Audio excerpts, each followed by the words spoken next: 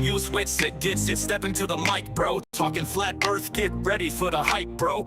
Ace algebra in school, honors too, bro. Gravity's a lie, yeah, I'm in the zone, bro. Electrostatics, that's the real deal, bro. They say the earth's a globe, but that ain't right, bro.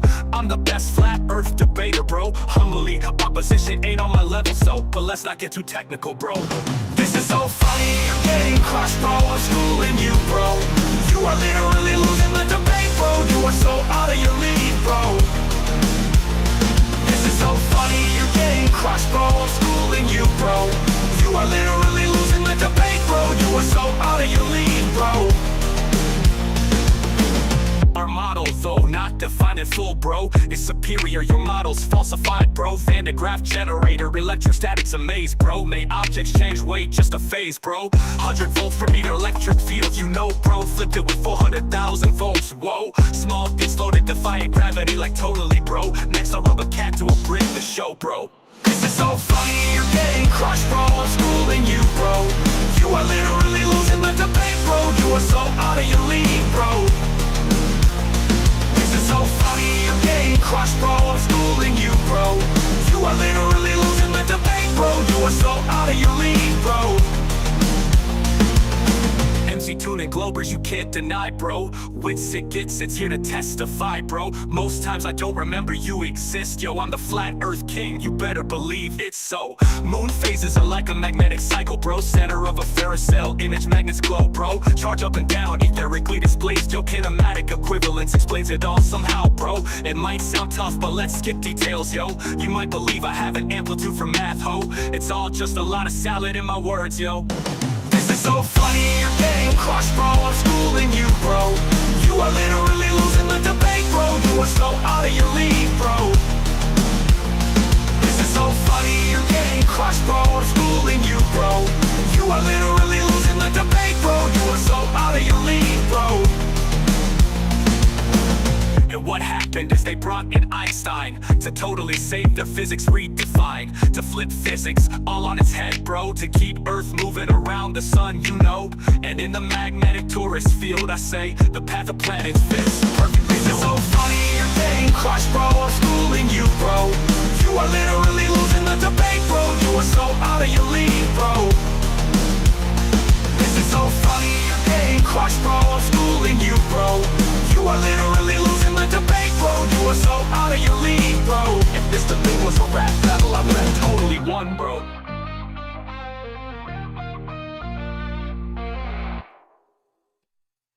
Welcome everybody to Tuesday Night. I am your host, MC Tune, and tonight we are reviewing. I don't get it, but it's some flurf on flurf action is what we're seeing here, and it's quite something.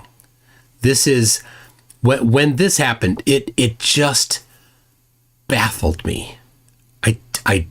I don't understand why. But before we get to it, I've got a little background information. Not background. Relevant information on some adjacent topics. So we're going to start with a tweet here, a X post. I'm not even going to read it out loud. I will just simply ask you to read it. And if you're just listening to this and not watching, then I'll let you.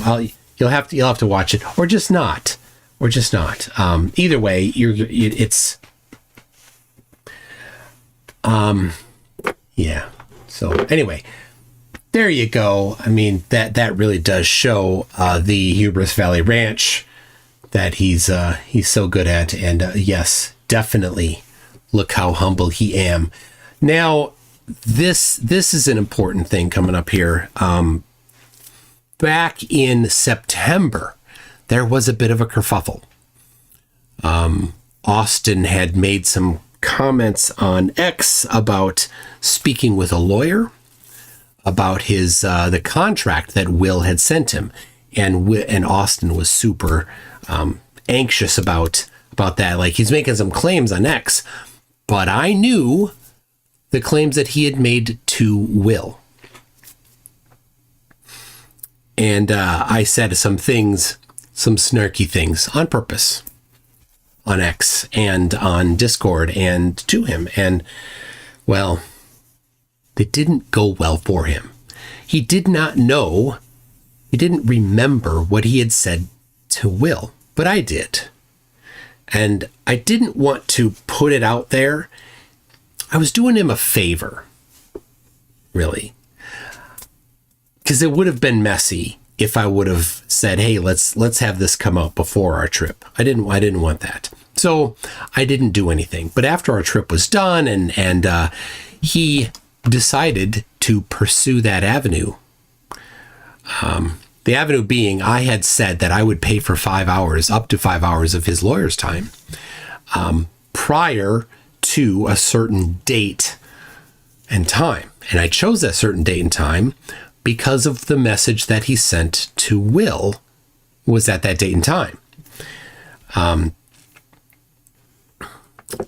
So anyway, all right, Reds, I'll get you here in a little bit, Reds. So here you go. So after we got back from Antarctica, I said to Will, hey, I'll shrink that a little bit so you can see what I said there to Will. I said, do you remember what Austin said to you about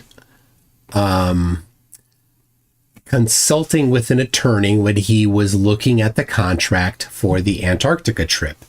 And Will, the final experiment, posted there on the right side, Wednesday, September 4 at 10:24 a.m., WItSit's message. Okay, as of now, it's just me looking at it and my concerns. Before final agreement, I would want to discuss it with my attorney. So he very clearly stated to Will that he was not talking with his attorney, had not yet spoken with his attorney as of September 4. But if you look over on the left side there, his tweet as of 9/1, that's September, is that September? 9 September? Yeah, it is. September 1st, 3 days prior. 3 days prior to telling Will that he was not talking with his attorney, Austin said, "Why do all of you constantly lie?" He is beside himself that somebody might lie. Austin, the indignation that Austin is feeling at this moment, you can feel it's palatable. He says, I'm looking over the contract with my attorney. Wait a second. I see something amiss here. On 9/1, on September 1, he said, I'm looking over the contract with my attorney. On September 4, in a private message to Will, he said, as of now, it's just me looking at it, not his attorney. Which one is it, Austin? Which version of the truth happened? Which version of reality happened? It can't be both, Austin. It cannot be both. You don't get, Austin, you don't get to stand up on your high horse there and say, why do all of you constantly lie? You don't get to, Austin.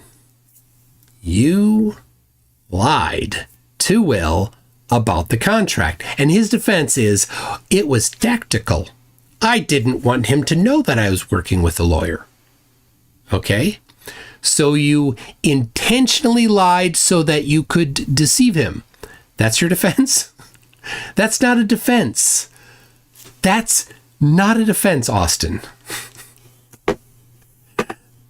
Not a defense. Now, that's a lie.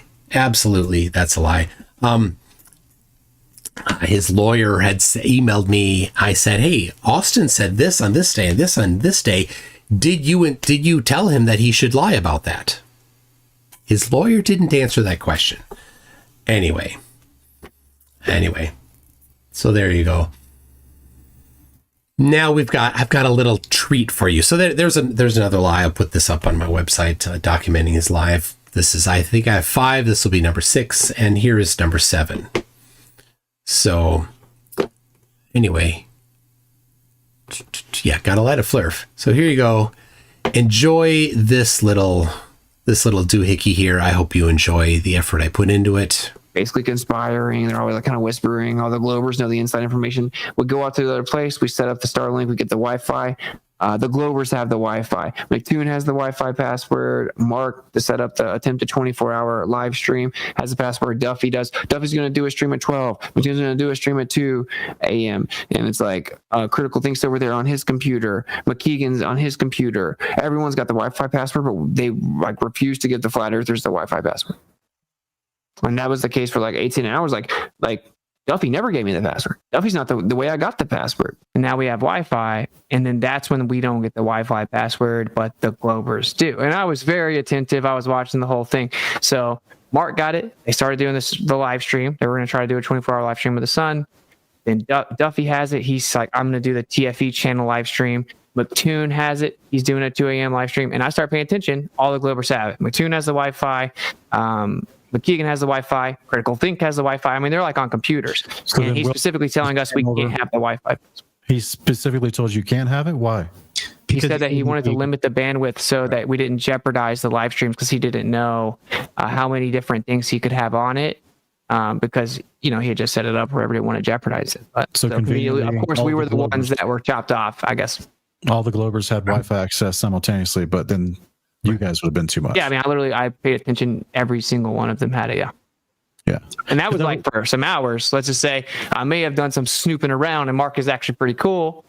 You know what I'm saying? And then ended up getting it a little bit sooner. But we get the Starlink set up, and then they don't give the Flat Earthers the Wi-Fi password. They give it to like Mark to do the attempted 24-hour live stream that crashed, and then Duffy sets up his live stream. McToon sets up his live stream, and they got them all scheduled, but they're not giving us the Wi-Fi. So like we got taken away from the camp that has Wi-Fi and then set up a Wi-Fi in our own place. But then so we were basically unable to really check in with people, unable to like try to quickly do a live stream or anything like that for like many hours, like a 7-8 hours or maybe till the next morning.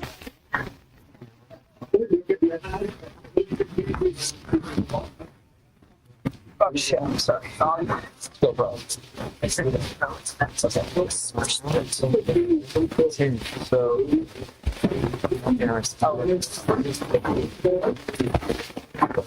but we're away from the main camp.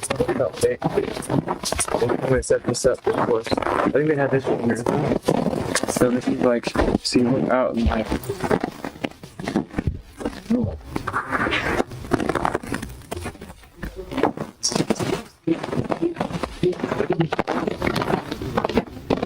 And that was the case for like 18 hours. Like, they have internet at the main camp. They come here.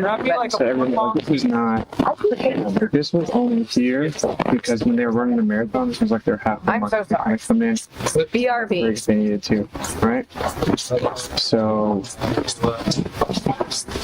we're taking shifts for the first 24 hours. So all of us will always be monitoring all of this. Hours. So this is a little room. It's just like everyone's got sleeping bags and well crammed. and that was the case for like 18 hours. Like. Yeah. Less than an hour and a half from when we set up the Starlink, he was on it. Now, he specifically said that he was refused the password. I asked Will, did Austin ever ask you for the password? Austin never asked him for the password. He wasn't refused the password. You know how I got the password? I asked Will, hey, can I get on the Wi-Fi? I was very aware that this wasn't my Wi-Fi. It was somebody else's Wi-Fi. He paid for it, not me. And if he said no, or if he's like, I want to do it for something else or whatever, I would have said, well, fine. It's not mine. I'm not entitled to have it. I'm grateful that I do get it, but it isn't mine. So I wouldn't expect that I'd get it. But certainly when he said 18 hours, man, pretty big lie there. Anyway, that is the type of person that he is, that he came back, and 3 different times, maybe more, but 3 that I know of, he he whined about not getting the Wi-Fi for longer than he didn't have it. And Will didn't mind that he had it. If he had asked Will, he would have gotten it right away. All of us that got it because we asked Will. So anyway, Red's Rhetoric is going to come on here, and I'm looking for. Hold on. Oh, you're not on. Hold on, Reds. How am I supposed to contact you? How am I supposed to contact you, Reds?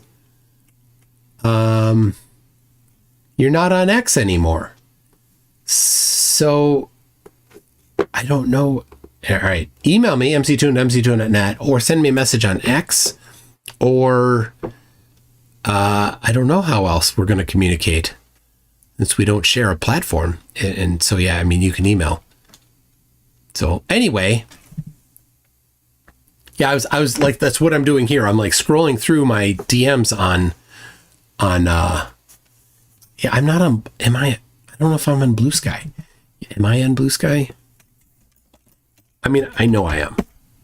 So, hold on. Shh. Verify your email. Not right now. There we go. Chat. That's not. All right. Boy, they didn't bother to make it not look like Twitter. All right, I got you here. On Blue Sky. All right, I'm getting there. Let me fire this up. Zoom is launching. So anyway, we will be reviewing. And if Reds has an agenda, then this could hijack everything. We will be reviewing a conversation after TFE between Austin and Nathan. So that's going to be... It's absolutely nuts. I don't understand why. Not even... it makes no sense to me. So... All right, there we go. Copy link. Turn off waiting room. There you go. All right, Reds has the link. So, all right.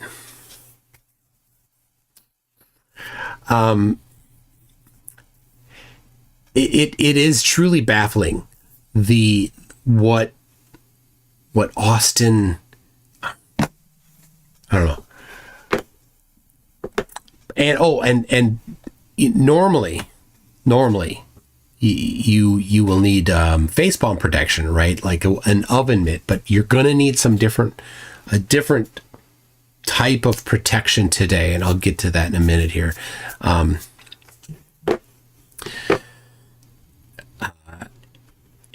the tweets, like just reading the tweets, like, or the posts on X, like his view on women. Like it's a bit much. All right, we've got some Reds in the house. How you doing, Reds? It's super. Audio is good. Let me make sure that it's coming through. All right, say it again. Say hello. Testing 1 2 3. There we go. It's coming through. All right, yeah. I just got a new microphone because I don't know if you remember, but a piece of history recently died, unfortunately. During my debate with Jeranism back in 2017 or 18 or whatever, people may remember that I dropped the mic and I broke the hinge on it, and somehow it survived. Oh. And it survived until December 14. Oh, would have been better if December 14 was the day. Yeah, tell me about it. So I was like, you know what? I'll stick with it. I'll deal with the carnage of the dropped mic with the broken hinge and everything like that.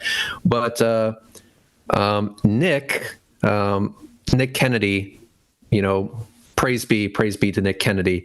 He gave Jeranism a super chat and was like, hey, now that you're back from TFE, would you be willing to have a part 2 discussion with Reds? And I was like, oh, is he going to do it? Is he going to do it? And he's like, yeah, I'll talk to Reds. And I was like, gotta buy a new mic. Wow. So you were saying on your live stream that Reds might have an agenda, and I want you to know that that's not true. So my agenda is to use your platform and advertise that I will be having a conversation with Jeranism tomorrow at 8 p.m. Eastern on his YouTube channel, and hopefully I'll be allowed to either mirror it or stream it at the same time to my channel. I'm not sure, but either way, the conversation is going to happen. Awesome. I'm sure he won't have a problem with that. So to 8 Eastern? Yes. Okay, we're so using the superior time zones. Okay, 7 Central. All right. Yeah, the inferior time zone. That is correct. Yeah. Mm-hmm. As you say. I like that you're. It is as I say. I like that you don't have an agenda, and your agenda is to promote that. I love it. Yeah, it's. I'm sure you can understand where I'm coming from, but yeah, it's gonna be interesting. Yeah. He has come a long way in a short amount of time. So, I'm gonna hold off on commentary for now, but I do want to give a big shout out to Nick Kennedy for making that super chat to Jeranism. Without Nick Kennedy making that super chat, this might not be a thing. And now that it is a thing, I'm getting really excited because the last time I got to talk to Jeranism, it was a disaster. that was like the beginning of an era. And I think tomorrow's going to be the ending of an era. Oh boy. And with TFE and everything like that, like everything, when I first spoke to Jeranism in 2015, I was not expecting this. Y'all blew it out the water. And I have to say, MC Tune, at very first, when you told me about TFE and the plan, I was like, there's no way. This is a grift. I can't believe this. And I was giving you so much shit, and I have to say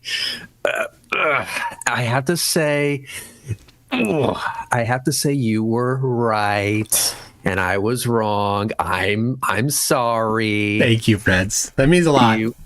I owe you one half of a taco. Okay.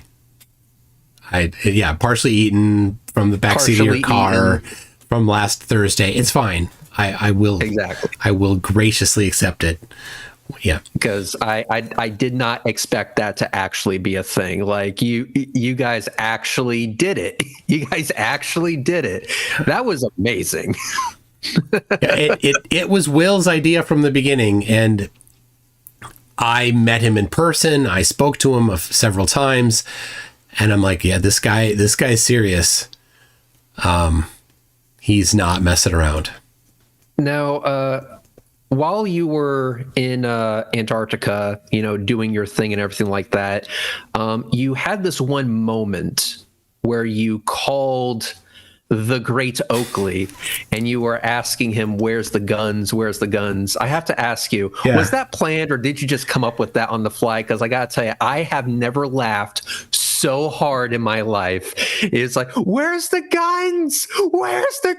And you're just screaming it from the top of your, it was hilarious. That was 100% on the fly. Yes. So I helped Will whenever he asked. I'm like, yeah, I can help. So he's like looking for different topics. He's like, I'm looking for flat earthers that have said things about this topic or this topic. And I'm like, okay, I think I can find you there. I think I can. Right. So I'm like digging for stuff. And for some reason, one day I was looking on Oakley's Facebook and scrolled all the way back to 2015. And in 2015, he was posting stuff about Antarctica and said, you will get turned back at gunpoint. I'm like, hey, here you go, Will. I sent him some screenshots of it all. And that was, I don't know when, May, June, somewhere back a while ago. But like, it's in my head. And so I'm talking to him. I'm like, well, he very clearly said you'd get turned away at gunpoint. He very clearly said that there's that the sun doesn't circle and that there's an ice wall. I'm like, so I get to call him out on that. That was beautiful. It really was. Like, at the time, and this is a true story. I for my job, I'm able to listen to headphones while I do my work, and I was listening to everything as it was happening, and I stopped dead in my tracks, and I just started laughing hysterically. Like, tears were streaming down my face, and my coworkers actually came into the are that I was in because they heard a lot of commotion. That was me laughing hysterically to a point I couldn't breathe. And all they're hearing on this because I have like over the ear headphones, you can actually hear it, and all they're hearing is, where's the guns, they're like, what are you listening to and why is it so funny? And when I was forced to tell them exactly what was going on, they were like, you have got to be kidding me. And so you may have noticed, MC, that you have 2 new subscribers. Yeah, don't tell anyone, but those are my coworkers. Nice. But nice. At the time I was like, this made it all worth it. Just that moment, because we all know that Oakley is just a piece of, he is like legit the worst. he and that music video that you have is just so him. Oh, I'm gonna put my bowls in your mouth and you're gonna taste it and you're gonna tell me how it tastes and you're gonna like it, and it's like, you know what, I'm gonna shove Antarctica up, the entire continent of Antarctica up his ass. Yeah, he can tell me how that tastes. And I'm like, couldn't have happened to a more deserving character. Let me tell you something. And Oakley, if you're watching this, dude, you got wrecked. You got wrecked. I think you're going to be walking a little funny for the next few weeks. And you know what? You deserve it. Absolutely. he is. He is very deserving. It's my pleasure to deliver that to you, Reds, and the entire community. It's going to be something. If Nathan is ever brave enough to leave the comfort of his mute button, and if he's brave enough to have a conversation with me, a debate with me on a neutral platform, I am going to bring that up. And that's going to be one of the first things I bring up, and he's not going to like it. Yeah, it's going to be awesome. But of course, he has to be brave enough to do it first. Well, yeah, he has no. The irony of him talking about putting his balls in everybody's mouth is that he doesn't have any. Yep. Right. This is true. And now, aren't they discs? I think they're discs. He doesn't have balls. Balls don't exist. Geometry's fake. They're discs, right? Yeah, you can't measure an angle to them, so they have to be flat. And of course they're always perfectly level, right? Always. And another one that seems to be losing his mind over TFE is Eric Dubay. Oh, yeah. Eric Dubay is just getting, not just roasted, but he's losing his mind. And now the new conspiracy is that you all went to Las Vegas to the big, LED powered, NVIDIA powered dome thing and faked the final experiment over there. And y'all brought in like chillers to like chill the air down and that kind of thing. It's like, what? The kinds of what's funny is the kinds of mistakes that they've found. Yeah, I saw the shadows thing. Are exactly the kinds of things that if it were faked, you wouldn't have, right? You wouldn't have somebody accidentally vaping to show his breath. Yeah. That wouldn't happen if it was scripted. You wouldn't have accidental the green screen still on Will's laptop. That wouldn't happen if it was all planned. Yeah. It would have been filmed days in advance, and it would have been gone over. And no, that take didn't go. Let's do it again, right? The footprint stuff, that would have been done differently. Like, none of the things that they think are problems would have been allowed in the budget that they're suggesting would be necessary. Yeah, but keep in mind that now that you've said that, they're going to just assume, they're going to claim, it was built they're in. going to, that all the mistakes were on purpose to give it this air of legitimacy. Like, well, if it so then what mistakes are they going to find then? What's their proof that it was faked? Then they won't have anything. There is no getting to them. And what I am so giddy over is that because they decided to come after you sideways and, claim all these false things about you, a lot of people have been doing some research on Eric Dubay, and Eric Dubay making claims that directly contradict what he's been saying now. Yeah. So what he's saying now is that even if there is a 24-hour sun, that doesn't mean that the Earth isn't flat. Where they're picking up past quotes from him of him saying, if we had a 24-hour sun, then flat Earth would be, cooked. Yeah. It would be dead and dusted. So this dude is a flip-flopper, and just like every other dishonest flat earther that I've had the pleasure of owning in the past, incredibly dishonest. Yeah. And one of the other individuals that also seems to be losing his mind, not just Eric Dubay, but Mr. 11 Frames himself, Flatzoid. Yep. I heard he's not having a good time. Well, I think he's actually enjoying the notoriety he's been getting, and he's the kind of guy that actually thinks the all attention is good attention. It's not, right? But it's fine. I love that he's getting more attention because think about this. If Fakatzoid was the face of Fakat Earth, then there would be no more Fakat Earthers at all. There would never again be a new Fakat Earther because he is so embarrassingly stupid and obviously lying about everything that nobody would ever want to be associated with him except for the bottom underneath the barrel, right? It's not the bottom barrel. If you go under the barrel to get the people that don't see that he's just lying about stuff. So I think that he would end Flat Earth if he was the case of Fakat Earth. Yeah. And my point in all of this is that I'm seeing like a lot of great things come from this. So you have Oakley, Eric Dubay, Flatzoid. They're all being forced to eat the biggest piece of humble pie ever. And yeah, Flatzoid can pretend that he's enjoying it, but I think, he can, he's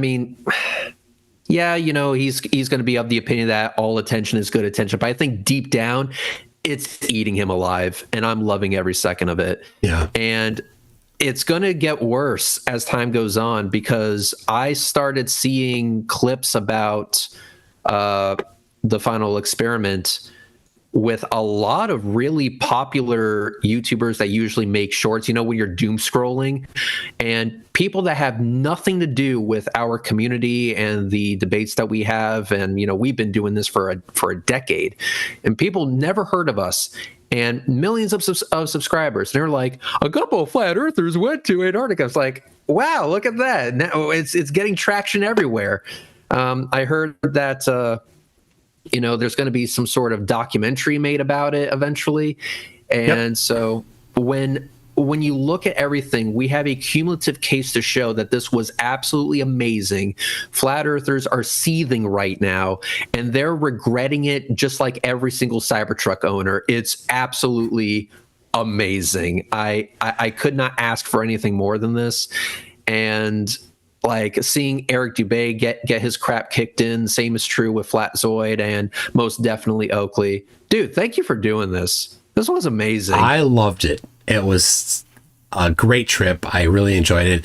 And, even though certain members of the group and I don't get along, we got along fine while we were there. We were able to just set things aside enough while we're there. And I wanted to ask, how did you prevent yourself from losing your mind, being that you were in the same area, you were in the vicinity of Mr. Spitwad? Well, I've gotten a lot of help from NASA in the form of 80s artificially sweetened beverages. At least they look like that. So, but ecstasy? Yeah. Well, no. I'm like, don't engage.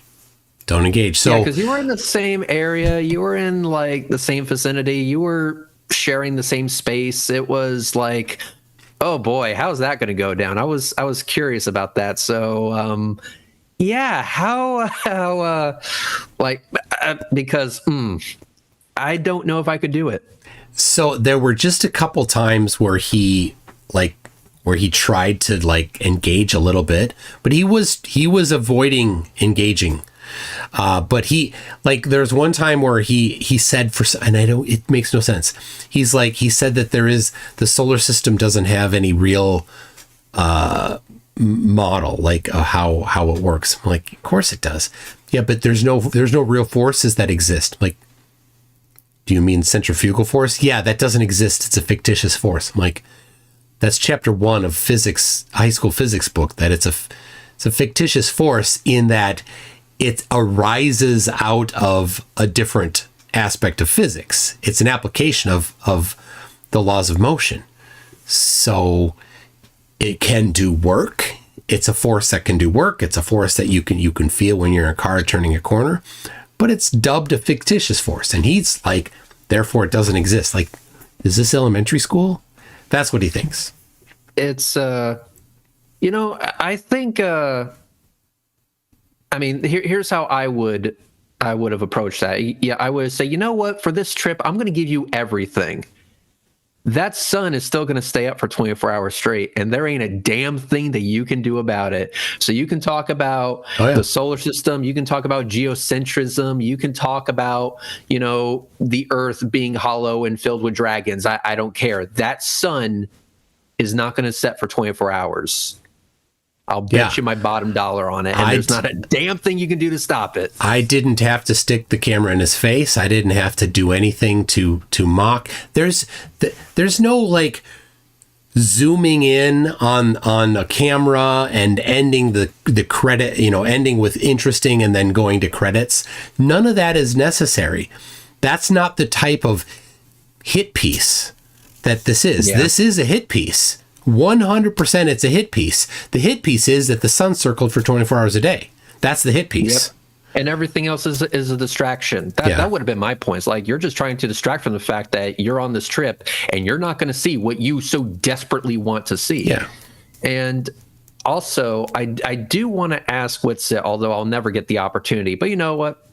I'm fine with that. I'm fine never speaking to that dishonest piece of crap ever. But if I could ask him one question, it would be something like, so how does it feel to now talk to flat earthers being on the outside of the in-group? How does it feel trying to convince them that what you did wasn't CGI? How does it feel to talk to them while they're claiming that you were inside of a big, Las Vegas style ultra dome with TV screens everywhere to fake you going to Antarctica? How does it feel? Do you feel our pain yet? Yep. This is what those cops were experiencing when they were dealing with your sorry ass at Mount Rushmore. Well, that's what this is what the people who lived on the ISS, not for 3 days, but for weeks and months, and then these uneducated idiots are like, look at that, the balloon went down underneath his arm, and I'm gonna cut and not look at the rest of the video.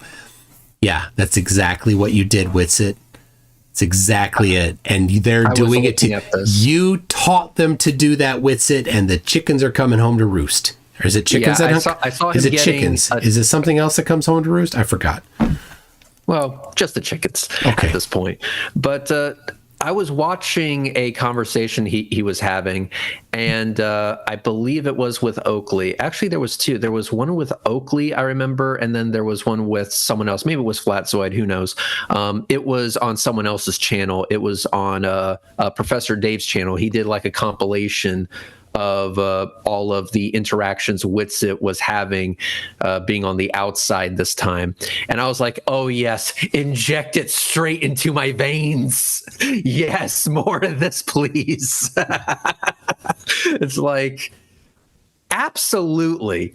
I want to see more of this, because now, I mean, Witsit, you created this. This is you. You gave them the playbook. How to deny evidence. How to gish gallop and get around things that are super inconvenient to your conspiracy. You taught them this, and now you're upset about it. Yes. Again, inject it right into my veins. More, please. I want to find, there was a clip. I'm going to ask if I can mirror this clip from Professor Dave, because I want to put it on my channel. But they were like literally roasting this guy. I think it was Oakley. It'd be like, oh, I'm loving this. You're now an outsider, and we get to make fun of you for being an outsider. Har, har, har. I still think I'm better than you. Har, har, har. I want to mirror that and put that on my channel, because that is just gold. It's like that's what it was like to deal with you for the longest time. That's what it was like to deal with you. And you know what? Probably still is the case. Oh, it still is. Yeah. Yeah. He's Enjoy it. You desperately deserve trying to reclaim all of that lost street cred. Oh, man. I think this is why he was so apprehensive about going to Antarctica, because he knew this was going to happen, and why he definitely needed to talk to his lawyer that totally existed.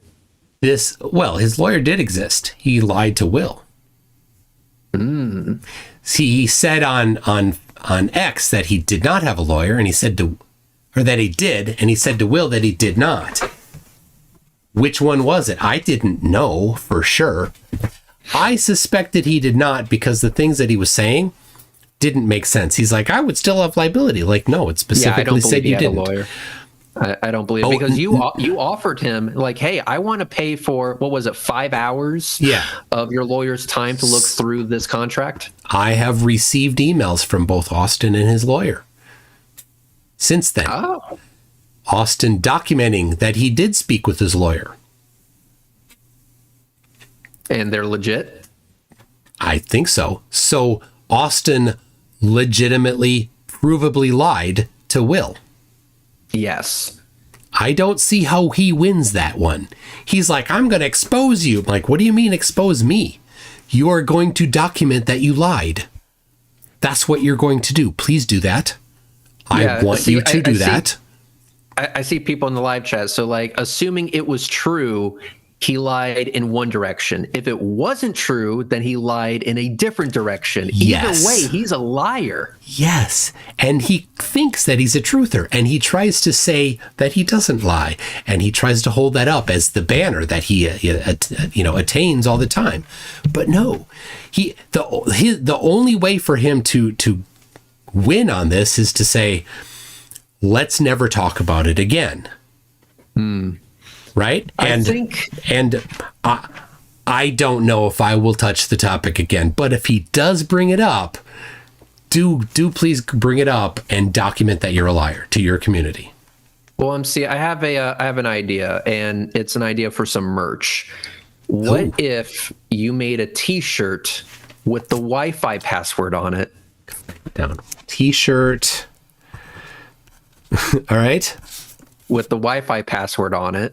Okay. And then right underneath that, you have like a transcript of how Witsit was claiming that he was denied the password because of, what was it, bandwidth issues or something like that. Yeah.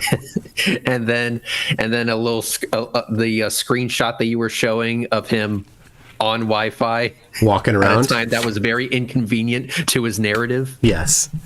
An I think hour that and would be a great 24 t-shirt. minutes. You know, I would buy it. Yeah. I'd An buy it. hour and 24 minutes. He said 18 hours. It was an hour and 24 minutes. He was walking around on my camera. This is the thing. I made it known my camera is going to be running a lot of the time, right? I said constantly. It wasn't constant, and it was just standing there. It was, I wasn't hiding it. I wasn't manning the camera. It was just standing there on the ground, cable plugged into it to a battery sitting on the ground next to it, recording him walking around. Jeez. And he must have known that. And so he either didn't care to remember or his memory is just garbage. Well, yeah. It's probably memory is garbage. And yeah. But no, I don't know. It's an inanimate camera. But he was surrounded by cameras too. So my camera's not the only one that picked him up talking on Wi-Fi. There were 3 more cameras that picked him up talking on Wi-Fi than mine. There are 4 cameras. You went there with a crap ton of cameras. You should have been aware that, there's going to be cameras all over the place. I better watch myself so I don't turn into, or expose myself as a jackass later. Yeah. Well, that's exactly what happened, didn't it, Witsit? So It's like, even in Antarctica, you can't help yourself. Let me read a message from one of the people in the chat here. Earth is not a planet says, hey, MC Tune, the ass WHH hole. There's ASW. I don't know. That's not, you misspelled it there. Do you want a challenge? Reds, do I want a challenge?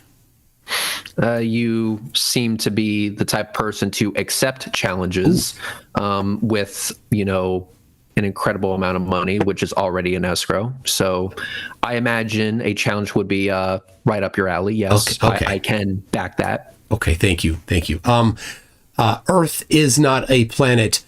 The answer is yes, I do want a challenge. And if it is your intention to challenge me like right now, right here, then yes, even more. Please, I will completely ignore the rest of the scheduled festivities for the night, and you can be the challenge for the night. My email address is mctoon@mctoon.net. Should you actually think that you can challenge?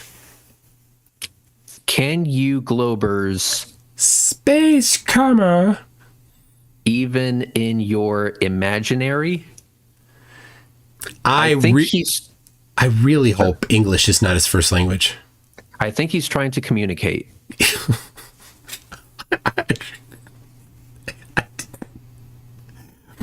I seriously, I hope if English is not his first language, because if it is, that's embarrassing.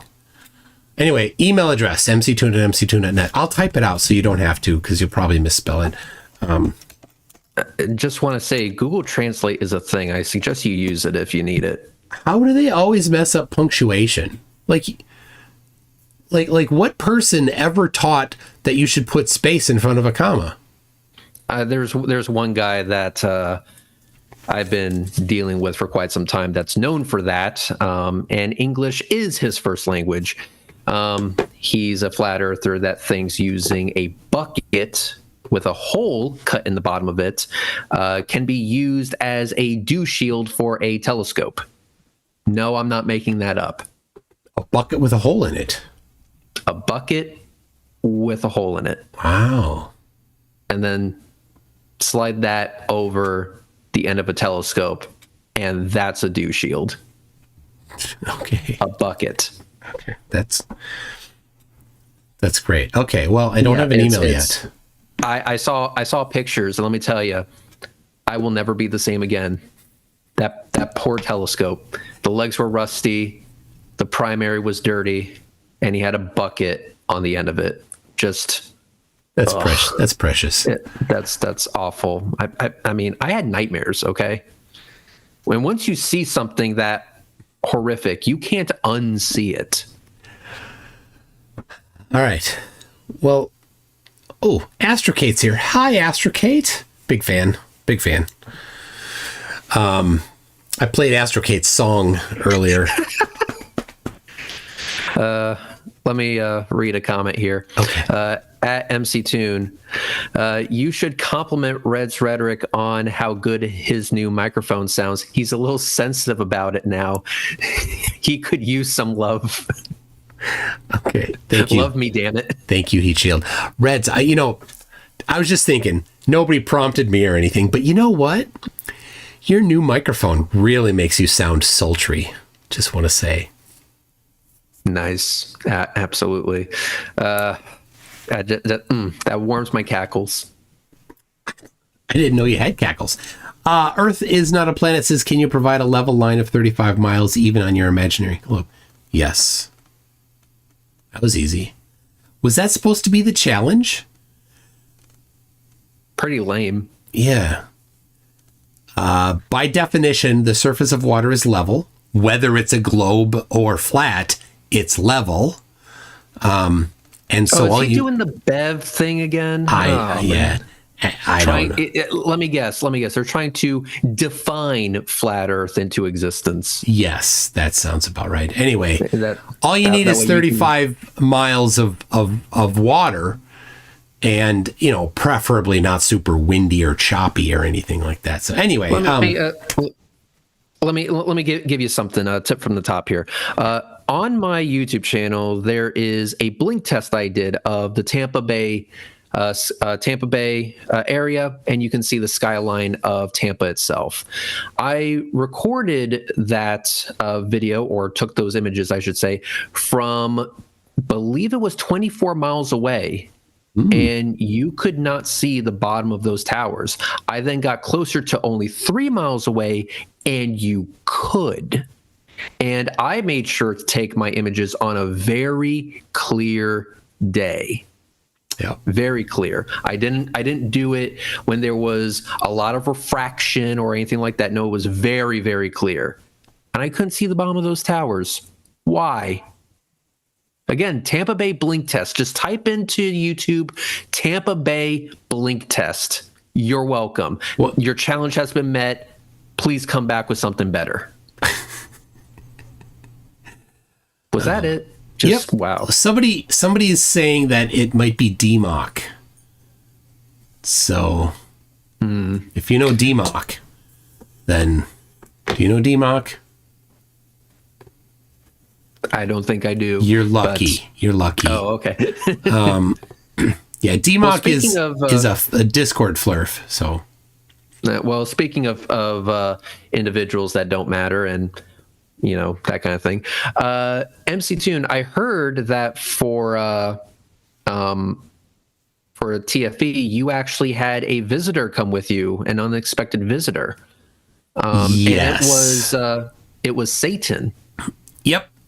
Because Apparently, I heard of a pastor saying that Satan was with you guys and did some abracadabra, hocus pocus, and made the sun stay up for 24 hours just to fool everybody. Actually, I think he became the sun. Even better.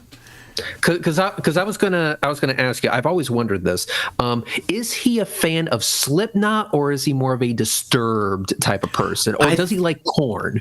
I don't think he's going to want to really let this be known. But Dean Odell is his big love is Gwar. Oh, Gwar, yes. Yeah, that's I can get behind Gwar. Yes. He can't get enough Gwar. It's Satan, I never doubted you for a moment.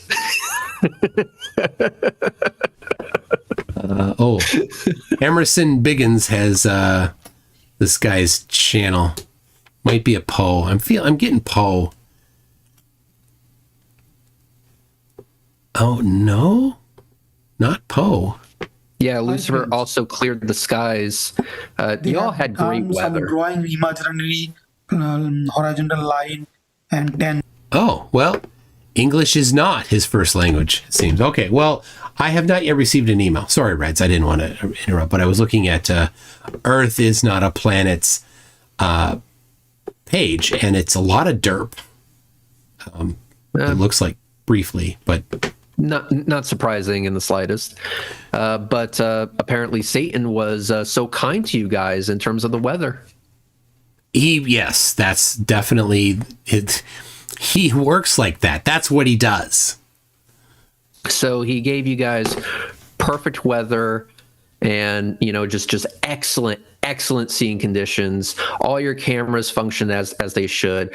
I mean, I think this pastor is trying to, show that Satan's pretty cool. Yeah. Good dude. I guess he's I mean, I didn't think that was his intention, but Well, I think you're right though. That particular pastor seems to be a fan.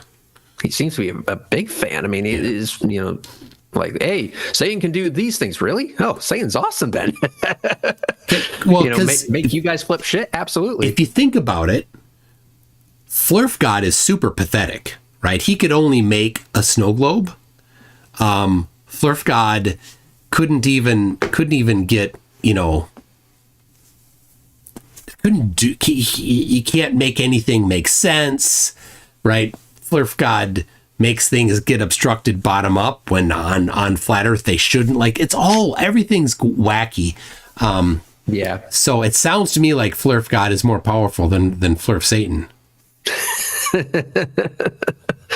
Well, I want to know that Satan was totally on your side. I wanted to know that, and now that I do know that Satan was on your side, that also warms my cackles. Just Flurf Satan. Just Flurf Satan, yes. Yeah, just to be clear, because people are going to get confused if you go with that one. It's just Flurf Satan, who's, really not all that great either. Like, they're both pretty lame.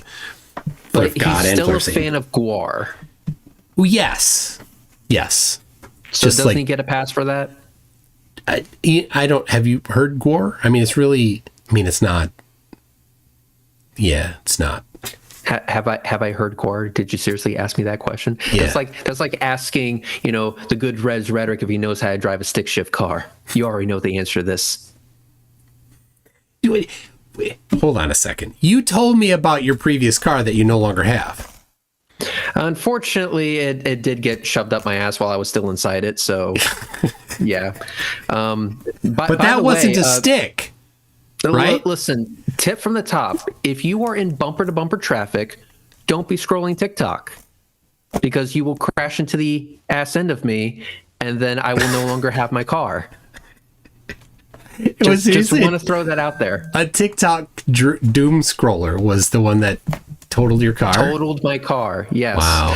I got hit in the back, shoved into a guardrail. I bounced off the guardrail, and then I ramped some guy's truck, and I stopped at a 45-degree angle. It would have been better if you would have gone off the truck, done a flip in the air, played Dixie on your air horns, and then flipped all the way around and landed right so that you could race away from Roscoe P. Coltrane. Man, the best I can do is I got it on dash cam if you want to see it sometime. But yeah, my good old Chevy Spark is no more. It has no ass, and as a result, it had to be humanely euthanized. Yeah. Very, very, very sad, very tragic. But just to the whole part of this whole conversation, but is it wasn't a stick, was it? No, but the car before it was. Okay. The car before that was a 2002 Pontiac Trans Am WS6. Ooh. Was lovely. Man, but chicks dug that, huh? Oh, man. Unfortunately, the balancer came off in my hand, so I did what any good mechanic would do. I bought $60 worth of rod, welded the bitch back on, and then sold it on Craigslist the next day. I don't know what it is that fell off, but it sounds great. But I'll put it to you this way. In order to properly fix it, you would have to strip the block down bare. Okay. Yes. It was that bad. And yes, it was a stick. It was a 6-speed. Had a T56. It was lovely. And I believe at the time, I even offered Jeranism, like to drive him to Cape Canaveral in the Trans Am. And of course he said no. Yeah. Yeah, of course he said no, but maybe that's because I wasn't spending $30,000 for his benefit. But you live and learn. It was closer to 40. Oh God. Here we go. We got a super chat from Gideon David Sampson says, I'm a Christian. Dean worships a different God, a God that is weak and a loser, a fake God that lets Satan win. Imagine that. Imagine that. That's it. That's what Dean basically is saying. What weird cosmology he has. Let's see. Satan knows when you're sleeping, when you're awake. If God and Satan are in a war for your soul, Satan cares so much about you. So Satan loves you. I don't know about that. I'm glad you read it. Thanks, Reds. They're not. What I'm saying is this pastor is not doing anyone any favors. No. Okay, his sermons are doing the exact opposite, and of what he wants his sermons to do. He also wanted to. He wanted to fight me. Oh, really? Did you hear that? Yeah. He wanted to do fisticuffs? He wanted to take me out behind the woodshed. Behind the woodshed? Yeah. Okay, so we know a few things, that his shed is indeed made of wood. Yes. Yep. That's the kind of verbiage that my grandparents would use. They want to give you a spanking? Well, yeah, that absolutely. That was the generation that used that term, out behind the woodshed. Out behind the woodshed. All of the people from that generation are dead now. And all because he's wrong on the internet. Yes. And in person. And in person, yeah, pretty much. Out behind the woodshed. Yeah. We gotta also put that on a t-shirt and sell it. Yeah. No, and he did not mean Ashton Richard. He did not mean it in that way. That way. That's not what he meant. That's the term is a term. It's well understood that that's where children would be brought to be spanked. Out of curiosity, what did he think he was going to accomplish by making a hilarious threat like that? Did he think he was going to intimidate you to say, okay, fine, you scared me enough to the point where I'm going to say, I didn't go to Antarctica, I didn't film a 24-hour sun? I think if we back up to where you said, what does he think? That's the part. He was not doing that. Seeing so many people lose their shit over this trip of yours, it's the gift that keeps on giving. And I'm going to make a prediction here. This is going to be an amazing thing for years and years and years to come. And the flat earthers are never going to hear the end of it. And it's going to be glorious every single time it's brought up. So for everyone in the live chat, do me a favor. Make sure they never forget, ever. Keep reminding them. And with Flatzoid, also remind him of this, absolutely. But also make sure you sprinkle in 11 frames every now and then. He loves that. Make sure you sprinkle in 11 frames. You have to pronounce his name right, though. The Catzoid. Fakatzoid. Did you know why? No, actually. Oh, well, let me tell you. Fakatzoid. This sounds like it's going to be good. So I was Will was asking me back when he was going to be sending out emails to everybody. Hey, do you know this guy's email address and this guy's email address? Do you know Red's email address? I'm like, no, I don't.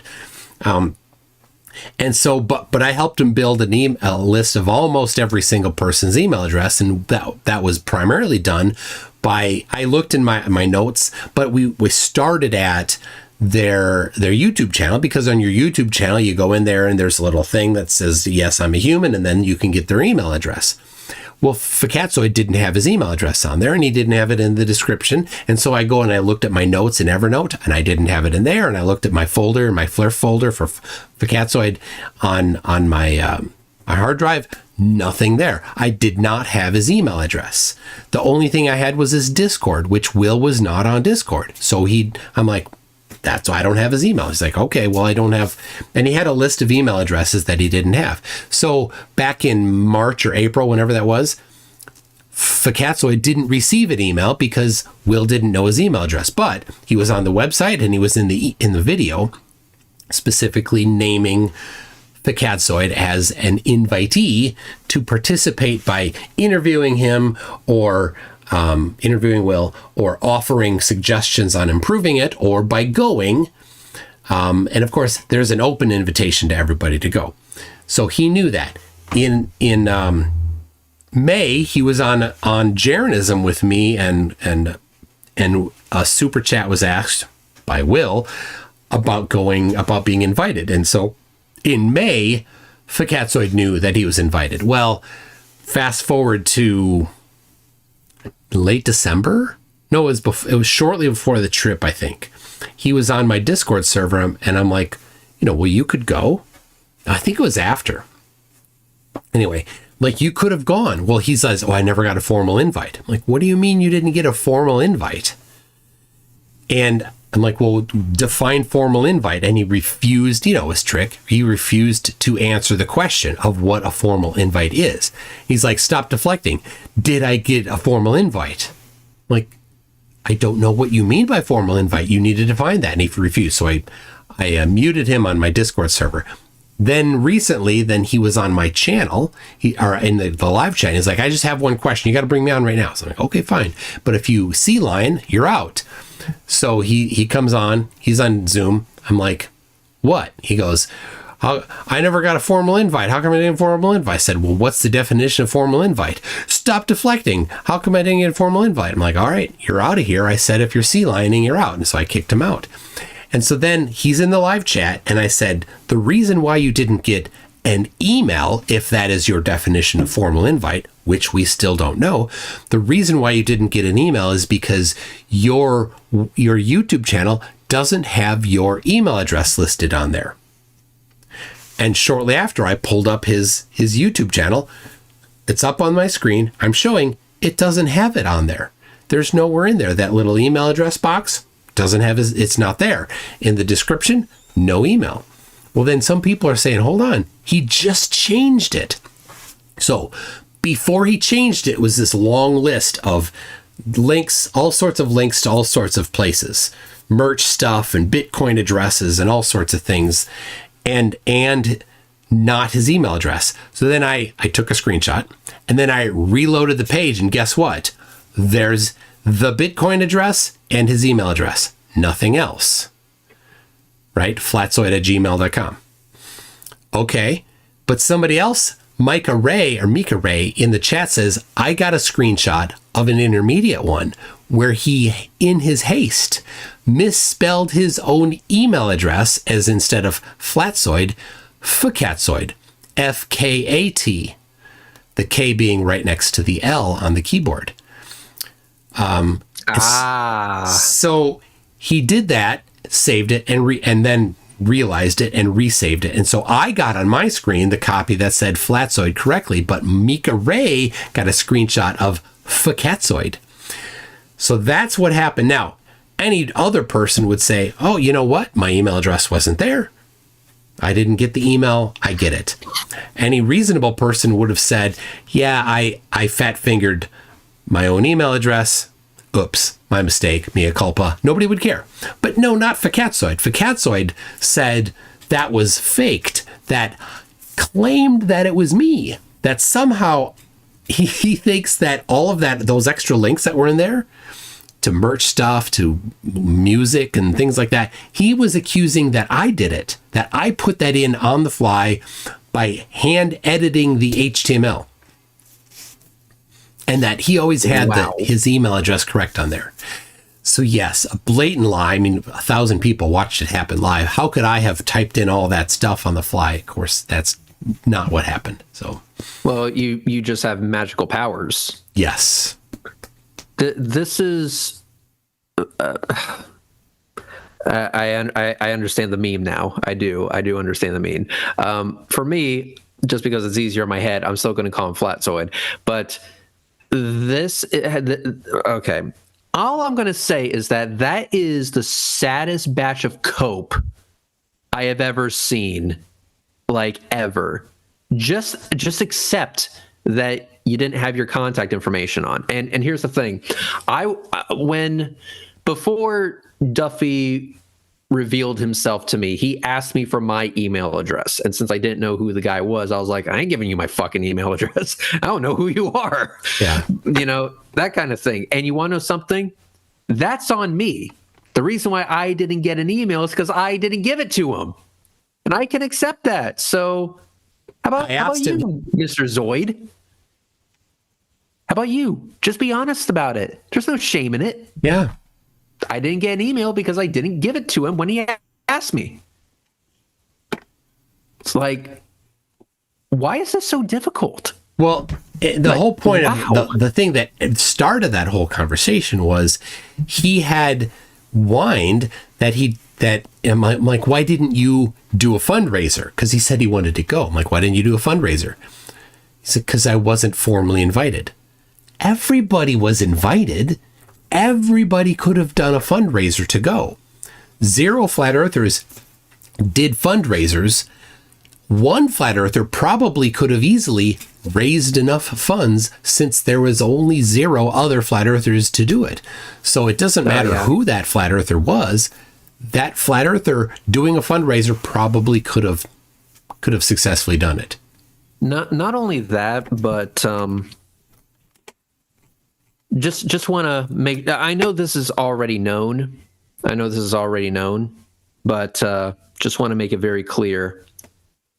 Flat earthers could have gone to Antarctica on their own all this time because they had the means to do it.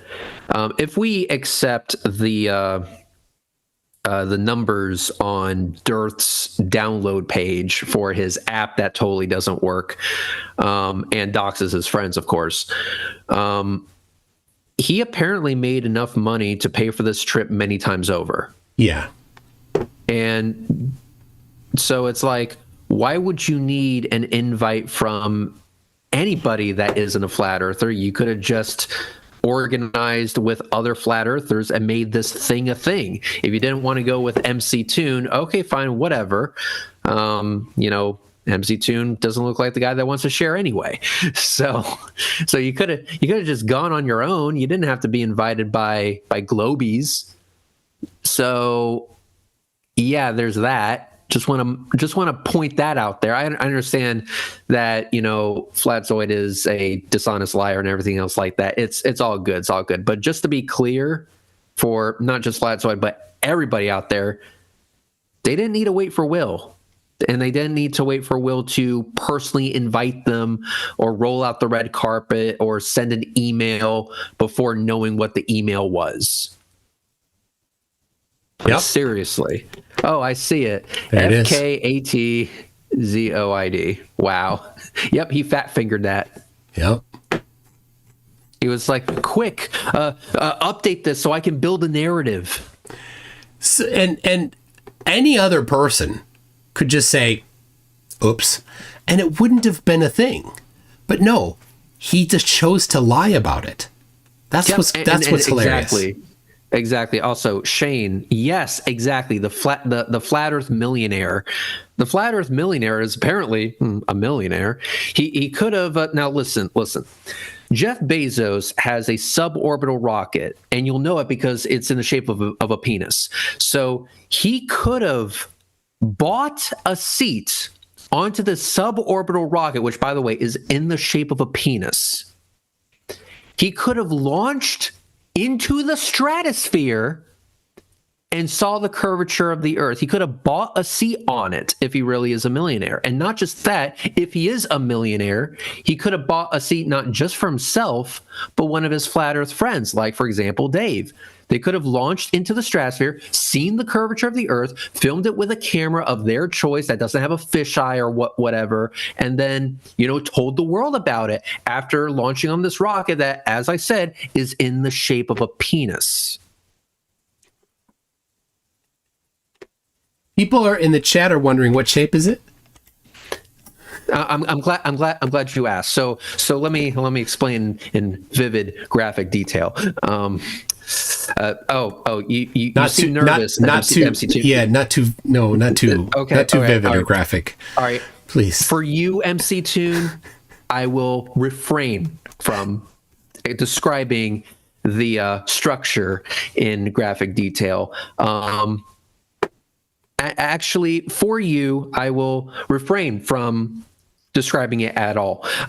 Just know it is in the shape of a penis. Thank you for. I think we knew. I see Spence says I'm soliciting bans. No, please.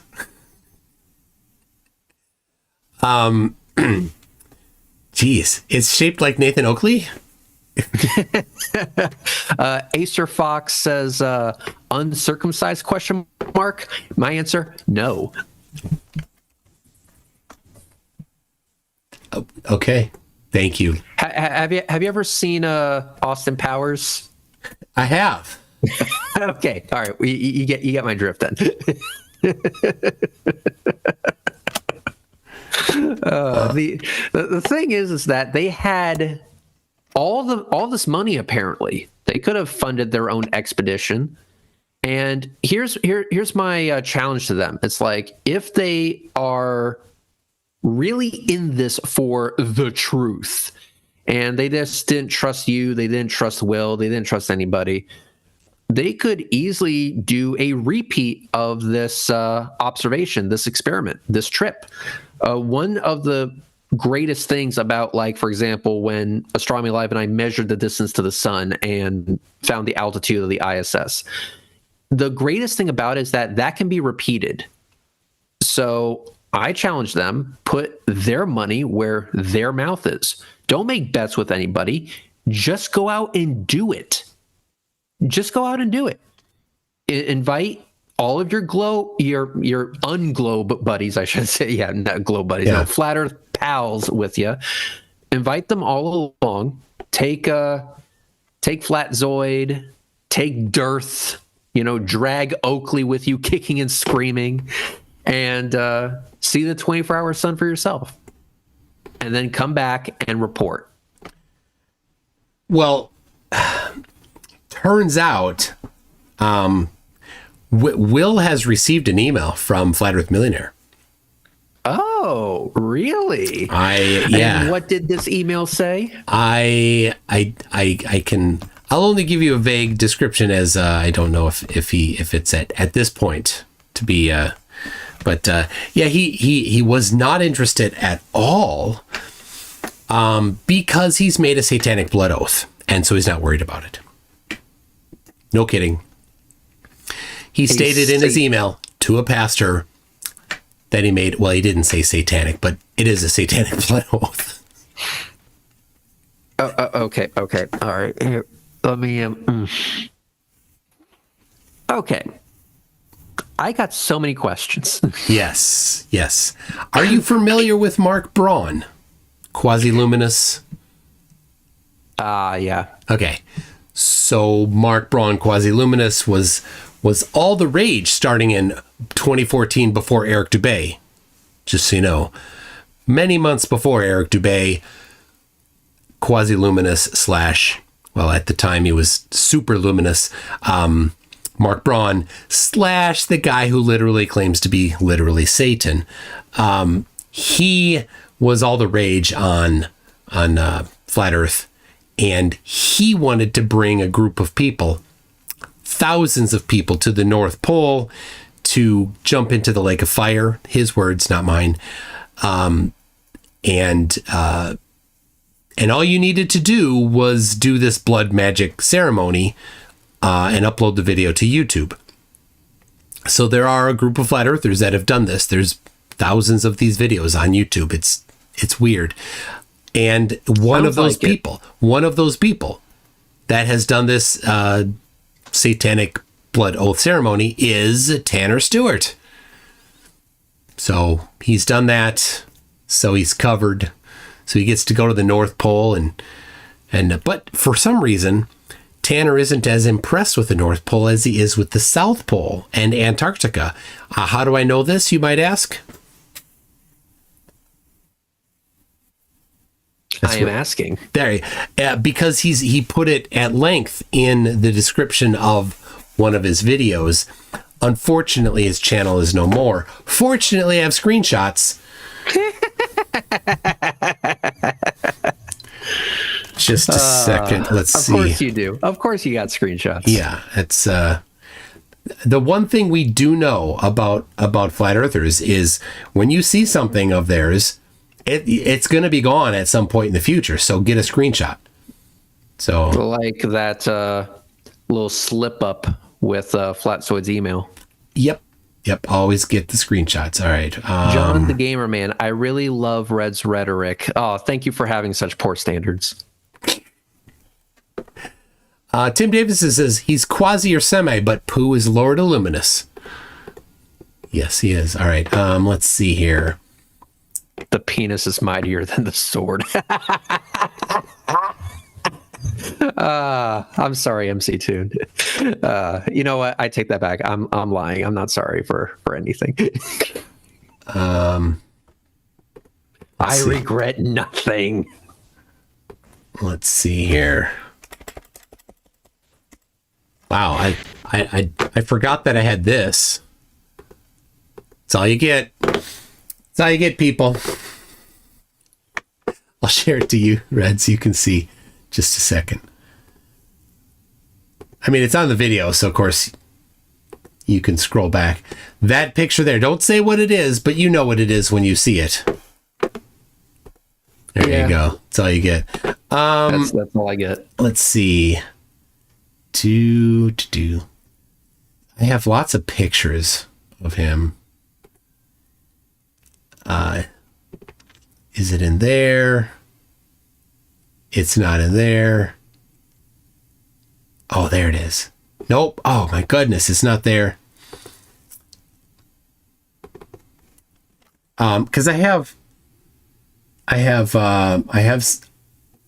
you know, a hard drive, multiple hard drives full of all sorts of videos. And is this the right? It's not the right. You know what, folder. Houseoy, since we go back a ways, I will be more than happy to ask Jeranism that question. I need Rez to ask if Jeranism is going to play Kerbal Space Program now that he knows Earth isn't flat. Well, here's the thing. I believe I heard Jeranism say that he's leaving the cultish-like group of flat earthers that he once called his friends. But he also said in the same breath that he doesn't consider himself a glober. That's going to be part of my conversation with him tomorrow. But I am still going to ask him. I am still going to ask him, will you play Kerbal Space Program now? we could be pals on that game because we go back a ways with Kerbal Space Program because oh God, I feel old now. But back in 2016, I believe it was 2016. There was a launch of a Falcon 9. It was the first ever successful landing of a Falcon 9 rocket. First ever successful landing. I was there to see it. I was there to see history. So suck it. But there was this onboard camera where they saw satellite deployments, and Jeranism had a problem with this particular piece of footage because the moon was moving in the background, then it would stop, and then it would move in the background. Yeah.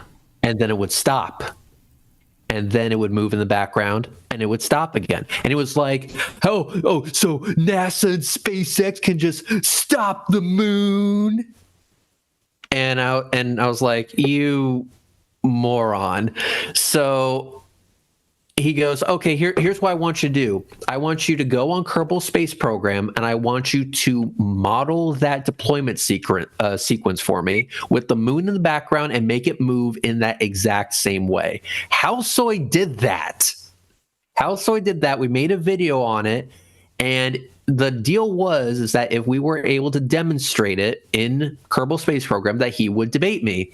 And he refused for 2 years. He refused to debate me after losing for 2 years. So we did it again, not only in Kerbal Space Program, but Astronomy Live was actually able to get like telemetry data from the rocket, which was amazing, and was able to replay it for him not once, not twice, but 3 separate times using 3 separate programs to model this launch sequence. And finally, after all of that, he agreed to finally debate me. That was the debate in 2018 that he lost, where he admitted that he didn't have a model that worked.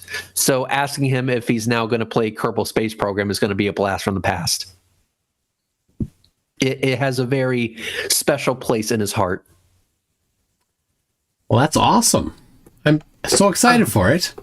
Oh, I'm very excited for it because the last time I spoke to him, it was a bloodbath.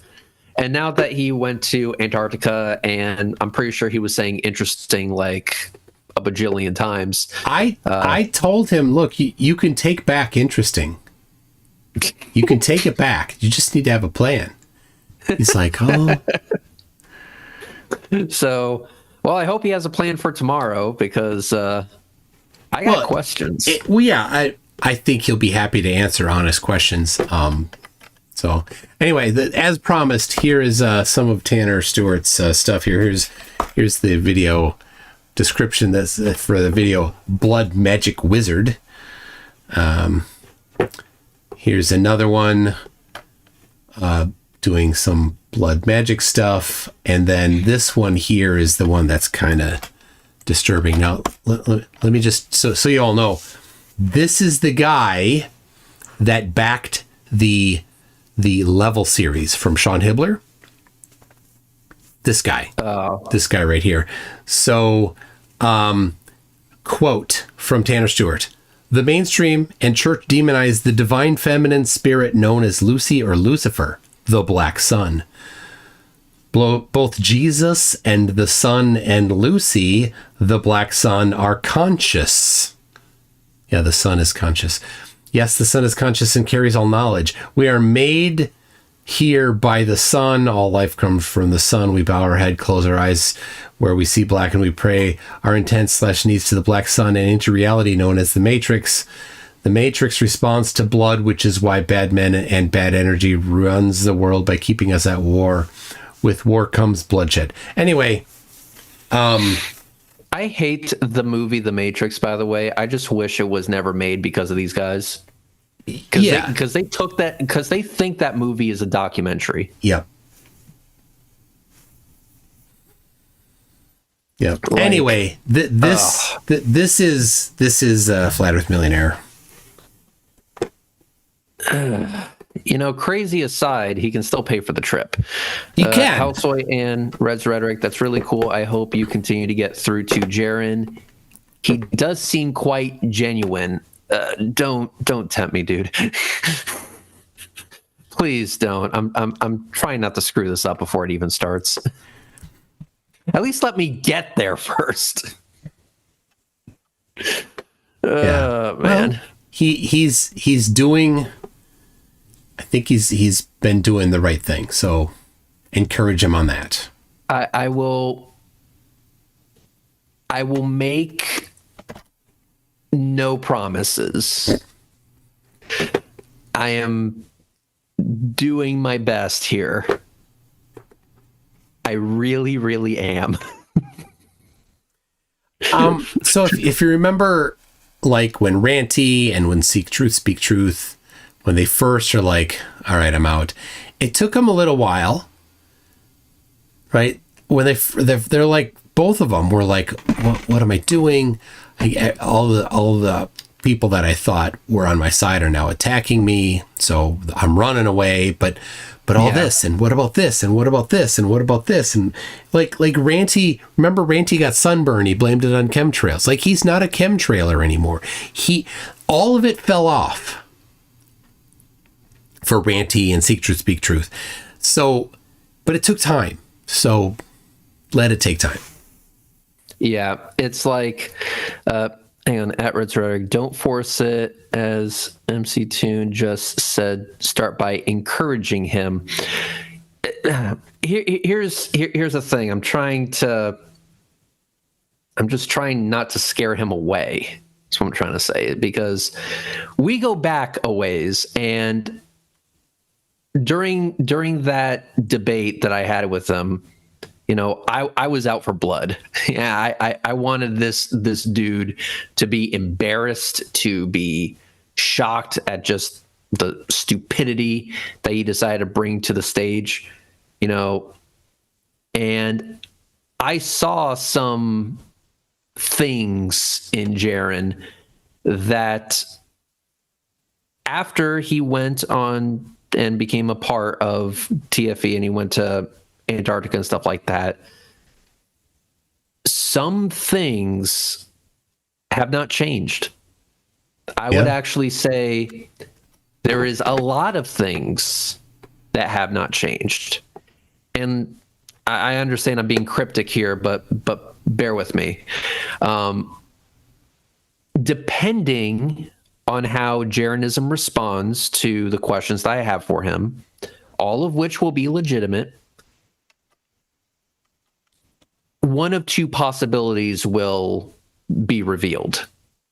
And what are the two? Well, you're going to have to wait till tomorrow to find out, because I don't want to give too much away. But let's just say it's going to be a time, and it's not going to be of the similar type of, well, okay, how about this? I may not share the same opinions as MC Toon when it comes to Jeranism. That's as much as I'm going to say about it. Yeah. And, you know, that's perfectly fine. That's perfectly fine. And here's the thing. I could be wrong. I could be totally wrong. And that's part of the reason why I want to have a conversation with Jeranism. I want to see if I'm wrong about him. This is an honest investigation on my part. And I have... I can also reveal this. It's not a script per se, but it's a document that I've typed up over the last 3 days of, you know, things I want to bring up to Jeranism, points and things that he has said in the past, and putting it in context of TFE and stuff like that. I'm up to 55 fucking pages. I don't think you'll get through it. No, I won't. And it's in 10-point font. I just kept going and going. I was like the Energizer Bunny. Before I knew it, it was 2:00 in the morning, and I was like, the conversation hasn't even started yet, and I've already spent 12 hours on this. Wow. So, yeah, it's going to be interesting for sure. If we can even get that far, I'll do my best, but, you know, no promises here. I'm going to try. As soon as he said that he was willing to talk to me, I immediately got to work. And like I said, Nick Kennedy, I blame you for this. You started this. Man. Well, don't cause them to reverse direction. What I'm going to do is not going to cause them to change any direction. It's more about the way I'm going to look at him and the way I'm going to approach him, because my opinions shouldn't really matter to Jeranism, and that's fine. But at the end of the day, he still agreed to talk to me. Yeah. And I'm not expecting it to be a one-way street. I'm sure he has some questions for me, or maybe even some challenges. I'm all for it. We can make this go both ways. I'm perfectly fine with that. But I do have some questions. And depending on how he answers those questions, this can go one of two ways. And we hope for the best. We assume the worst. Dave Fear, Red's Reg, you're going to show your face to him? ? No, I can't be charged with a war crime. I don't want to go back to prison. They weren't very nice to me there. They don't even have a remote for their DVD system, by the way. They have DVDs now? How would I know? I don't know. Never mind. Exactly. Yes, I see spin. The answer is yes. Face reveal at the Jaron debate. Absolutely not. Like I said, I cannot be charged with a war crime. You could wear a face mask. I could, but I was told by some people that that's just a mind control device that was developed by NASA and Fauci. Oh, is it? I can't take that risk. Plus, they do burst into flames with continued contact, don't they? Yeah, absolutely. Yeah. I saw this one video of a guy who wore 100 masks and ran in 100-degree heat after smoking to prove that masks can't suffocate you. And I just did what they told me to do, and I ignored it.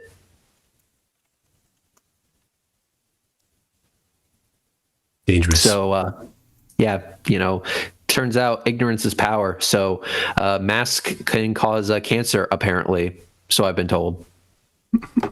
Seems legit, is all I'm saying. At Red's Rhetoric, yeah, you have your history with him, and that's understandable. Thank you. I do have a history with it. We kind of made each other. Yes. That's a true story, by the way.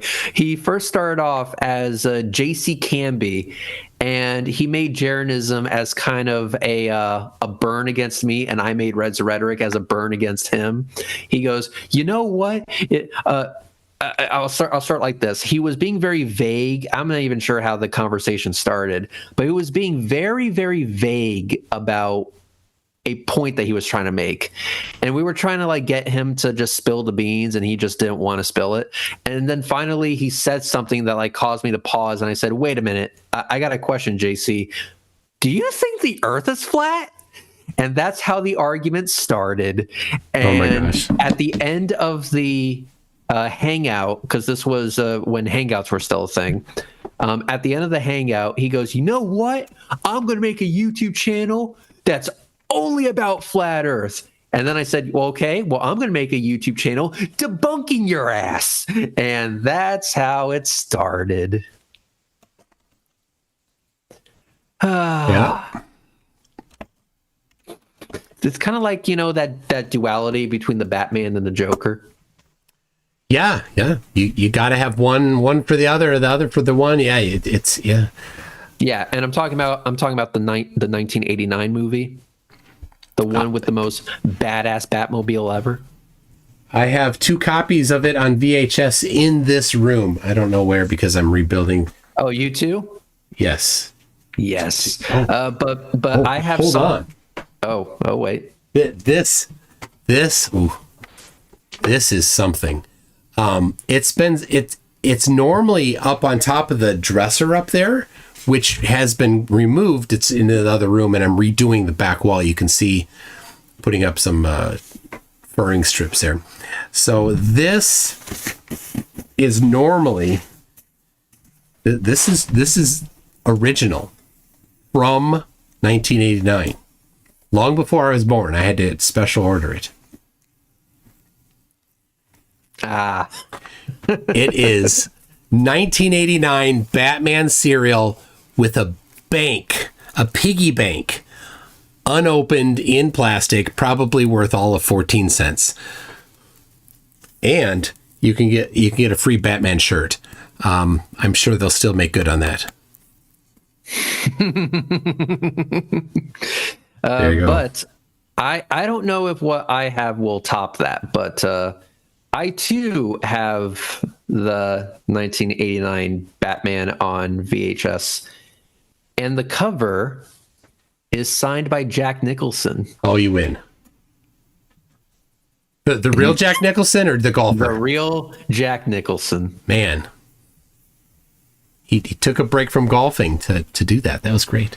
I have one signed by Jack Nicholson. So I just, I have sent a Zoom link to GlobeyMcGlobeface on Discord. So. Yeah, I love Globey. Yeah, exactly. Wow, it's a real thing. I'll send you a picture, but it's so good. And in my opinion, yes, with Jack Nicholson's Joker, top notch acting. And I don't care what anyone says, that was the best Batmobile. Yes, for sure. That was by far the best Batmobile ever. They need to bring back that Batmobile. All the new ones suck. That was certainly the best. I mean, you can't improve on perfection. So, with that being said, here's what I'm going to do. It's 11:30 at night. I'm going to head off because I, unlike some flat earthers I know, have to work tomorrow. And I also need to be well rested for my conversation with Jaron. So, to shill one last time my conversation with Jaron, it will be on his channel at 8 p.m. tomorrow. I hope to see you all there. It's going to be amazing and interesting, of course. It has to be. I mean, MC2, law of identity, right? So something like that, yeah. Something like that. So I hope to see you all there. It will be awesome. And yeah, MC Toon, congratulations on your trip to Antarctica. You have done an amazing thing.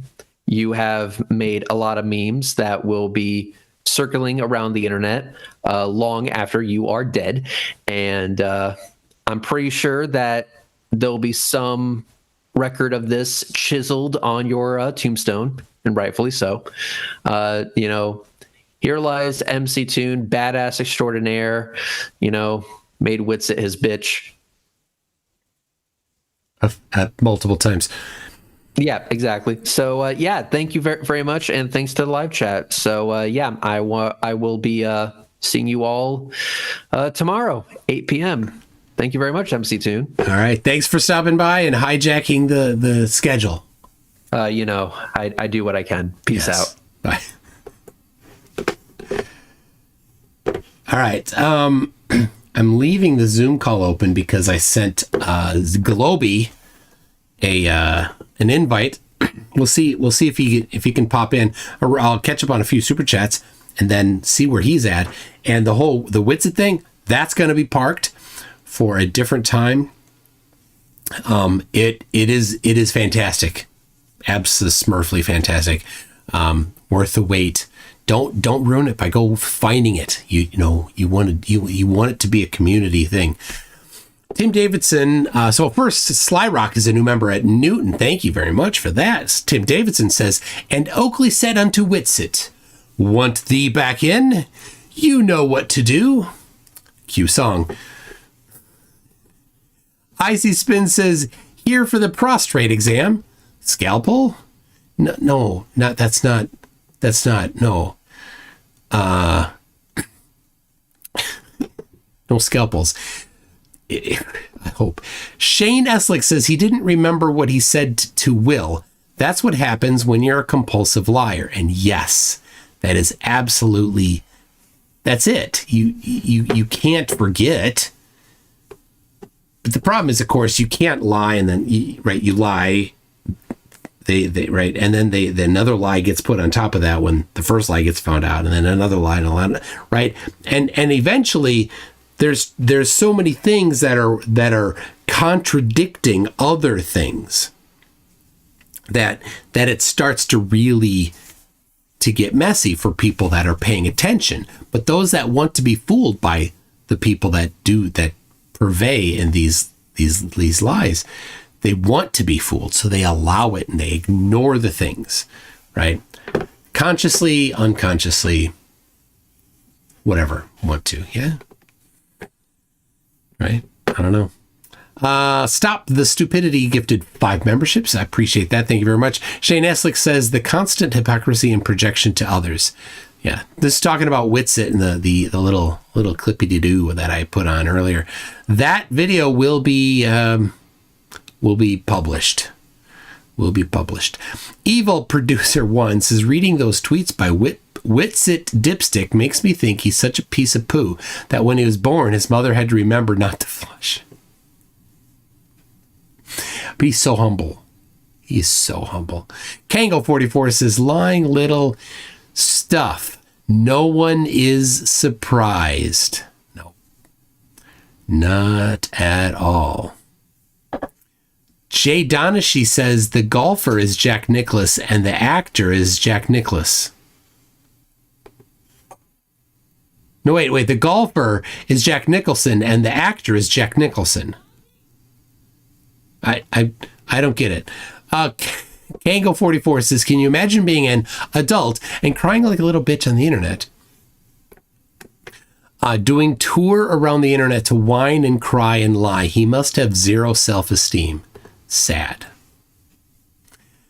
I don't know what other shows he went on. If anybody finds any other shows that he went on to complain about the Wi-Fi password that he was entitled to, that it was 18 hours until he got it, I'll add it to that compilation. But would need to be tonight because I want to edit anything that I add and pop it out tomorrow.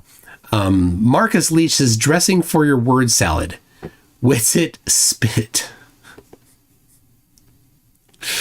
Yeah, gross. Kango44 says, wah, I'm not being given something. What an entitled little prick. Remember, I said it before, but like when I was live at 2 a.m., I went live, and at 4, I don't know exactly how long, like the Wi-Fi rebooted and everything went down, and my first thought was, oh no, I am the one that used too much bandwidth, and I put him over the limit, and whatever it is, I will pay that amount that I used. And I watched him order the bandwidth. He paid $1,000 when we were like shortly before, I don't know exactly when, I didn't put to range, whatever. He's like, oh, this much extra bandwidth, $1,000. And I'm like, if I'm the one, I'll pay it. But it wasn't, right? I'm glad that we didn't use that much bandwidth while we were there. It was just that the router rebooted. But I felt so bad. I was feeling guilty that I was the one that had overused the bandwidth, and he's like, I'm entitled to it. Oh, is Globey on TikTok? Oh, is that where he's at? Let's see. To Polaris, that's just 45 degrees.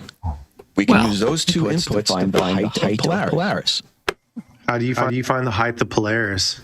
Trigonometry. You have the distance over the surface and the angle. Polaris, how high is it? Yeah, it's a right triangle. How high is it?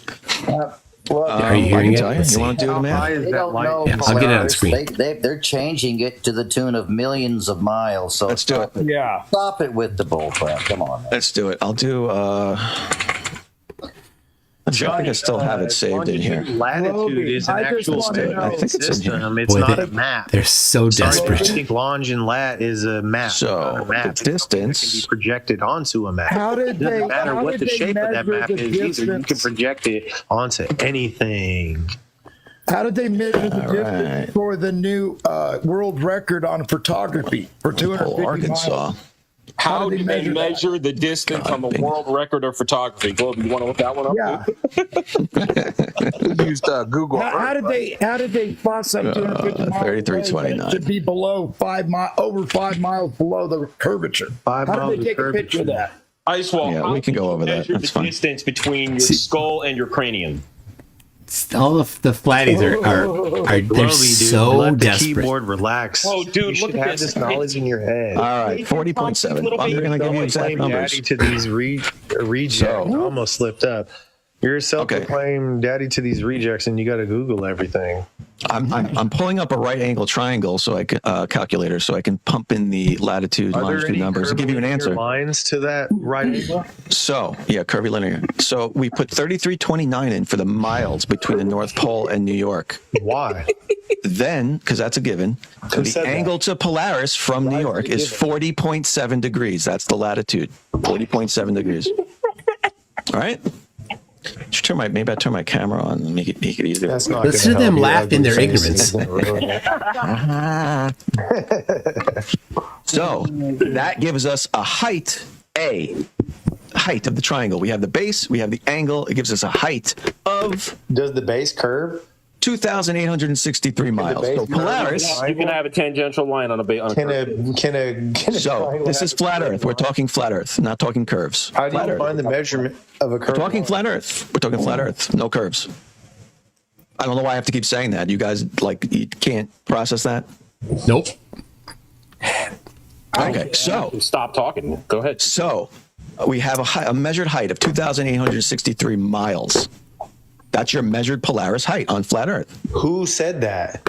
I just calculated it for you.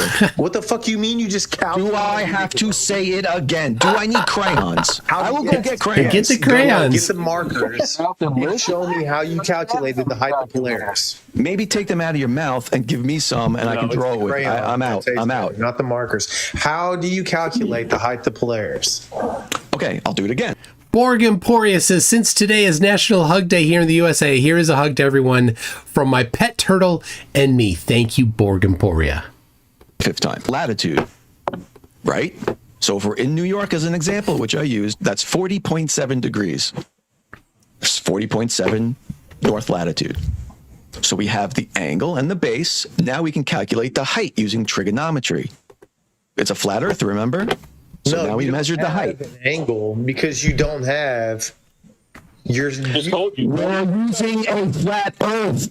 It doesn't matter. You can't stop saying curvilinear. I'm different than a lot of these other guys. How do you ride underneath Polaris? Oh, you're different. You're different. Are you just going to the North Pole? Are you just claiming? No, we're in New York. We're in New York, standing in New York. Measuring where Polaris is. We're in New York. Flat surface. Is this an angle, Fresh? How are you measuring where Polaris is? I don't know how many times he's had to say it. How are you getting directly below Polaris? You're either dumb or troll. Which one is it? How are you getting directly below Polaris? He's dumb. I don't know how many times. You're not below Polaris. You're in New York. You're at the base of the triangle. How do you know where Polaris is? Here. Let me revert. Maybe a picture will help. I know pictures help. So you're using here. We are here. Anything. You're using numbers and doing. Nope. I'm measuring the distance between the North Pole. You're not measuring anything. Oh, they're so dumb. I'm going to talk really slow. And they think they're smart. I'm going to talk really slow. This is getting boring. The angle between you and Polaris, which is up here, is 40.7 degrees. Okay, that gives us a height of 2,863 miles. Who established the North Pole to New York? Okay, now if we move 69 miles south, this angle should decrease because we're now further away from Polaris. So much past their brain. They can't understand this at all. So it's going to get a smaller angle. So alpha will decrease. Now, in reality, that would decrease 1 degree. But on flat Earth, if we move 69 miles away, it does not lower by 1 degree. It lowers by a half a degree. What is 320? What's 3,000? Hold on, let me get my calculator out. What are you doing? 3329 minus 69. 3329 minus 69? Actually, 3329, we'll do plus 69. We'll add a degree. So we're 3398. I could have done that in my head. Yeah. 3398. So now we're 3,398 miles away. We've just gone 69 miles further away from the North Pole. Okay, we don't know this angle anymore. We're going to calculate that angle, but we do know the height because we just calculated it. 2863 is the height of Polaris. We just calculated that. Do you think there's a pole on a flat Earth? Nope, we're not talking about poles. We're talking about Polaris. We're talking They're about different. flat Earth, and you're saying Polaris is under North Pole.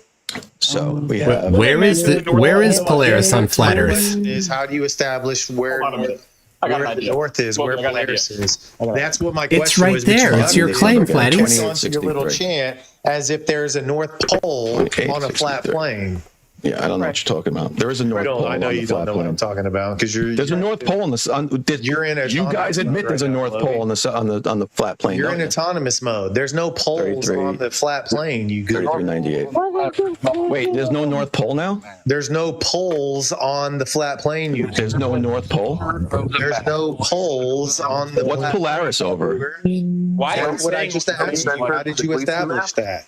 What's Polaris positioned over? That's what I was asking you. How did you establish that? That's where Polaris is. It's the center of Earth. How did you? It's your claim. It's your fucking map. You dingleberry. How did you establish that?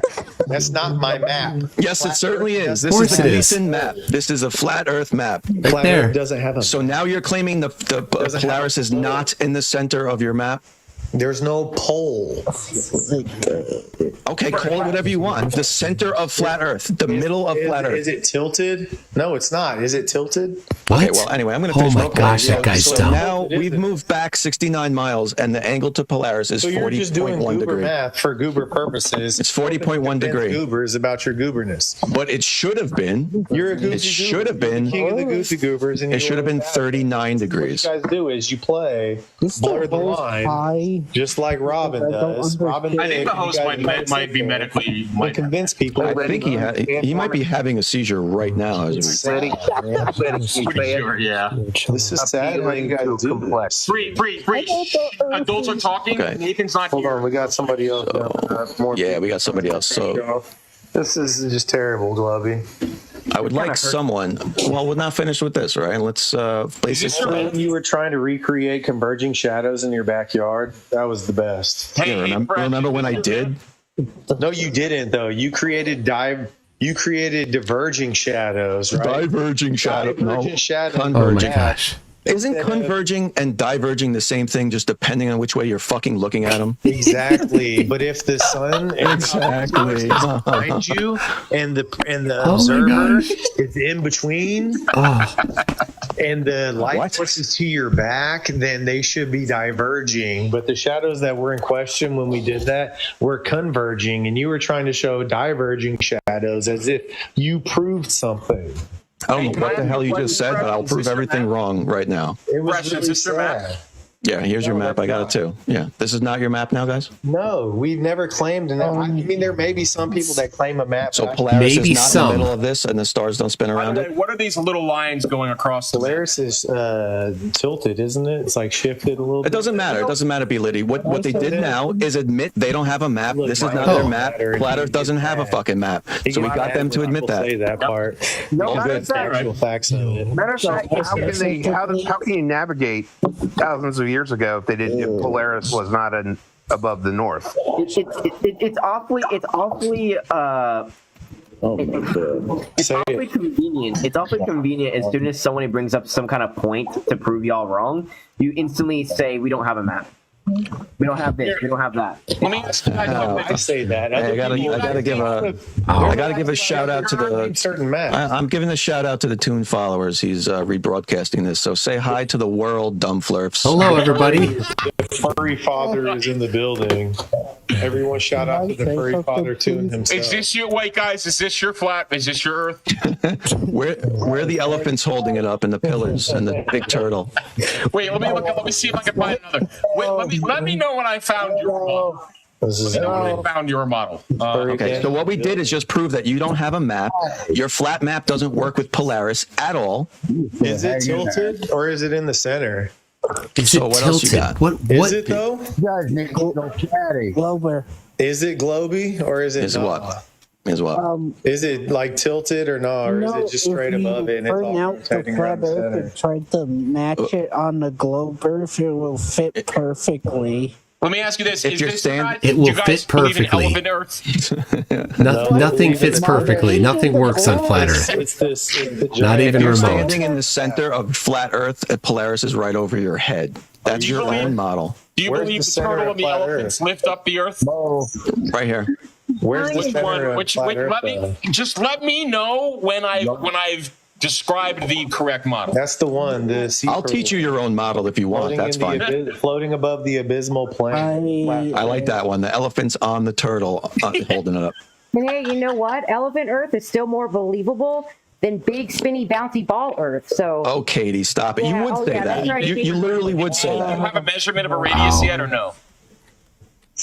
Have you gone and measured it? Have you gone and measured it, B. Liddy? That model spoon fed to you, B. Liddy. So stop did it acting with simple math. like you have a one up on anyone. You didn't take the Yes, measuring yes, tape. I've measured You didn't it. go Yeah, fucking TikTok measure was it. not down for even a full day. I That's told you. calculated. I told you. Well, Katie's going to believe about circumference, but I told you that the circumference is 24,900, and I You measured basically that. just plugged in the number there. You You measured that? How'd you do it? Plane, boat? Well, because I traveled in a car 69 miles from 1 degree longitude to the next degree longitude, and then when I multiply that by 360, it equals 24,900.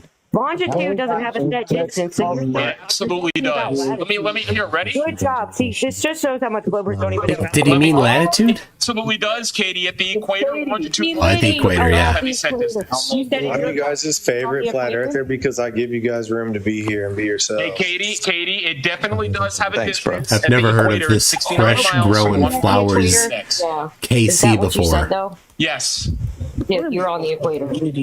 Yes, I'm on the equator, and I went from 1 degree to the next, and it was 69 miles. And then what I did was I multiplied that by 360, and Where I got on the 24,900. Okay, so you didn't measure Yeah, you made a it calculation. is You didn't so actually much measure dumb. The exact circumference. Did you? Do you believe that there's 360 No. degrees longitude, I don't Katie? believe anything. I know. Oh my God! For fuck's sake! Katie, do you believe that there is 360 degrees longitude? No, yes or absolutely not. It's 480, bro. Are you serious? 480?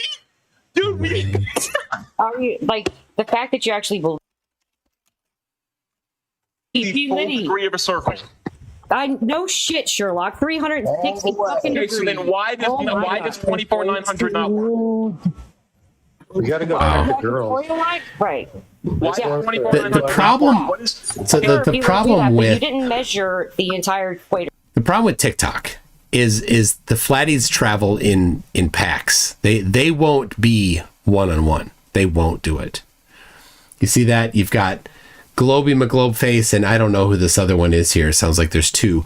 There's 9 people on this panel, 2 globes, and the rest are flatties, and they just dogpile. That's what they do. It's like Discord, right? The Discord servers are the same. It's just dog piles. So yeah, that's what it is. And so you can't move forward in anything, because as soon as one of them starts to get a little bit done, somebody else jumps in with a different topic, and then they won't let you answer. You shouldn't use math at all. Like, is math just a big? Did I say anything about math, or did you bring math up? Listen. I swear, I thought I just heard you say something, because when I said Did I say anything about math? I said I'm talking about making measurements, bro. Why are you? One second. Yeah, and there's no moderation. So Exactly. triggered? Because you said we can't. You have to measure it. Katie, at the equator, it's objectively 69 miles from one longitude to the next. It is. Can we agree? I don't know. I've never been there. Have you Oh made my that gosh. measurement? Yes. Okay. And that's how dumb flat earthers are.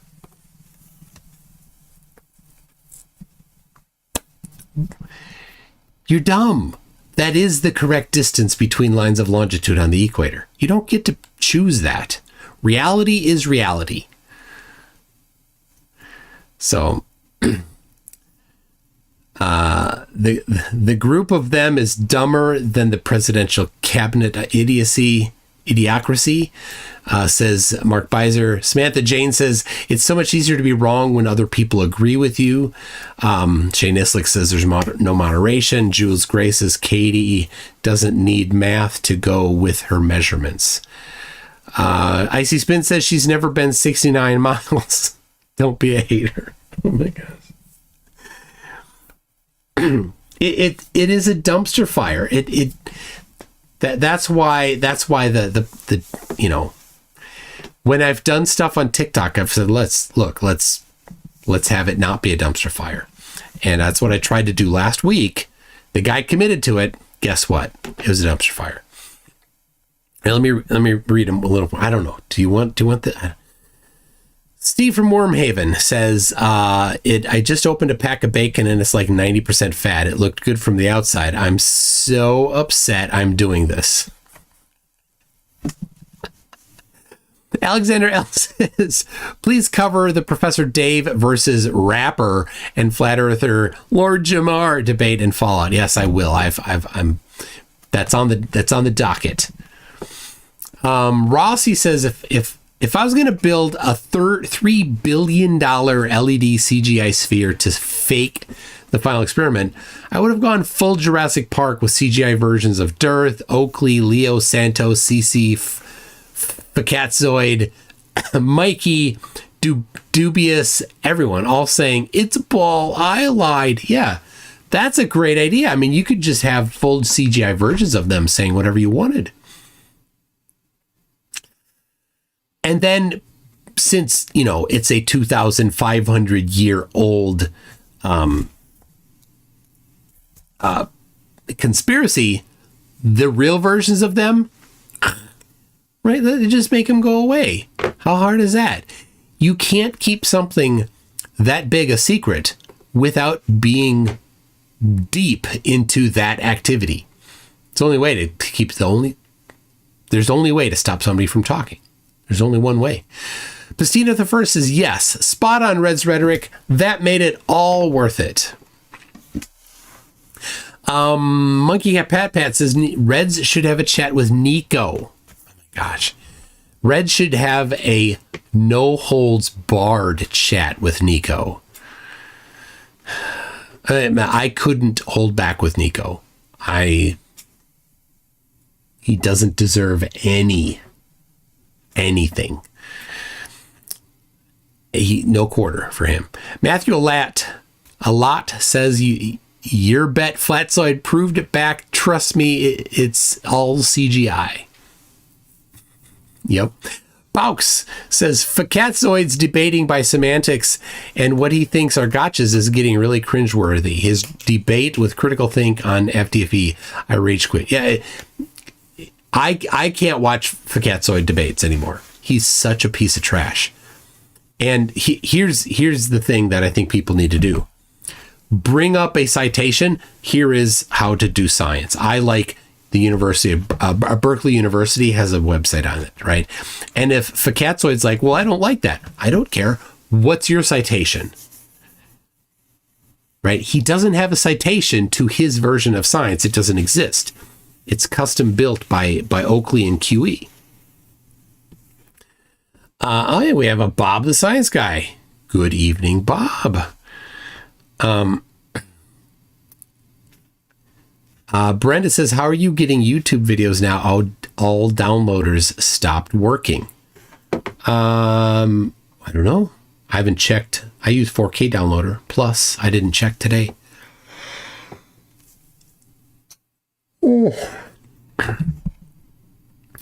MK Ultra is a member at Einstein. Thank you very much, MK Ultra. Go do stuff for $5. I love that name. Says, would it help if I pretended to be a flurf? This way you can have somewhat of an intellectual debate. Yeah, but you can't pretend to be a flurf and be intellectual. It's not possible. Right? You know that. Silly. Icy Spin says, I thought there was going to be a finger butt exam. I even changed the title. And I built a new thumbnail while I was talking with Reds. M2M says, when is Reds going to reveal his hideous face once for all? Or is humanity not ready for that yet? It's not. It's not.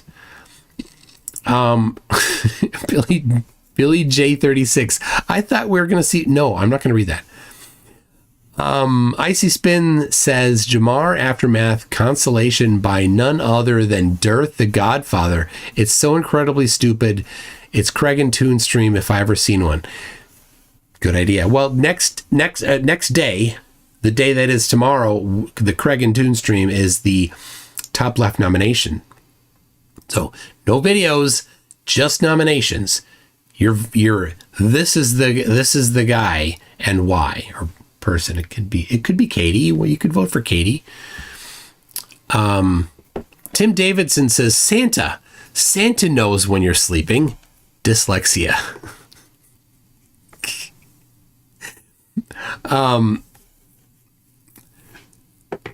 We got Tim Tully says Jesuits and Freemasons conspire together. Why does the Catholic Church forbid Catholics to be Freemasons? Also, it's the Zionists.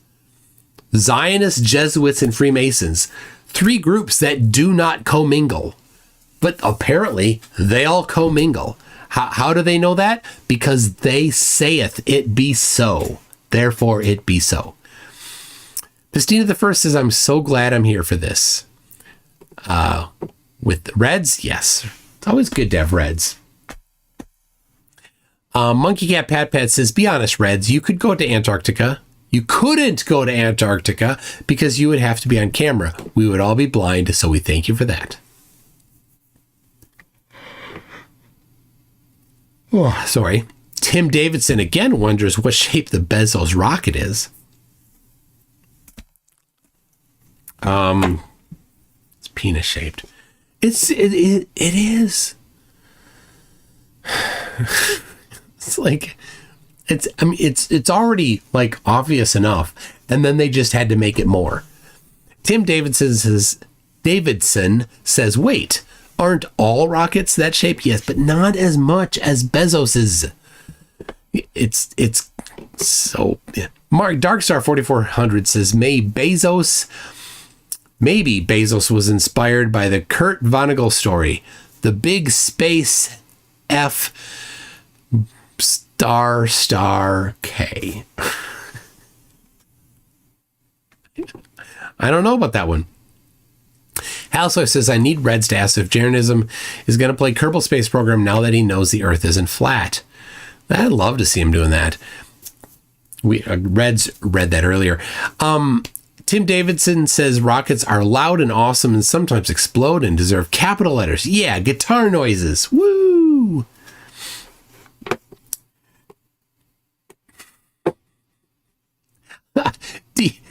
DP Debunk says they should have painted it red. Red rocket. I'll show myself out. Stop the Stupidity says, thank you, Red and Toon, for everything you do. You're welcome. I enjoy doing this. Is the best fun hobby ever. Tim Davidson says Keaton was the best Batman, Kilmer the best Bruce. You know, you make a good point. You make a good point there. Could we have? We could. Rossi says, I'm MC Toon and I'd love to see Christopher walk and play Batman. That would be outstanding. I agree with me. That would be outstanding. Jay Donashi says you don't get their 2 different names, Nicholson and Nicholson. The golfer is Nicholas and the actor is Nicholas. What? No, I read that wrong. Hold on.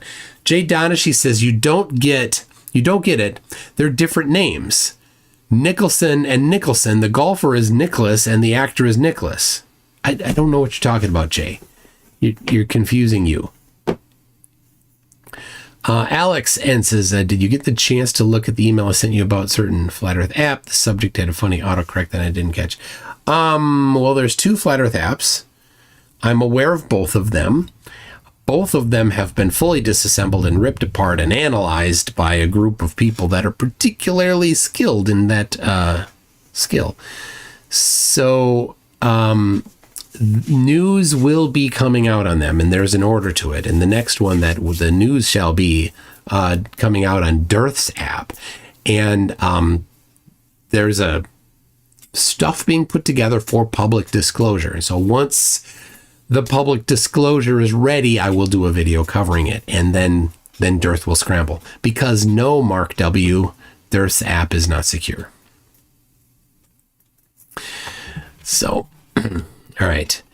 I am here says, has Witsits objectively spat on his wife? Humbly, I mean. Of course, when he spits on his wife, it is pure humbleness that is motivating the spitting. I don't know. All right. Dare we take another dip? Dip or toe again? No. Yes. Not do that, Katie. Why is that? Hemispheres on the globe. Your battery is it based off of a flat circle or a hemisphere? Be litty.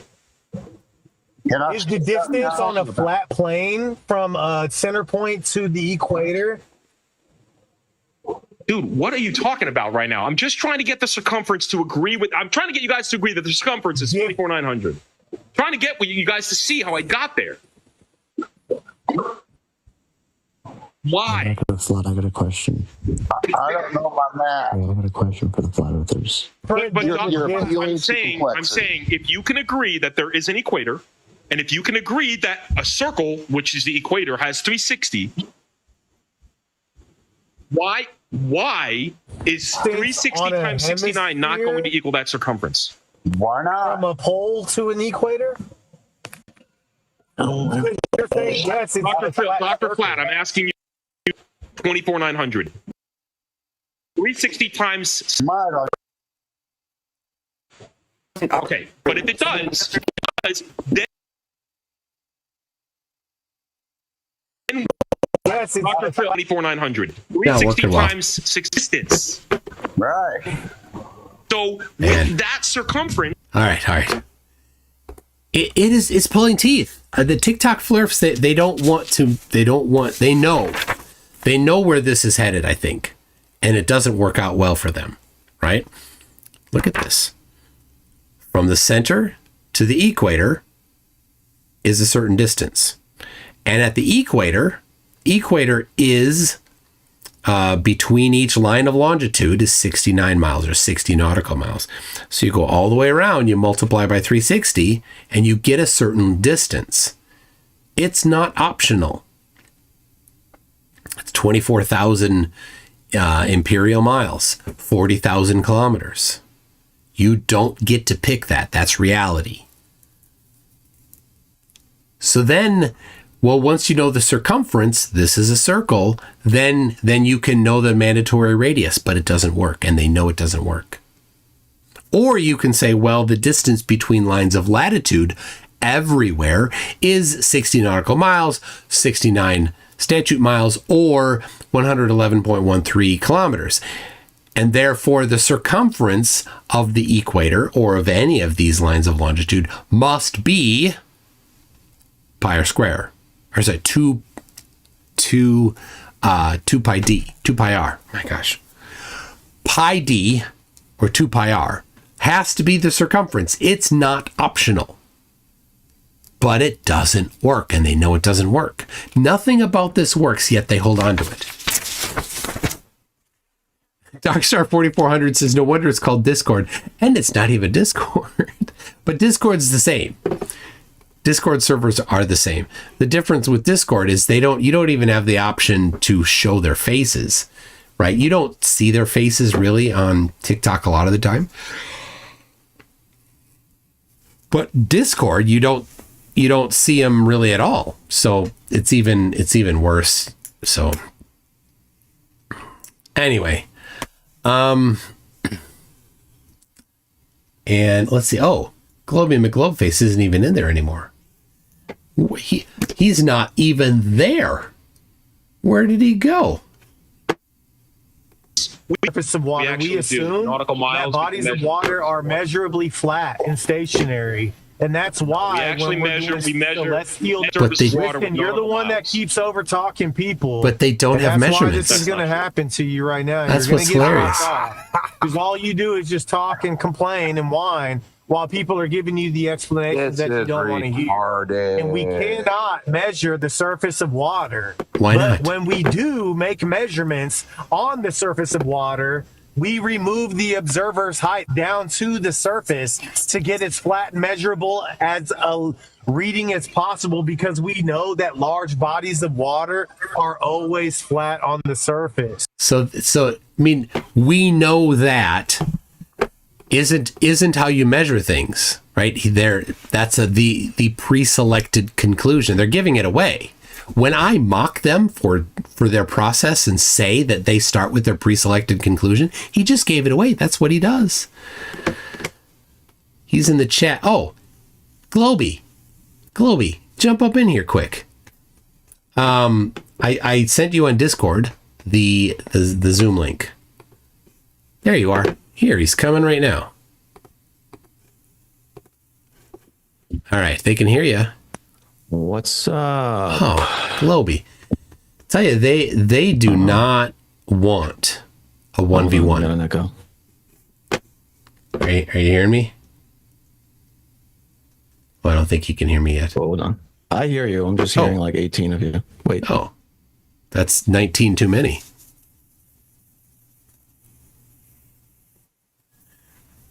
Hold on. All right, Jay Donashi says for $5, you're not pronouncing the names right. Do you read? We're talking about the actor and the golfer. It's Nicholas and Nicholas. I understand the confusion because they're similar names. Wait. Do you know what was the name of the guy that played the Joker in 1989? Are you talking to me now? Yes. The Joker, Jack Nicholson. Jack Nicholson. Jack Nicholson. I love it. Stay with it. Stay with it. Stay with it. I'll do it. My whole life I'll do it. Don't ever go changing. That's a DP Debunk says, thank you so much for the shout out, sir. And he gives this here. Right here, everybody. Give us some of this in the chat, just because the flatties think that it means things that it doesn't mean. This means heavy metal hard rockin'. That's what it means to me. So we were watching. Yeah, they were a mess, and they did not want to let you talk. No, well, there's no letting us talk. Come on, changing the subject 1,000 times, trying anyway. Yeah, but yeah. Sorry, it wasn't a one-on-one for everybody watching. Yeah, because I had it on my stream as well. But I had to let the other Globers have their chance as well. Yeah, who was the other? That was what other Glober in there? There was two. I didn't know the other one though. Okay. But, yeah, the other one's pretty vocal Glober as well. So. Right. He wants to get his flurf yelling in. Yeah. Did you have any withdrawals for those 14 hours or however many TikTok was down? No. I'm sadly, for a lot of people, I'm on the side of I don't give a rat's ass that it was blocked, banned. I don't think it was right, but I also don't care. I feel like it's just like throwing a dumpster out. It's like, I just filled this dumpster out. It's got to go. It's got to go to the dump now. Yeah, it promotes. The problem is that it promotes, the wrong thing. It's super short attention spans and and dumpster fire discussions and every single discussion that's on there, even if it's regardless of the topic. If you ever scroll through lives, they're all the same. Every topic, it's all the same, just dumpster fire after dumpster fire. Yeah, like I can't, you know this, but I can't go live on my main account. Was banned years ago for going live because of showing KKK libs Nazi rants. Yeah, and his videos are still up, but I was showing them on my live and talking about how bad they were, and I got permanently banned. Yeah. But just the other day, this was happening again. I was on a live on my alternate account, and we were discussing that there was a 3-hour live occurring at that moment. We were watching it live of Nazi sympathizing. Yeah. You know, just TikTok, just letting it happen. Just letting it happen. And then I got banned. While the original... The live never got banned. The live was going all night. I got banned on this other person's live for just talking about that live. Oh. And how bad it was. I didn't even go in there. We were like watching it through someone else's live, you know? Yeah, it was... That's insane. It's... And we've seen that. We've seen that on YouTube here too. So like Daniel Pratt has said things, and like other people have rebroadcast, made videos of him, and they've gotten a strike on theirs while the original remains. It's unbelievable. It's unbelievable. So I guess if Elon buys it, maybe he'll just open it up to let everybody just say whatever they want about any topic, and then it can really go to shit. Yeah, that's the wrong direction. It should be good moderation. Yes. Not garbage moderation. Right. A happy medium and not zero moderation. Yeah. Yes. Yeah. They really can't get their shit together. Ooh, Icy Spin posted something. I'm going to pin the message. Says, follow GlobeyMcGlobeface or you will face plant into a hive of hornet bee wasps during mating season. And then a link to your channel. So for safety people, I'm telling you, for safety, you better do it right now. See a witch doctor? I don't know. It's best to not risk it. I do appreciate it though. Earlier I saw a lot of people spamming spamming to follow me, so I do appreciate it from the chat. I'm still trying to find the North Pole on flat Earth. Apparently it doesn't exist. It's new. Yep. Not sure where Polaris is anymore. Who says that? This has been their map for 175 years, and every flat earther started with this map by watching a Dubé video. Yes. So they're like, oh, we don't have a map. Oh, then you give up. Right. That's a win. Yeah, we won. Right. Thank you. We won. You've admitted your map is wrong, and your map is wrong because flat Earth can't work on that map. It can't work. So why are you still here?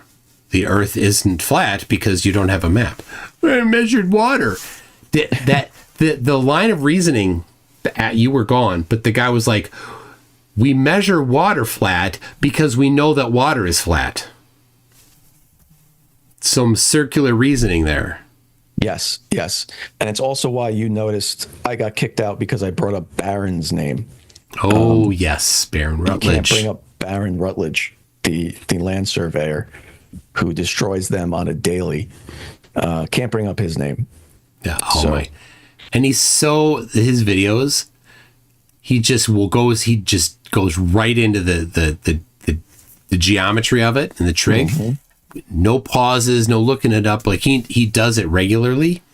Yeah. Like if I'm going to do it, like I want to make sure I get it right, and I don't do it all the time, so I'm going to have to brush up. But he's always doing it just as his right. Oh yeah. Regular pull out daily pen and paper and then sit down and draw it all out for everybody. He's still super patient with flat earthers, which I don't know how he does it. I just don't. So like what I did in that live, right? If I pulled out a piece of paper and a pen and started doing trig, I'd lose the room in 5 seconds. Yeah. Right. I don't have the luxury of that kind of time in those lives. All right. So I pull up a right triangle calculator just to throw some numbers in. It's just has to speed the process up. It went over their heads so far. Yeah, it still went over their heads anyway. I only had to explain it 5-6 times. Yeah. Where the height of planet. And that whole conversation started because he said, I wasn't even going to join, and he was just talking about how Polaris proves flat Earth. Like, how? Yeah, so he's talking about geometry. Right. So you think he has some sort of... So when you actually start applying geometry, they start crying foul. Right. Right. And, well, you realize they don't even know what it is. No. Billy J36 says, what's Barron's land surveyor's channel? He's on TikTok as, what is his channel name right now? It's Barron Rutledge. I will put it in the chat for everybody. Okay. Let's see. He took down, I'm just looking, because I think he took down some of his videos, which is upsetting because he had a lot of good videos. He still has good ones out there, but he took them all down. He shut his accounts down before the ban. Oh. And I was super annoyed because I wanted to download all his videos because he has such good references. Oh, yeah. He did come back. There it is there for everybody. Yeah, like, that's the thing. And especially on TikTok, if there's ever anything you see on TikTok that you might want later, you need to download it right now because it might not exist in 3 minutes. Yeah, that's right. I go back to my favorites list and half of it's gone. Yeah. Unavailable. There you go. Globey posted it. I was trying to show them a video he did from a mountain to another mountain. Yeah. With a theodolite, right? That other mountain was taller than the mountain he was on, his elevation, measuring to the peak of that other mountain. And somehow when the theodolite's leveled, that peak is below eyesight, right? Measurably below eyesight. So none of them can explain it. That's why they just dismiss Barron completely. And the ones that do try to explain it somehow invoke perspective. I don't know if you hear this now, but perspective, I mean, they use perspective for everything. Yeah, but perspective answers everything, but they can't actually do perspective. Well, yes. The claim that perspective somehow makes an object go below your feet as it goes away from you, I don't know. The best is when you actually run through the process of applying perspective. The comments from Flatties is, oh, you just don't understand perspective. Wait, I just did it. What is the right way to do perspective? And of course, they can never answer that question. But the video you're speaking of is this one right here. It's fantastic. I'll play it right now. Without actually measuring anything or coming out and observing anything. What I'm about to show you should be impossible on a flat Earth. This disc here was set in 1919 and reset in 1935, and it has an elevation above sea level of 6,886 feet. I am currently about 2 feet above that mark. Yeah, right back. So we'll say a 6,888. Out there is Mount Graham. Right on the other side, this here is Mount Lemon. Follow it over here, there's a ridge. That's Mount Graham. Mount Graham is 10,709 feet above sea level, which means Mount Graham should be above eye level. Let's take a look.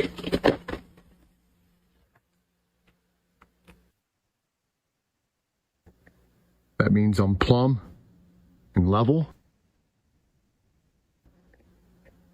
Now, Mount Graham is 114 miles away, but it's 3,826 feet taller than I am. Meaning, if the Earth were flat and I drew a straight line from my eyes to Mount Graham, I'd be bisecting the mountain itself, well below the summit. But because the Earth is curved, it's well below eye level.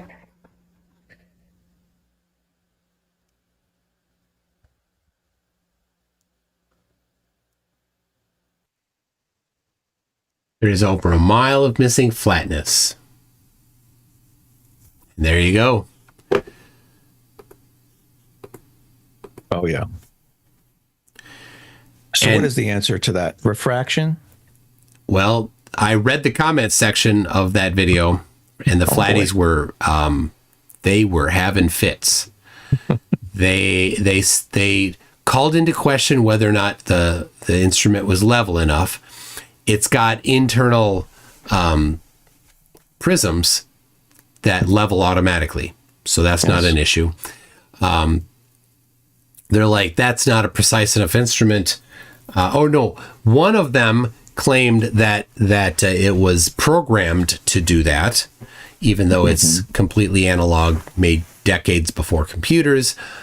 Another said that it's you need a more precise one. He says that's the most precise analog instrument that or one of the most precise that exists. And others said you just don't understand perspective. Obviously, he does. Everything other than actually being truthful. Right, as if land surveyors would just be using this equipment that can't measure anything accurately. It can't level itself. Right, it's just a useless piece of equipment. Apparently, but yeah, they always seem to start off with me when I show stuff like that with those instruments can't measure things that far away. They're just not that precise that far away. Yeah, which is interesting. I usually bring them right to the T2 theodolite website and show them that they're incorrect, but just another talking point, right? Yeah. Well, they've heard the same thing from other flat earthers. They can't back it up. They've never looked for themselves, but they're like, well, it's got to be right. It's only certified out to a certain distance. No, it's not. But the flat earthers have said it, therefore they think it's accurate to say it. Now they just take license to say it. The one thing that they think that they have is that electronic distance measurements, EDM. EDM have a limited range because it's shooting a laser to a target some distance away. It's not a type of music. It's electronic distance measuring. And so in total stations, they have the EDM built into the theodolite. It does both. And so the EDM has a distance. That's it. And it's not, it's just, this is as far as we think that you'll be able to go based on the power of the laser and things like that. That's it. So I've asked live in a debate with Flatzoid, he made that claim. I said, okay, well, let's find it. And I said, tell you what, let's pause our debate for 5-10 minutes and you can go find it. So we dropped off the Zoom call. He went to his audience and feverishly looked for it with his audience's help for 5 or 10 minutes while I did what I did, and then came back and he didn't have it. Of course. I knew he wouldn't. You won't be surprised to know that there is on my webpage page dedicated to theodolites where I got information and user manuals and owner's manuals from a licensed geodetic surveyor, the Maine surveyor. He lives in Maine. And none of them say anything. In fact, like you said, the wild T2 theodolite just says, as long as you can see it, you can measure an angle to it. Yeah, which is obvious because it's just an optic, right? You're just looking through an optic, right? I'm not sure what measurements he took in that video you just watched. I'd have to go look at it again. I'm not sure if he actually tried to measure the angle down to the peak or not. But there's a lot of observations where you don't even take a measurement. The fact that it's below the reticle, that's all you need. It's all you need. Yeah, it has to be above for flat Earth. Right, it has to, but it's below. So that's when you start hearing crazy shit like, doesn't matter how high you go, perspective is always at the horizon. The latest one I heard is perspective now converges to your feet. Oh, I can't even figure that one out, but that's what I heard the other day when I showed someone that, they're trying to justify the fact that picture, right? So that's appears to be converging below your eye level. Why does it go? It doesn't go. You've seen the picture they have of the tunnel where it's got the arrow down, the arrow up, the arrows to the side. Many times. Okay, so it converges up. If it's below you, it converges. But now, if it's below you, it converges down. Awesome. Yep. Itorius says, do flirfs get it wrong and call you MC Globeface? You know, I had this conversation with someone the other day because I think forever and ever I will be, calling you McToon, and that's just because my name is McGlobeface. Mick Keegan does the same thing. I'm right. Like, I'm not Scottish. I know, but it's just, I see it, and this is, I'm not MC Face. You and Dave, you can have a pass. Flatties get a pass because that's how they self-identify. But anybody that calls me that, I'm like, oh, they must be a flatty, which is fine. Yeah. It's just, I think they're flatty. So if they're not if there's somebody that's like, oh, I like your channel, I watch your channel, McToon. I'm like, oh, so you're a flatty. No. Why'd you call me McToon? You're not making sense here. Yeah. Well, I don't want to get nitpicky or anything. I mean, there could have been some periods in there. There could have been some MC. It's a lot of extra characters. I can't be bothered. Okay. Well, forever you shall have that problem then. No, it's a great problem. I actually like it. Okay. So I've thought, well, I'm out traveling somewhere. I'm standing in a gas station, and somebody looks at me. Yeah. And then they look at me again. And I'm like, and then they look at me again. I'm like, hold on a second. Like, I haven't been recognized in the wild. But I don't know, will it happen someday? Well, if it does happen someday and I'm in a gas station and they go, hey, are you McToon? Then I'm like, where's the exit? Right? That's true. But if they're like, hey, are you MC Toon? I'd be like, oh, yeah, let's shake hands. It tells me a lot. Yeah, it tells you a lot up front. I get it. All right. I like it. So how'd it go with Reds? I missed most of that. I was good. Reds is always fun. Does he come on a lot? I haven't seen him. No, he's got plenty else going on in his life. So yeah. But he's gonna talk to Jaron tomorrow. Yes, I heard. So at 7 Central, 8 Eastern, he's gonna be on Jaron's channel. So I hope he asks some of the hard questions. Sounds like he will. Reds doesn't pull punches on hard questions, so yeah, it's a little surprising that Jaron did that too. But I'm not. Jaron is on a global tour now. Yeah. Well, yeah, he's slowly coming around. So I love his Dean Odell post. That's fucking hilarious. His video? Lunatic. Yeah, well, he just posted all of Dean's sermon from talking about Satan. I know you already talked about it like 100 times, so we don't need to talk about it, but just blaming Satan, it's fucking low. That's just low. How pathetic is so Dean's Flurf God? That Flurf Satan can beat Flurf God. Wow. Yes. Sucks. Sucks to be you, Dean. Yes, his Satan cleared the weather and then became the sun for everybody. This is what these people believe. It's a sad thing for them to be in that world. Globey MC. Just like if you see someone in the gas station, hey, are you Globey MC Globeface? Giveaway. I think if someone sees me in a gas station that's a flat earther, they may just punch me. If they recognize me, they're going to just punch me right in the face. Yeah, but you're probably safe because you're mostly with the TikTok flurfs. So they're still strapped in the car seat while their mom comes in to buy a beer. Yes, they have definitely not left their parents' house, that's for sure. My God.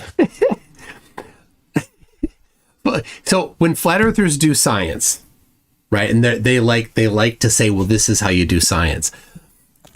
This is what it is. This is what it's like to me. You've seen that happen? I haven't seen it yet. Well, they like to pretend like they can instruct other people how to do science, but it's like the kid that's in the car seat that's got the little plastic steering wheel and shifter that's like kind of strapped into the car seat there, and they're like beep beep. I'm really driving, shifting the gears. Wee.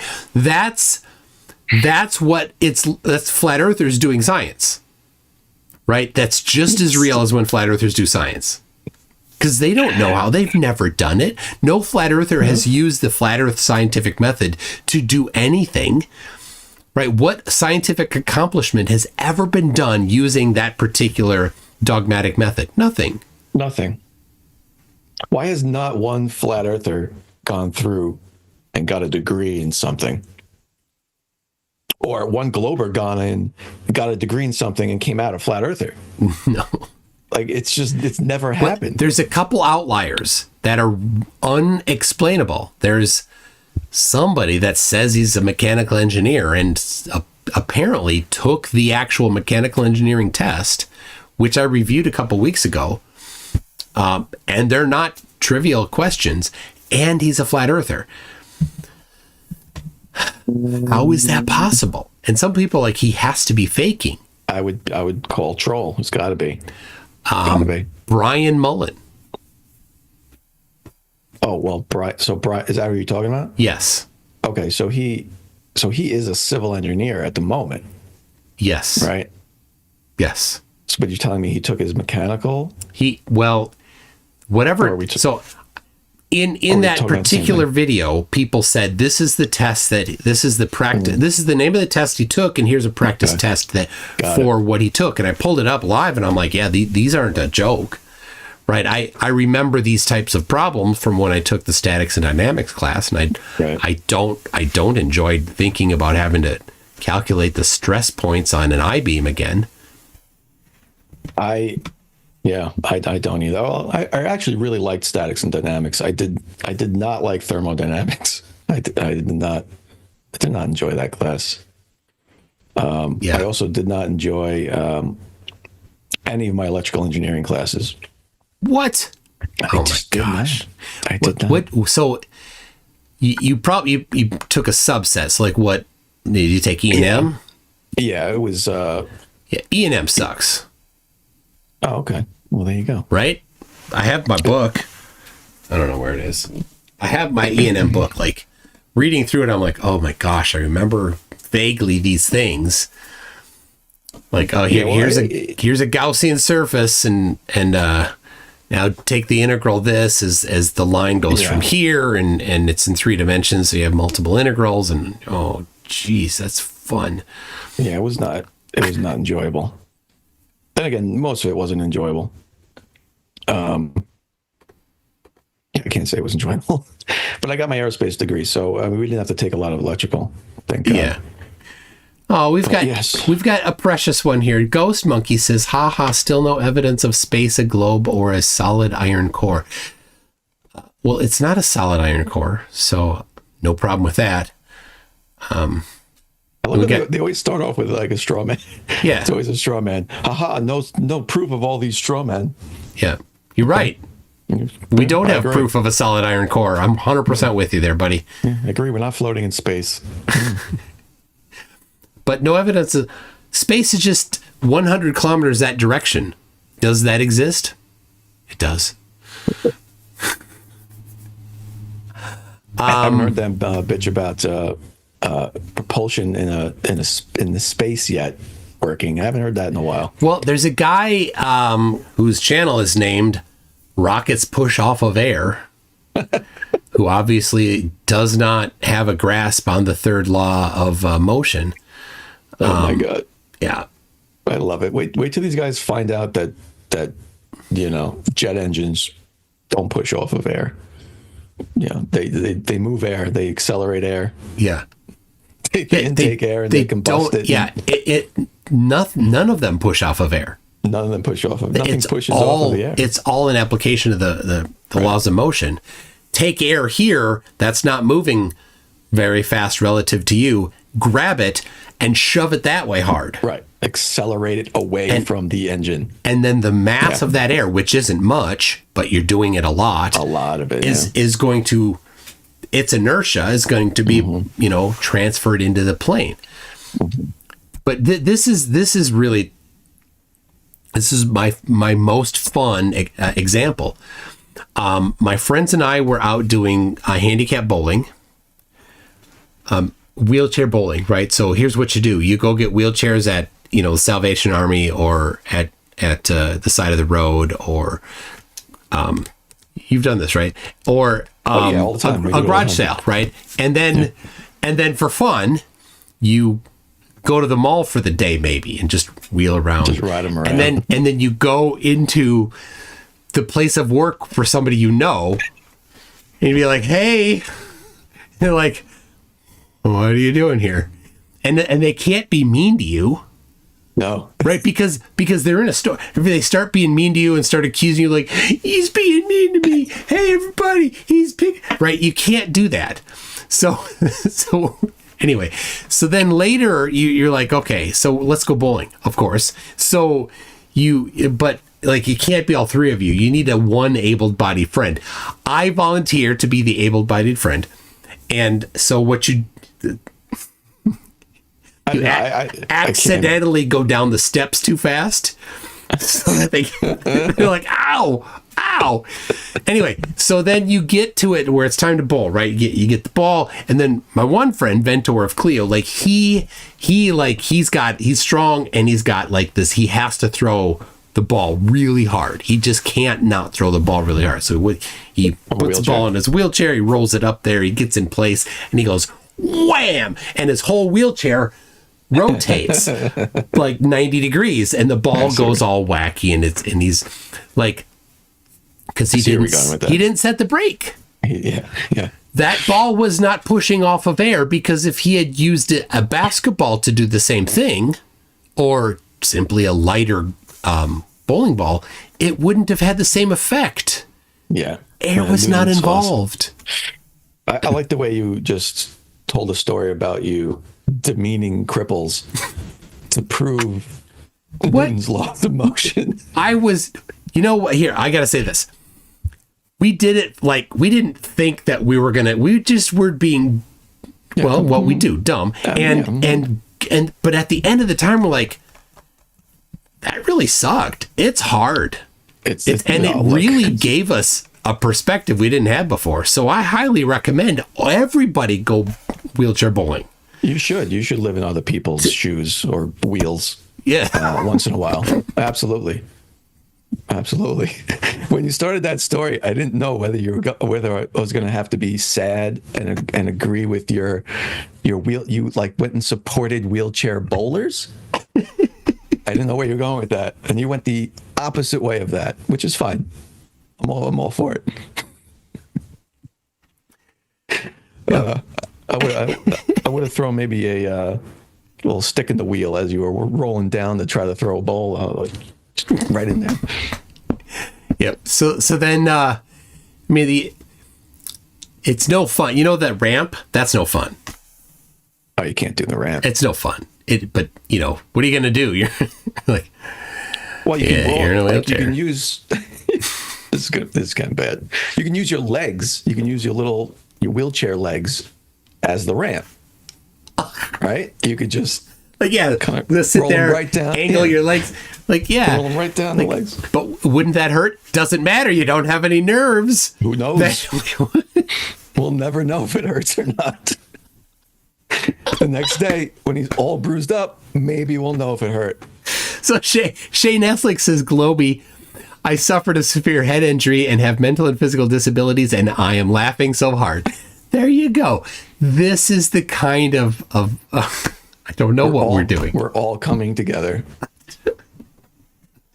I promise I will experience this one day and learn to appreciate your mental handicaps. We got okay. Somebody identified a Long Island accent. I don't know what you're talking about. Yes, I'm from Long Island. What did I have in this earlier today? It's not very Long Island-y, my accent. A Long Island iced tea? I don't know. In this? I don't know. Why else would you bring it up? Okay, so we got camping. No, it's just a mug. Okay. What would I? And I'm not British, so it's not tea. It's a trick question. I would go with coffee. It looks like a coffee mug. There you go.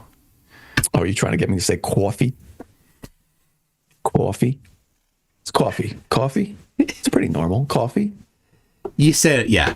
Somebody asked, there's a kerfuffle in Chile, and it wasn't filmed. It was filmed. A kerfuffle? Yeah, a kerfuffle.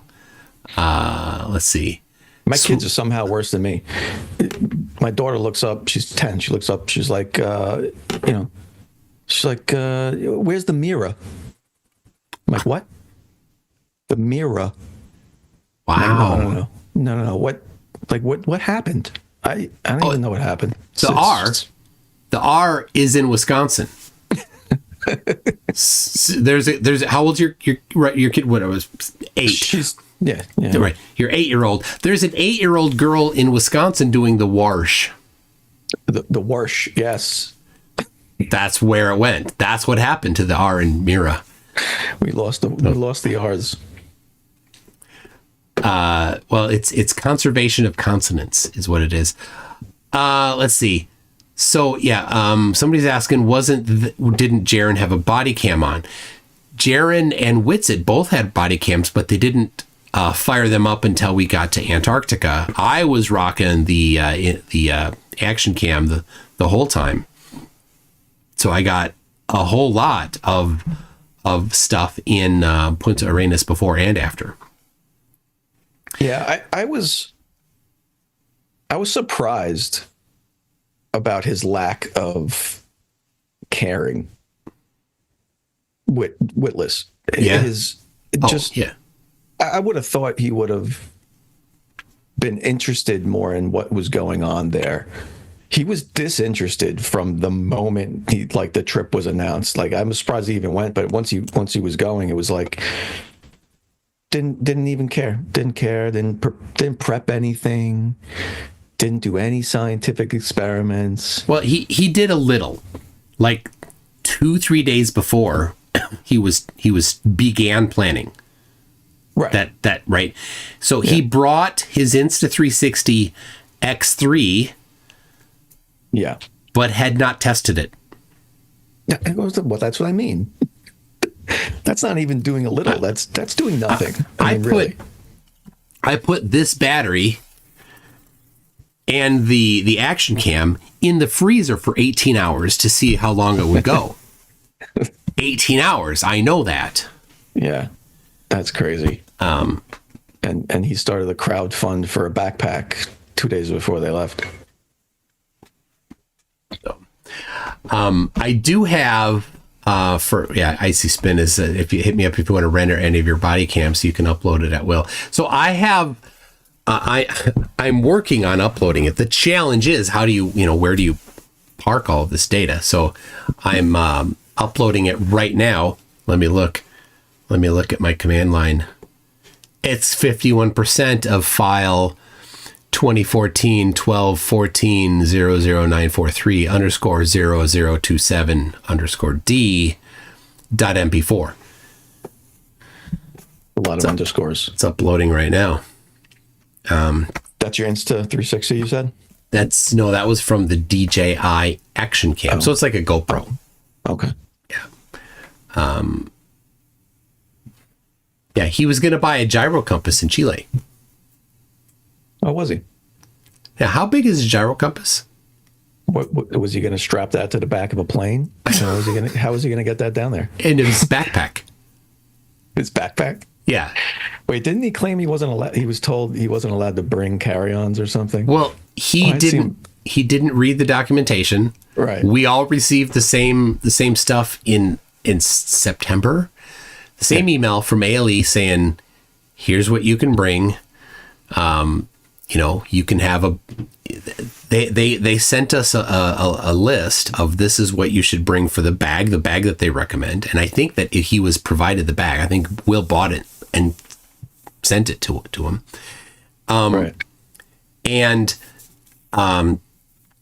all the documentation and things like that. And then the LATAM on December 7, Will posted, here's the guidelines from LATAM, Latin American Airlines, on what you can bring. A check bag and a personal item like a backpack, which he had been purchased for him for free, right, and a carry-on, which he wasn't provided with.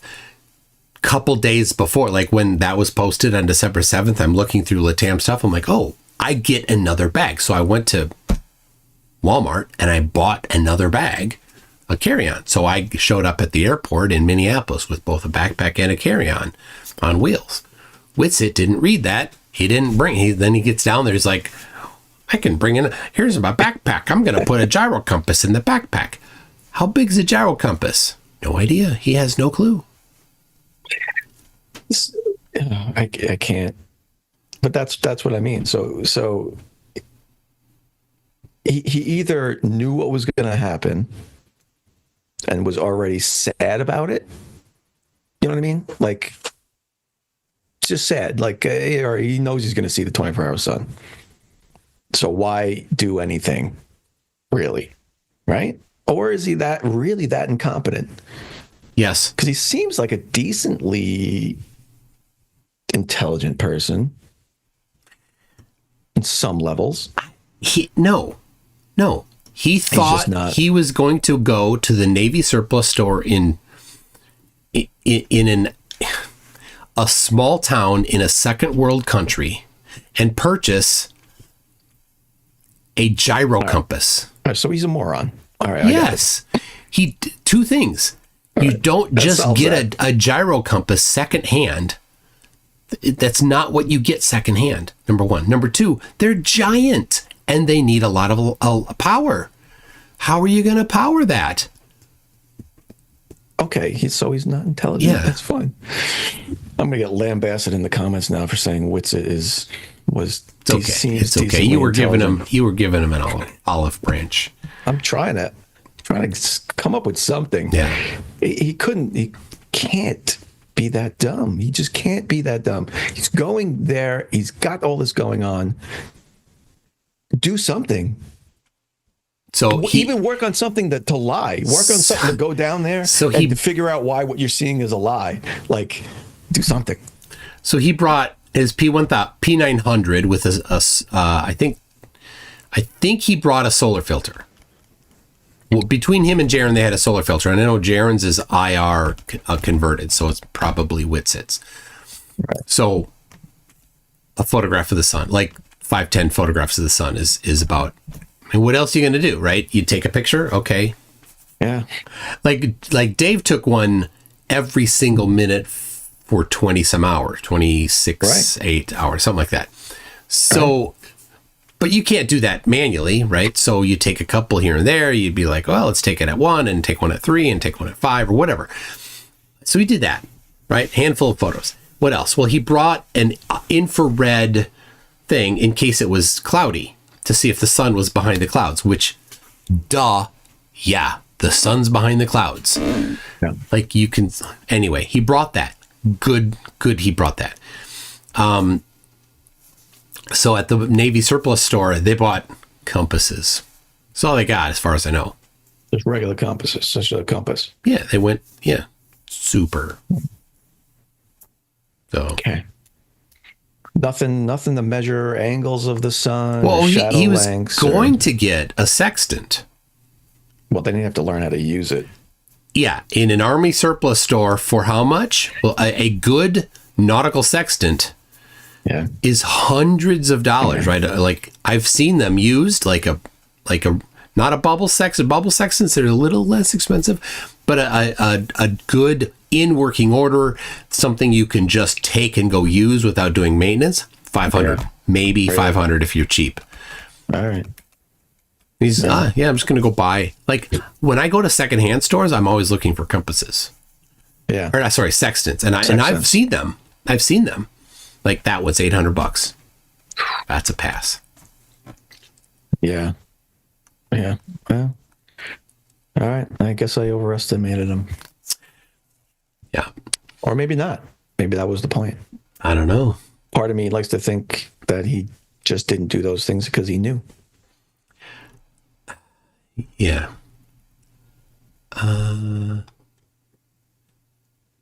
Anyway, let's see if man, we got some Astrocate says LLMs like ChatGPT have shown the world the ability to speak is not tied to intelligence. The ability to speak does not make WItsit intelligent. Yeah, he talks fast, and he can use big words, and they sound like they're approximately in the right usage.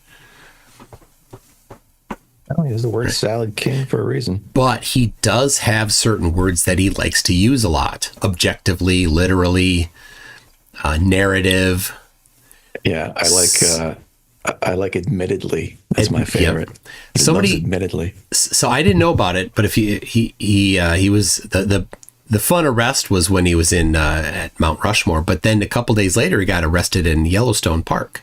I did not know this. Somebody emailed me, said, "Hey, you missed this one." I'm like, "Oh, awesome." Sent me all the documents, including the attempted pro se appeal, something to dismiss, which was rejected. Yeah. And I'm reading through it. I'm like, this is his vocabulary. Right. and like it was totally rejected. And he's just waffling on and on. Like this is WItSit's word salad in printed form in a legally an attempt to be a legal document that certainly the judge read and said, "What the hell are you talking about? This is all off topic." Rejected. You can just pick it out right from the typed words on the page. Yep. But we need to be careful. He's playing 4D chess. Skeptics and Scoundrels says Jack Nicolas Cage. That I like that better. Jack Nicolas Cage. Yeah. Jack Nicolas. If that's a way I can remember it, it might work. Which one is it? I don't know, and I'm not going to try to figure it out. He was in Jack Nicolas Cage was the one in Face Off. Jack Nicolas Cage was the one in Face Off. Yeah, and National Treasure. Did they play golf in Face Off? And yeah. And Fuzzy Zeller, was he there? Fuzzy Zeller. I don't know. Face Off. Where did you get Fuzzy Zeller from? Oh my gosh. Jack Nicholson. It was a golf reference. I know. It's the first guy I thought of. I don't know why. But now I'm an old bastard. Did he drive NASCAR? Fuzzy Zeller? I think he did. Yeah, he did. He was the co-pilot for Dick Trickle.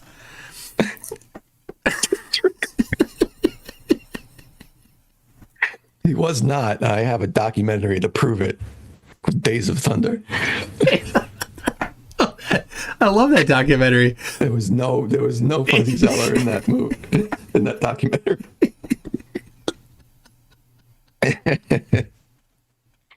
Oh my God, Days of Thunder, the Top Gun of driving. Great movie. Yeah, and the sequel, the second part of that documentary, Talladega Nights, so good. Talladega Nights. I still think of that movie every time I stop alive because I just don't know how to end alive. I'm like, do I just say goodbye? I don't know. I don't know. What do I do with my hands? Like it was popular to say see you later, like, or I'll see you in the next one, but we're not seeing the audience. No, we're not. I'm looking at the dead eye of a camera. Yeah. I'm just here in my room by myself. Yeah. Bye, everybody. I don't know. And then after you say goodbye, you press a couple buttons. It's the same number of people in the room. Yeah, but we're all still there. They're going, why is he just gone? What did he do with his hands? don't even know. I want to see what he did with his hands. All right. Right-wing vegan says Bob the science guy measured the curve of his lake. He did, but you just don't understand perspective. Perspective. Darkstar 4400 says TikTok is the internet's graffiti wall. Wow. All right. And they all spit on each other's faces. Itorius says, do Flurfs get it wrong and say MC Globeface? I said that already. Dave Kircher says, thank Titicaca, it's Toonie McTuesday. Did you ever play the game Portal? I not much. I know what it is. I played the shit out of Half-Life. I just never played Portal for some reason. Like, I don't know why. Well, Dave invented Portal. Dave Kircher. Portal. Yeah. He's the guy. He is the guy. Celebrity in the house. Yeah. I mean, like, basically, if I want to brag, my brag is the guy that invented Portal often will show up in my live streams. I mean, that's a good brag. That's a good brag. Does Dave has anything to do with Half-Life 3? And does he know when it's coming out? And he can give me an advanced copy? I don't know about that, but that's my name drop. All right. It is coming out soon, by the way. All right. So does Jay Donashi says, you were just messing with me and I want my 2 super chats and this one back. Just kidding. Happy to support you. Love what you do. I was messing with him. I do know that the Joker was played by Jack Nicklaus. Kango 44 says WItsit is a clinical moron. It's clinical. I missed a couple. Otto says planning to do a gyro compass in Chile is planning.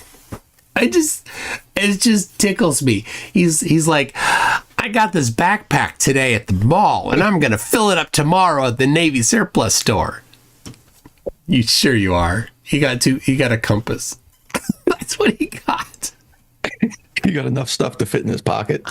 I know. It's so $40,000 trip paid for him. And he bought a compass. And then he whined. They didn't give me free Wi-Fi for 18 hours. You missed it. You missed it though. You didn't see the beginning of the stream. I did see the part where you were showing that. Oh, you did. I did see that. The proof that it was only like an hour and a half.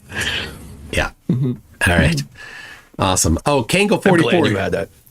Kango 44 says, "Whoa, slow your roll, guys, on the cripple jokes." Slow your roll. It wasn't even a joke. You could literally use your legs to bowl. It's not a joke. It's a fact. They're pointed right down the lane. It's already aimed in the right direction. Unless you've got a really mangly problem going on there, then right. That's dedication to learning how it is to wear their deliver a day in their shoes or in their wheels. You got to play the club foot. That's what I always say. Lorenz Badenhorst says, if McFlatty could fit in your backpack, I'm sure Jaron could fit a gyro compass in his. I mean, WItsit, yes. WItsit. Val says, good morning, superstars. Did we reach the goal for Globey? Yeah, what was your goal? Valentin mentioned a goal. Oh, my goal, I think they slightly misunderstood the goal. It's not followers, it's hours of viewing, which does relate to followers, I guess. Yeah. But I'm like 1,500 hours away from activating my super chats and stuff. All right. Send me. I'll do my damn videos. God damn it. Just go watch them. Just go watch them, people. Yeah, do you have playlists? No. If you do, then people can just go and watch a playlist and they'll just go and go and go and go. They can help. There you go. These are the tips I need. Yeah. Oh, hey, look, it's Dave MC Keegan in the chat. Wow, these names pop up fast. Yeah. Dave MC Keegan. You didn't get that. Dave, yeah. Dave MC. I did. Okay. But Okay. you made up a new name on the spot? Or are you just saying that? Whatever. Kango44 says Witsit got all his tools from cereal boxes. Here's mine. Right here. Did he get his decoder ring? Oh, you had one of those Batman ones. Nice. Oh, did you? I didn't. Yeah, I showed this I too. didn't see that. Yeah, hold on. So everybody can see. Yeah, this is 1989 Michael Keaton Batman cereal with the free bank inside. Wow. I like that. I There like you that go. a lot. You got to taste that cereal though. Let's do look it at tonight. that. Look at Open that. it up. Look at that. I have no idea what this is worth. This is probably not worth crap. No, probably not. And Doesn't matter, certainly that cereal is crap. Let me see. How old is it? 2, 3, 4, 5. I don't know. You need crayons? We'll This is never slow. know. Slow. But just delicious though. A lot of milk. What does the cereal say it is? Like what is the cereal? It's just Batman cereal. This is cereal. I don't know. Just what? random. Is it chocolate? It's gotta be probably chocolate. Natural honey nut flavor. It looks like it's in the shape of like little bats. Cap'n Crunch. Oh, it's not even like little bat wings. You could. There's only this little bit here. I've never opened it. I have no idea. Let's figure it out. Open it up. Let's see. I no. No. You. All right. Hold on. We It's gotta gonna change the value by 5 cents. I'm gonna look it up. All right. Batman. It's a reasonable compromise. I'll go with it. Batman cereal unopened with bank. All right, on eBay. I would think little chocolate pieces that look like bats. Got to be. All right. Vintage toy NOS 1989 Ralston Batman cereal with bank, sealed in box, old stock. $19.99 or best offer with $7.67 shipping. That's this box right here. It's Open worth that shit right now. $20. Open it right now. Actually, just toss it right in the trash. This has been in my garage for oh my gosh. It's worthless. It's basically worthless. And it's just sitting there. It's not like there's a bidding war going on for it. This is on eBay. Like Yeah, no, look, but what are you going to do? You hope, right? That's all you can do. Oh, hold on. Pump the brakes here. Vintage. Here's another one. Hold on. All right. Just a second here, people. You're falling for the old, it's posted on eBay for this value, but that's no one's buying it. right.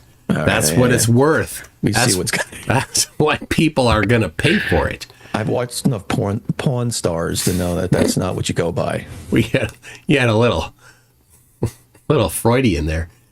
I did. All right, there you go. $75. Look at that, and it was $100.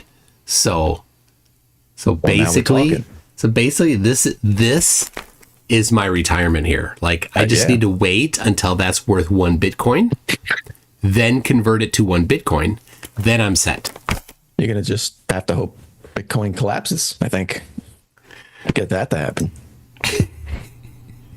Yeah, I got this whole wall. I mean, you've seen the wall. I got the whole wall of Thundercats back here. And, probably not going to be worth a goddamn penny.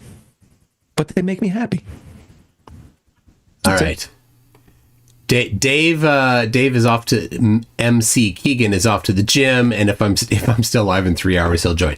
I'm not. I won't be live in 3 hours. No. Well, it's midnight. I mean, I've certainly on a work night gone later than 3 a.m. Yeah. It ruins the whole next day, though. Like, maybe even 2 days after that, just ruined. Well, and tomorrow night are you going to be tomorrow night at 6? We might have to adjust it because I don't want to overlap the Jaron Reds talk. That would we got to respect that. Is the nomination stream, so we might move it. All right.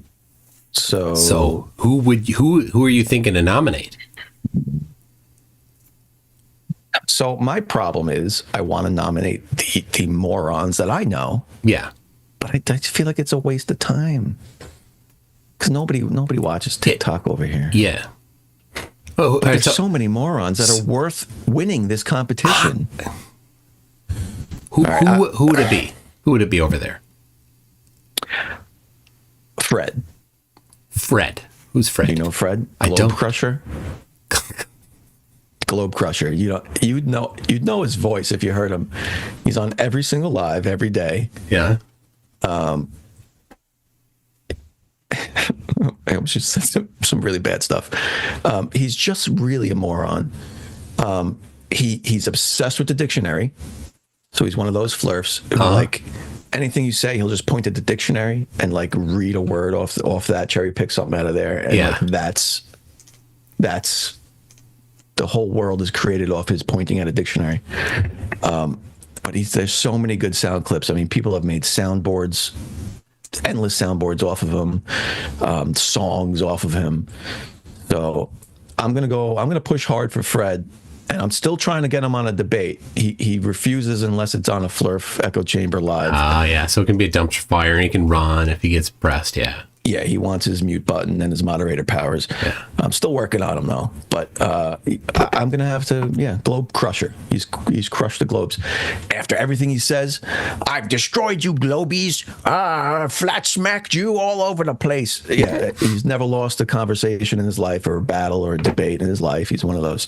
Oh yeah, he's worthy of the victory. So yeah, I think we're gonna go with him. All right. Yeah, we've got this is precious. Ghost Monkey. Mark, can you prove with 100% certainty that the sun is 93 million miles again? Ghost Monkey, can you prove with 100% certainty that the sun is whatever distance you think the sun is above the Earth? If your answer is no, then why would you have an expectation that somebody else should? You set the standard for yourself. And then you expect that same standard from others. If you can't meet your own standard, then you're just a hypocrite. But also, pretty much yes. Pretty close. I mean, nothing's 100%, but yeah, within margin of error. Yeah, we bounced radar off of it. So there's that. It took 10 minutes to come back. Yep, there you go. Angel of TikTok, he's pretty dumb. Right? Is he here? Is that the Angel? No, he's not here. Oh, okay. But Max was saying Angel is pretty dumb. And okay. Yeah, he's nominating Angel is very dumb as well. Yeah, he is dumb. Right. Nathan Thompson is dumb, but he's already won DFOTY, so I mean it feels he's such low-hanging fruit, you know. Yeah. So. Yeah, no, we need a new winner anyway. But yeah, it's Angels is good. Now you got me thinking. Chris Van Am up there too, though. Chris, ooh. Yeah, he's. I'm kind of convinced Chris is trolling though. Really? Yeah, I think he's trolling. I've caught him in so many spots where like we've debated for a while and he'll stop debating and just laugh and start giggling. I'm feeling troll with him. But Angels is a complete moron. Fred, complete moron. Yeah. Rip, who you were debating the other night, complete moron. Yeah. It's a requirement. That's true. We should stop acting surprised. Yeah. We've got this loudmouth ghost monkey. People are like, hey, you should join. mctune at mctune.net. You send an email to that address and you will receive in return a Zoom link, and you can come on and be so smart. I mean, think how smart you're going to be on here, Ghost Monkey. I mean, you're just going to blow us all away with your smartification. Like all of your proofs and measurements and evidence and geometry and logic and reasoning. I mean, so much. It's going to be amazing. He wants to know our margin of error on the observation of the measurement of the sun. Oh, really? Yeah. What is the margin of error on radar these days? Well, I've done the work. I've actually done the analysis. I have an answer to that question. Well, that's great. While you're looking for that, I'll just explain that I've measured it myself. Oh. And I got within a few thousand kilometers. God, my papers are over there somewhere. I could grab them. But yeah, it's measured it myself. No government, no radar, no nothing. Just 2 pictures. Yeah. Here is I'll share it quick to you so you can see it too. WIGlobeface. So here people, this is the radar array that was used to send radar to the sun. And you can see how very large it is. That's a building up at the top. This entire series here of antennas is the array of antennas that was used. I think somewhere on there. A large array of antennas. It's a lot. I think it says, 500 kilowatts. A rather large amount of power. 16 minutes, sorry, not 10 minutes, 16 minutes average time to go to the sun and back. I think they built that for the purpose of this. Yes. So here is so that they sent a sawtooth pattern, and they received back these patterns. You see these, and so of course nothing is perfect in meat space. Expecting things to be perfect is not how things are done. So you can see these sawtooth patterns that came back at the same frequency. And there's a whole graph of them there. So that's pretty awesome. Definitely, since it's a unique pattern was sent and a unique pattern was received, we can be certain that the source of the sawtooth pattern was what caused the reception of the pattern. So there you go. So 16 minutes. Now that this first one, what I did is I grabbed the time from this one, I grabbed the time from this one, and I did a little bit of analysis on it here. So the first publication says 100 to the seconds. Second says 16 minutes or 960 seconds. That means we get 980 seconds plus or minus 20 seconds. When bouncing radar, it travels the distance twice. Divide time in half, we get 490 plus or minus 10 seconds. The speed of light is thus, and so when you apply the little bit of math, it's just a tiny bit of math. We know the speed, we know the time, we can get the distance.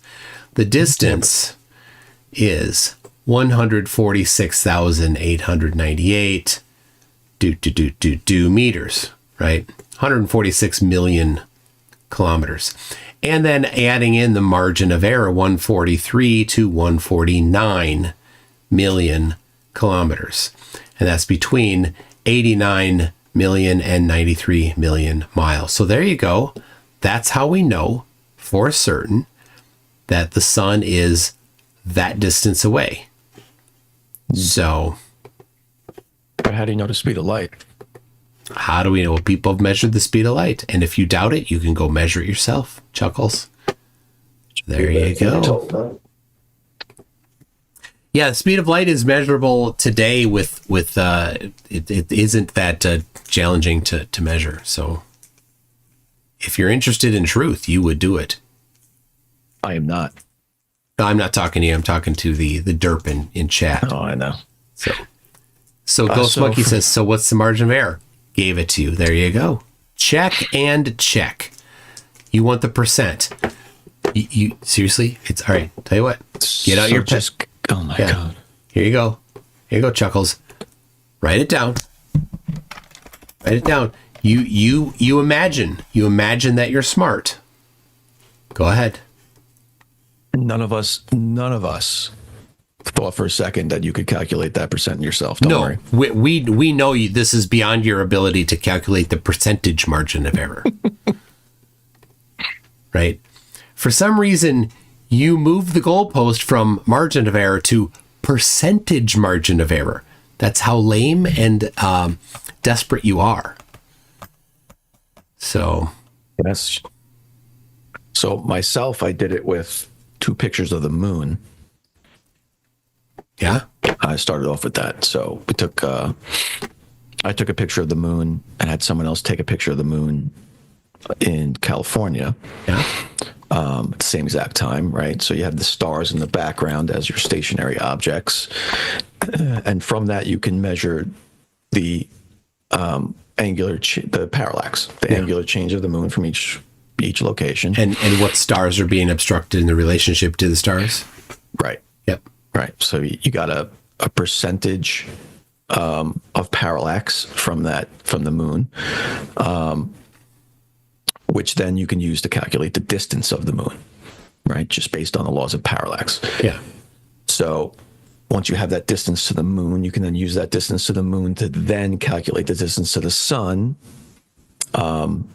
using a quarter phase moon. Yep. Right. So you know the moon is at a 90-degree angle to the Earth. You have the angle measurement up to the sun, and you have now your calculated distance to the moon. So both are calculations. Nothing's assumptions here. No assumption at all. And just using trigonometry, you calculate the distance to the sun. Using the angle to the sun, you can measure, and the distance to the moon, which we just measured using parallax. And I came within it was, say 3 million kilometers. Yeah. Which sounds like a lot, but just from using a picture, 2 pictures, I don't think it's too bad. Yeah. So you're looking at you probably have one significant digit, and then your error, your margin of error starts in that second digit. And Ghost Monkey, in true loser fashion, says, "You haven't proved anything." Of course we did. We all saw it get documented, and your response is not a rational response. And so I thank you very much for being the negative example for how desperate and lame flat earthers are. So Shifty says, just a second here. Are we to assume the radar bounce is accurate? Of course. Yeah, radar takes a certain. Yeah. Shifty is no longer a flat earther. After TFE has given it up, so has some insight, so valuable insight. I will take Shifty's answer here as something to be answered. So yes, we know how fast light travels, or radar is a subset of light, and we know that between the Earth and the sun there is essentially nothing, because as you go up in elevation, pressure decreases. When you get to 100 kilometers, you can't do lift-based flight anymore. When you get up to the elevation of the ISS that people have measured, there's so little stuff there that it is functionally close enough to a vacuum to treat as a vacuum, unless you need 10 significant figures. So there you go. And then Shifty says, close, by the way, 3 million kilometers. Is that what I said? Yeah, you said you were 3 million off. I was just. But what time of year? Because the distance between the Earth and the sun varies by that much. You might have been closer than that. That's true. If you account for the specific distance in the elliptical orbit. So Shifty says these are legit flat earther questions that I can go back and answer to people if they have correct information. If I had correct information. Yeah. So, yeah. mc2.net/sun. And the The answer that flat earthers have generally been instructed to think, because flat earthers have been instructed to think, and they think thusly, is that they're supposed to say things like the sun is a black body. Some people have claimed that the sun is a black body, therefore cannot bounce radar. This is incorrect. And I give a link to a discussion between people that understand the topic. So when people, this is the thing, like, oh, that's just people saying stuff. Where did they get the sun is a black body, therefore? Where did that come from? Just people saying things, right? So typically a black body is talking about a black body radiator. It's how energy leaves an object. So, well, plus the sun is not a black body anyway in their model, right? Well, we're not talking about their model. Well, it doesn't matter. Whatever model it is, we're just bouncing radar off an object, right? Yeah. It seems weird that they invoke that. And here we have, see, Ghost Monkey goes there. Right here. I'll just, this is how much of a loser Ghost Monkey. This is how losers admit to everybody that they're losers. I'm not going to read it. You'll have to look at the screen there over on the right side. This is why I keep it. This is why I say don't block them. But this was going there, so block that. Got it. And yeah. You didn't have anything. He asked for the distance to the moon or to the sun. I gave him the distance to the sun. He asked for the margin of error. I gave him the margin of error. He asked for the percentage margin of error. I said, here's the numbers, do it yourself, you lazy piece of trash. And then, I was nicer than that. Then the lazy piece of trash goes there. So Ghost Monkey, thank you very much for being an embarrassment to flat earthers, for showing everybody that flat earthers are evil. Weird how they always go there. It's just they just can't. Like when they get cornered, when they realize that they don't have anything, that flat earth is a complete dead end, they have to go there. Oh yeah. Yeah.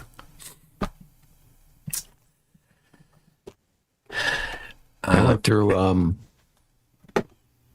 couple of months, I'd say, of attacks. It was mostly by like one guy, but you know how TikTok works with lives, and people just come in, they go, and they come. Some people came in. There was some girls. I was pretending to be a flat earther that day, so I was attacking Globers. I'm not proud of it. All right, I'm not proud of it, but it's fun. And there were just some girls came in. I asked them their age because TikTok doesn't verify ages when they come in. They said they were 21. Whatever. They stayed on for a few minutes and then they left. This flat earther went on a crusade to try to claim I was talking to minors and facilitating stuff with minors. You know, that whole disgusting angle. And he went as far. I mean, you know, Drano. Oh, yeah. Yeah, he went as far to contact my wife on TikTok, on her account, and tell her I was talking with minors on my page. Yeah, this is how disgusting flat earthers are. And I'm sure people have had worse done to them, but, you know, just the lengths they'll go because they can't actually argue a point. It's disgusting. Yeah. Ghost Monkey, to really embarrass himself, says, quote, I see you don't the same thing you pass. Good job. You English good.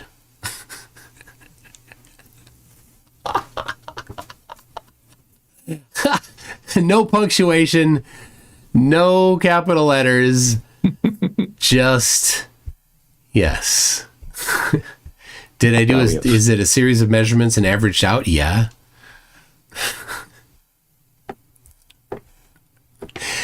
Ghost Monkey's still at it. Yeah, but it does. You know, the thing is that, you know, this particular measurement isn't highly precise. It doesn't need to be, right? There are other much more highly precise measurements. This one doesn't require any trig. That's why this one is really nice. You don't need to do sine, cosine, tangent. It's just what's the speed of light, and then doing the, you need to know distance, or you want to know distance. You know time and speed. This is not high school stuff. This is not. Yeah. This is not ninth grade. This is not eighth grade. Maybe seventh grade. Probably any competent sixth grader could do this.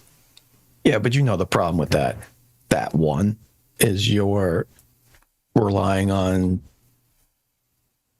whoever did that experiment, which I'm not sure who funded that one, but which isn't a valid refutation, of course. Of course not. Of course not. But because they will always cite things that they want, right? Without even looking into who's they don't even read. They'll read the headline. They'll go to Google. They'll type in a word. They'll take the first search result and read it out, not even knowing what web page it's on, if it supports them. Yeah, well, that's true.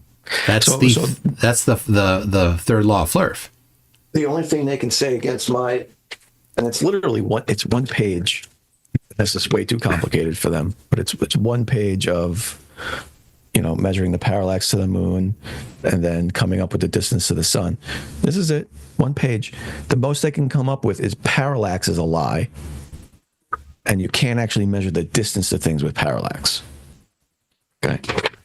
So, okay. To your point, they'll come up with anything. Can you prove that? No. No, they can't. What's wrong with parallax? Well, A, they don't know what it is, and B, they don't know what it is. Yeah. Ooh. So looks like we now know a ghost monkey's name is Mark Peterson. Oh, can you change the accounts to come back? Yeah. After Comes back as Mark Peterson. There we go. Thank you, Ghost Monkey / Mark Peterson.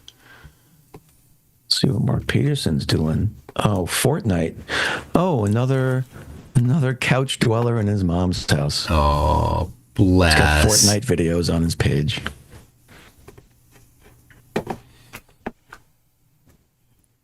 You're so edgy, Mark Peterson. Mark Peterson is Ghost Monkey. Yeah. This guy living in his mom's basement got fooled by some idiots on TikTok or wherever, and failed. Skimped through high school. Like he had to cheat in order to pass the classes, and then when he had the chance to choose between physics and study hall, he chose study hall. Barely passed study hall. So,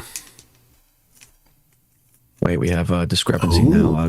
Mark Peterson posted right above Ghost Monkey. Oh, I don't know.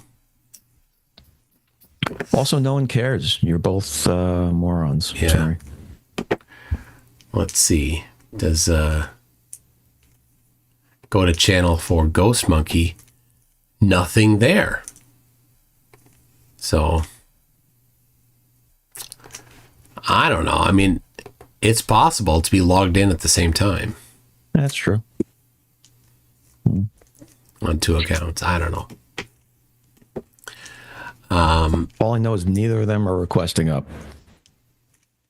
Yeah. I mean, MCTune and MCTune.net if you had balls, but they don't. So, all right. Icy Spin says, can you explain for Shifty, will radar go forever and bounce back 93 million miles, 500 million miles, 1 billion miles? Yes. Inverse square law. It will keep going. It just gets weaker as you go farther out. And so you need to have enough power to come back. So the 500 kilowatt transmission there on it looks like it was a phased array. It doesn't have to be phased. It could have just been a synchronized array.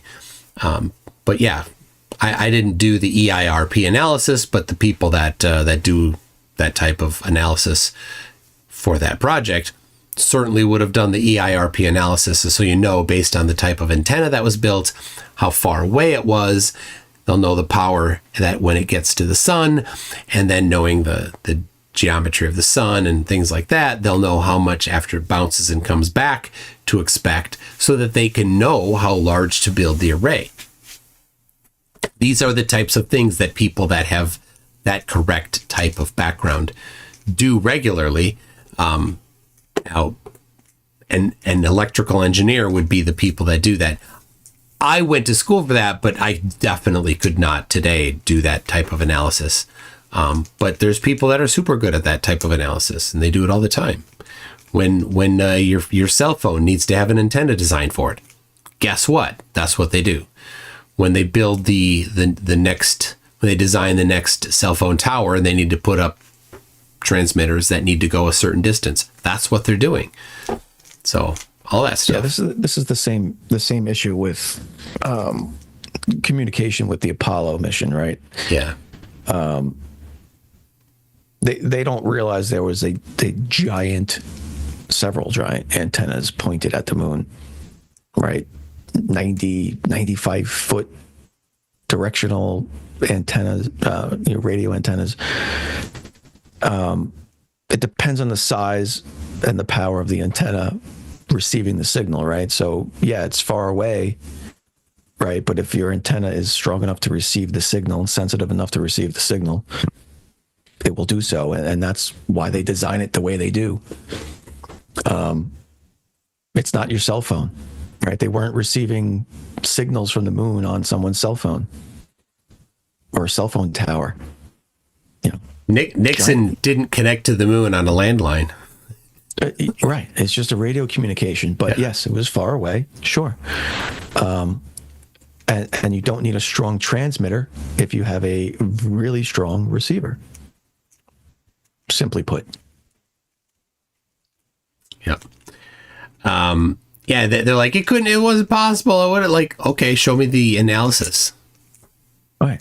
Yeah. Where's your power analysis? What analysis? Yeah. What? The type of thing that must be accompanied with your claim. Right. Mandatory.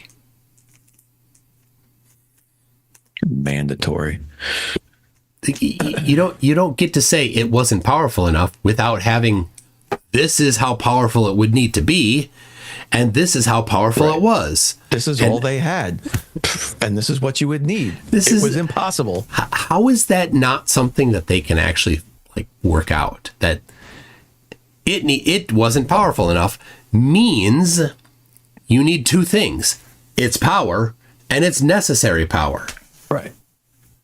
Well, this goes back to, I was just yelling at some flirts earlier today about it. Imagine if they were all scientists and all we had was flat earth scientists, right? We'd never have planes. We'd never have communication systems. We'd never have anything. We'd never had, obviously we wouldn't have satellites, right?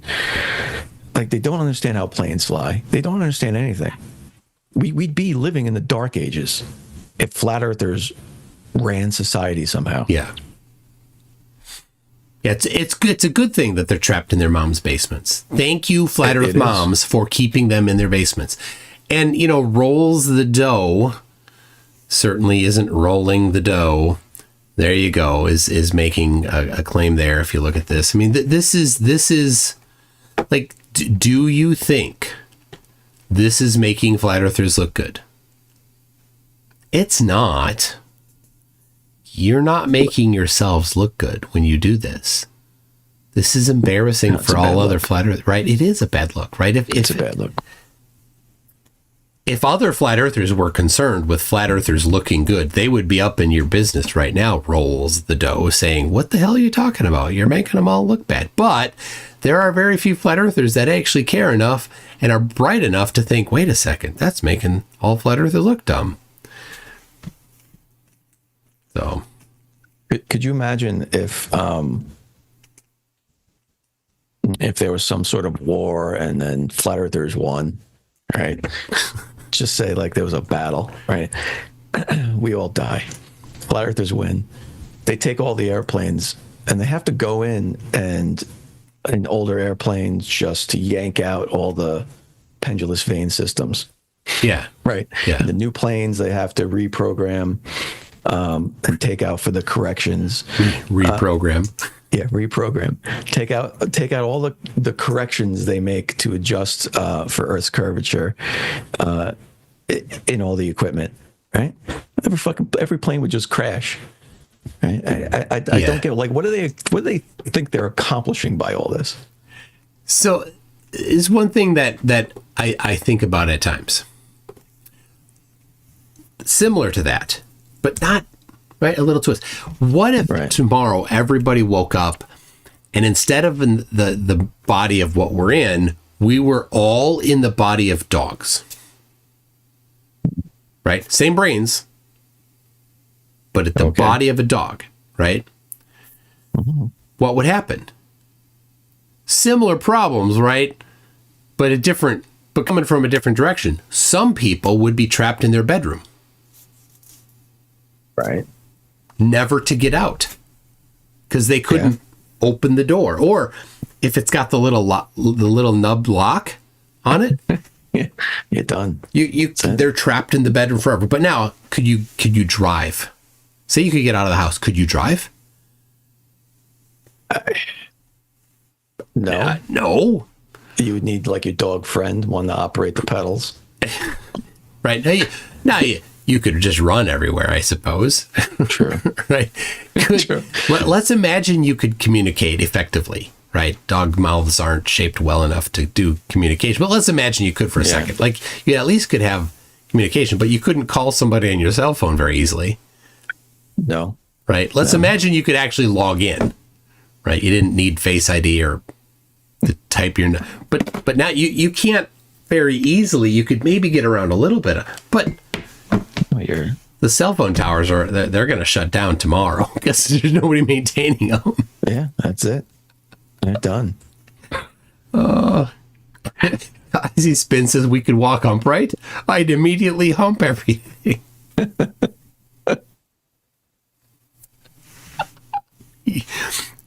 Yes. You're telling me tomorrow I can wake up and bend over and reach my nether regions with my face. Is that what you're telling me? I just want to understand the possibilities of what we got going on here. No. That ability you didn't get. Okay, you can't bend that far. Okay, got it. Because there'd be no attempting to leave the door. Just fuck the door. Oh, shit. That's so funny. This is bad. Oh, my gosh. Yeah, all right, it got weird. It did. It just got weird. All right, sorry, that was my fault. Yeah, but I take blame for it too. Let me read this. Ted Park says, is there a gift shop or something where you can buy stuff on Antarctica? Yes, there was at Union Glacier. Also, were the flat earthers surprised that CT's Critical Think's weight prediction was close, or did they not understand its significance? I think they did. I think WItsit did understand its significance, because one of the things he said slightly cryptically after we got back and we were in Punta Arenas, he said he tried to like chide us a little bit on. He's like, don't you shouldn't cherry pick. Like if your prediction doesn't match, then you should be like. We didn't have that problem. He's like, if your prediction didn't match, don't not publish it. Like, that didn't happen. Critical Think made a prediction. So what was that prediction? Because I don't think I'm aware of that one. So he brought with him 3 scales that he had calibrated in Brisbane. And so 2 of them were rated at 1 kilogram and one was weighted at 500 grams. And there's a calibration in these scales where you can actually tune it to be so that it's at 500 grams, because it's a scale. It measures weight, right, not mass, but it reports it in kilogram weight, which is confusing to flat earthers, but they don't think about it, so they don't quite get it. But the SI unit for weight is not grams, it's newtons. So anyway, so typically if you get a scale, it's reading out the equivalent gram weight for 9.8 meters per second squared. But they're fine tunable, these higher precision scales. So he had calibrated them in Brisbane to be 1,000 grams, and 500 grams. And so he then has traveled all over the world. He goes to Thailand. Wherever he goes, he brings these scales with. So he brought in Punta Arenas. He measured the weight, the gram weight, based on the relative value between Brisbane and Punta Arenas, based on the elevation and the distance from the center of the WGS-84 globe and the centrifugal acceleration. And he nailed it. He was correct to, I think, 6 sig fig.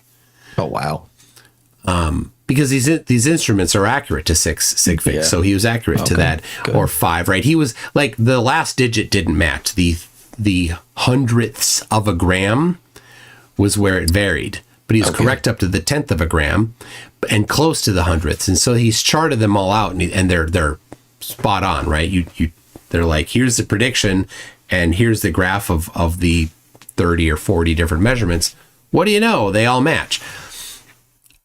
So, same thing in Antarctica, being the poles there's less distance from the pole to the center of the Earth. So we're closer to the center, so the gravitational pull is a little bit more, right? And there's less rotation. We're at 80 degrees south latitude, so our tangential velocity, number 1, is less, and number 2, it's not up. It's 10 degrees from, it's 80 degrees from vertical. It's 10 degrees from horizontal. So you only get that portion of it, reducing it. So that was the highest value I think he read. All right. I mean, that's. Yeah. And so what was their take on that? They don't know. Whatever. They don't have an answer. Well, they don't have an answer because right. I mean, they think it's electrostatics or whatever, right? So why didn't they come up with a prediction based on that? Because they can't even, for $10,000, WItsit couldn't come up with an answer that output 9.8 meters per second squared. I had that challenge. Predict the downward acceleration without using mass. He didn't even try. Right. Well, then he was worse than Ron on TikTok, who oh my gosh, most recently by Slayer, who said it's pressure that creates the downward acceleration. Yeah. And eventually calculated it for me as pounds, kilograms per square inch. Yep. He put that all together. Pounds, kilograms per square inch was what he calculated for me. I love that. That's the weight. Mm-hmm. Yeah. At least he tried. WItsit didn't even try. Yeah. At least he tried. Well, and when you asked him, Ron, what were the units? What did he say? Dollars. Dollars. He said the units were dollars. Like he's like he started putting together pressure. What was the units he actually wound up with? It was PSI times mass. Okay. So it was pounds, kilograms per square inch, I guess. That's what I saw. That's what he wrote. Yeah, and then you asked him what are the units, and his video answer was dollars. Oh yes, that was the dollars answer. Like he doesn't. Can I nominate Ron? Nominate Ron. Again. He's now gone past the flat Earth. He's now a telekinesis expert. Oh yeah, I've seen him do that. You've seen him do this? Yeah, he gets a toilet paper tube, and he blows, and he does this with his hands. Yes. And if you blow while doing that with your hands, it rolls. No, what do you mean? That's your chi. That's your energy. I watched a whole room of flat earthers be surprised that I was talking to you about this. He was going backwards with his hand. He was, instead of doing this where you push it with the air, he was kind of going like this and like swooping the air back towards him. Yeah. And he was making the paper towel rolls roll towards him. Yeah. Every flat earther was flabbergasted.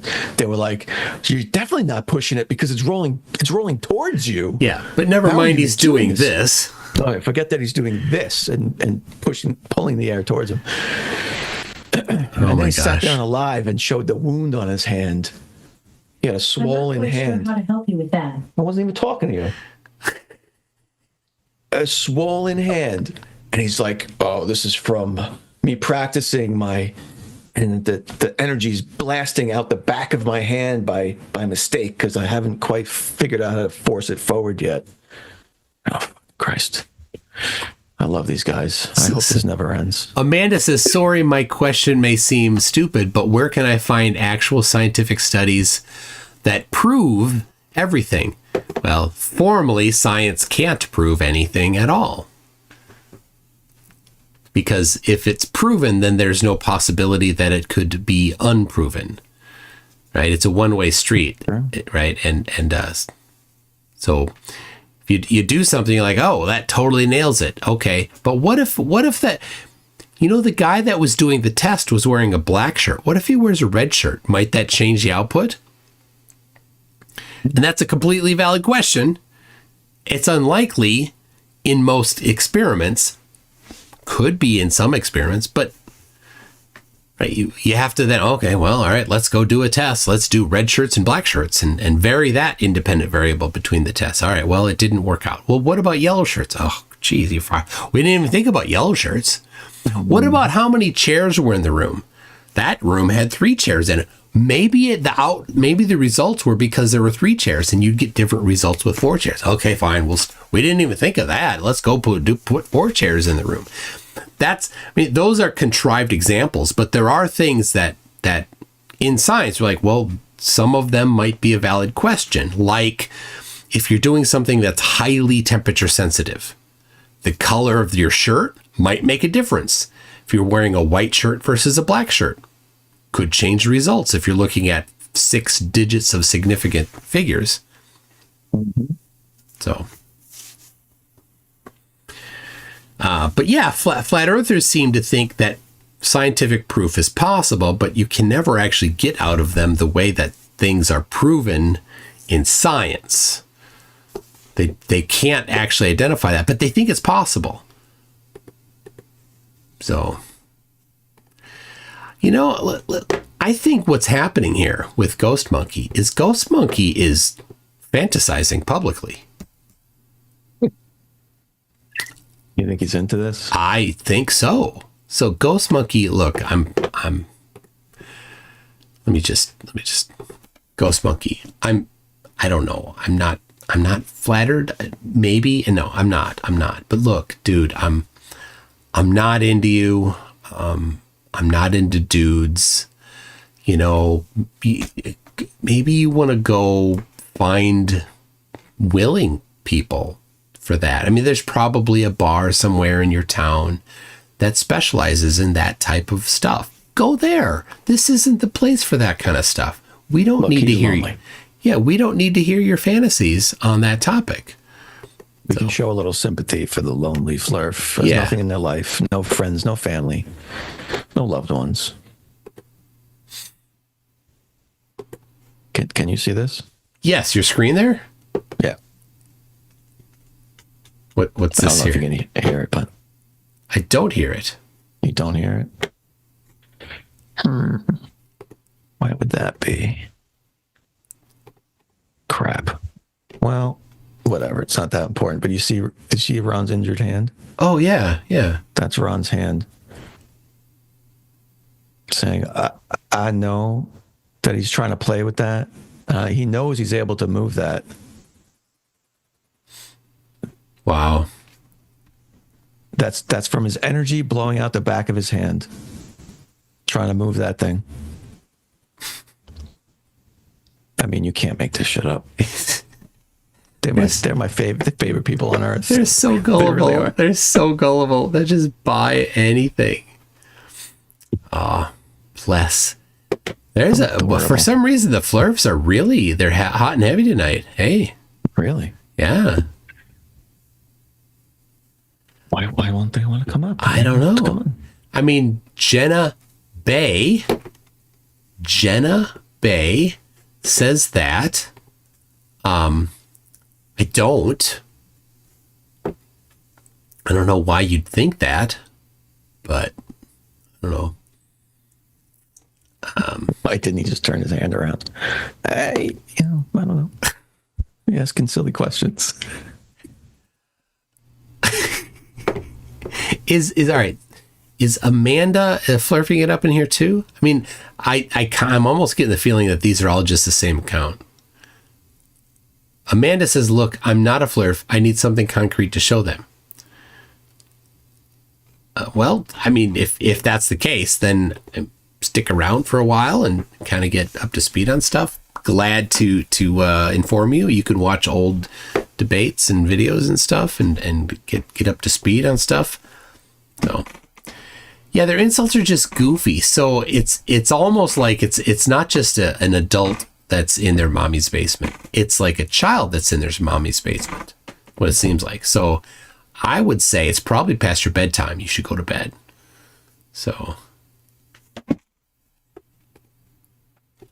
But Shane Islick said, I got a Jack Daniels and Coke in the fridge that's old enough to drink itself.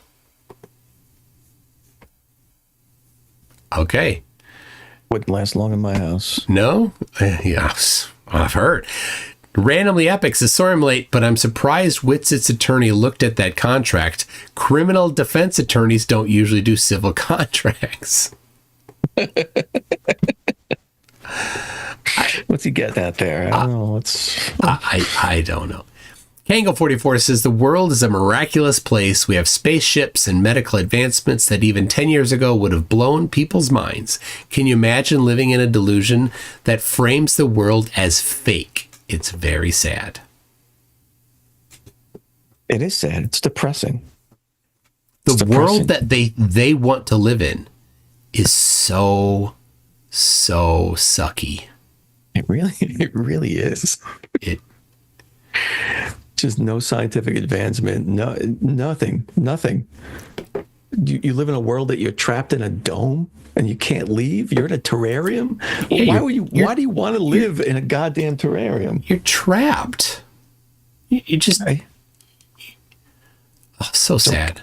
It's okay if you're dumb and like stupid and you don't know where you're living, and ignorance is bliss.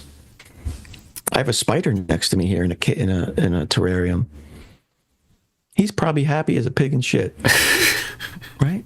He doesn't know what he's doing. He's got us everything. I feed him. I give him water. Yeah, right. We're humans. We need to explore, expand. We know what's going on. Yeah, this guy here. See? Oh, your green screen is. Yeah, see that? Look, it's coming through. Oh, because there's green plants in there. Look, that's funny. It's great. Exactly the shape of the plant. He's up in his little coconut back here. I think he's molting right now. Oh. He's a jumping spider. I fell for a little TikTok thing where they my camera's going crazy. Well, that's really mangled now. Look at that. I love that. I'm back. You have 2 copies of the back of your room there. There we go. Yeah, the real one and the fake one. Which one's the real one? There it is. That's what Max does. Max has his room as the backdrop for his videos. That's what I'm doing. I love it. Me, I could have. Look at that. I'm partly building this wall here. Yeah, what is going on over there? And I'm redoing the entire back wall. And so that part's done. I need to do above and below the window, and I got to do that. So earlier today, there was no curtain over that window. So that window, it's a real window. I replaced the window this fall. And in order that I can do videos during the day, I can't have any light coming in. Sure. So what's the best thing to cover a window so you get no light? Brick. Okay, but I wanted to be able to take it down. Oh, all right. I don't know. Blackout curtains. They have blackout curtains. They're black. Yeah. I'm going to go lower tech than that though, and lower cost. A sheet won't block all the light. Well, what the hell would you have used? Tinfoil. A piece of wood. Tinfoil. Tinfoil. All right. Yeah, that's a good one. I tape tinfoil to that window. If that curtain falls down, because it's not up there very well, it could just fall down at any moment. You'll just see a bunch of tinfoil over the window, and then you'd be like, "Oh, are you getting protected from the 5G?" I think if the light comes in, you'll turn into your true reptilian form. Is that what's going on? They don't want that to happen.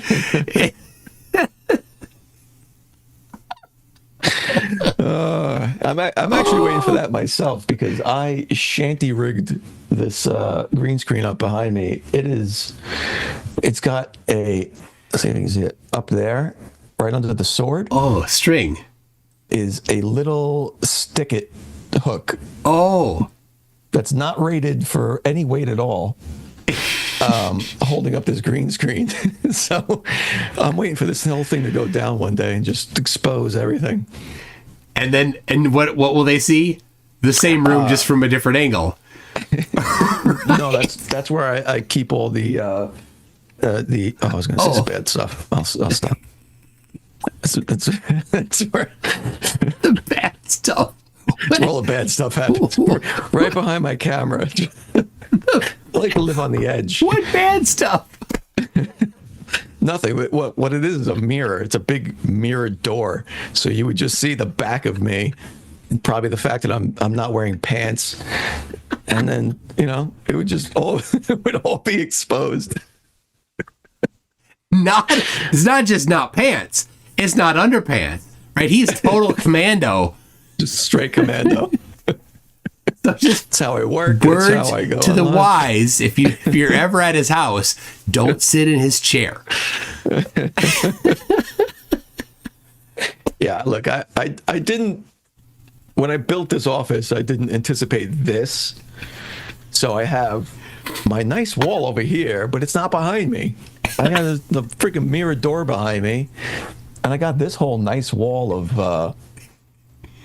dorky Legos back here. Yeah, that you see, but nobody else gets to. I see. Yeah, nobody gets to see these. Alexa, turn on the shrine. Okay. It's not going to work. Oh, it did work. Oh, look at that. Nice. Right, so these all light up, right? But nobody can see these. I don't know what I was thinking. That should have been my backdrop. Yep. So, what are you going to do? Anyway, 2 a.m. is my cutoff, dude. Yes. I need to wrap it, so... Absolutely, so... Do you have... Hold on. Do you have an avatar? Say what? Hold on. Like an avatar. A picture of... I don't know. Yeah, you kind of do. All right. You're... I have a picture of you. Anyway, I'm going to update the thumbnail to put you in the thumbnail. So. Oh, all right. Yeah, I think I sent you one once. From your email. Yep. Or I can send you another one if you want. Oh, look at this. Mark Peterson's getting testy. He sent me an email. Hello, I am Mark Peterson. I don't know who the hell that flirt idiot you accused me of being is, but you are wrong. In the future, you might want to be sure who you're talking about before publicly talking stuff about them. It's not at all appreciated. And yes, I do play Fortnite with my effing grandkids, if that's okay with you. Here again, know who you're talking about before you just throw blind insults. I honestly thought you were better than that. Look, I play games too, man. Like, I'm not against games. You know, all right. Fortnite's a little shady. You're playing Fortnite. That's a little iffy. Okay, that's all I'm saying. I'm just saying, if you're gonna come in here, you're gonna start slinging mud, and doing it in the same tone as a flatty in here. I don't know if you're a flatty or not by that email. Yeah, I'm still confused. It doesn't. I think he was saying flatty stuff in the chat, but sure sounded like flatty stuff. Oh, let's see if we can find anything. Mark Peterson. Plays with his grandkids. He's defending his Fortnite That's playing. okay. Great. Oh, it's scrolled off. It's That's scrolled a nice off. thing to do with them. It's off the screen. I don't remember. What was the trash that Mark Peterson was slinging at Who even knows anymore? So I'm sure someone in the chat knows. Yeah. So yes, Icy Spin says, are people aware of the ApolloRealtime.org? Because it has real-time radio transmissions from their missions in several different perspectives. Pretty neat. It is really cool. If you want to follow along with the missions like in real time, like 50 some years ago. So real time 50 years ago. Yeah. Anyway, Globey. Right, on that note, thank you. Thank you. Always glad to have you. Absolutely. So it's a good time. It's been a pleasure. And I guess I'll see you live tomorrow, right? Oh yeah. Yeah.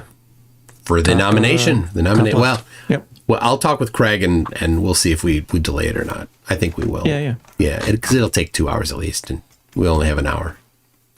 All right. Awesome. Thank you. Cool. We'll see. I'm stuck now, though. I don't know what to do. Do you need help? I can. Here we go. Ready? What do I do with my hands? Bye.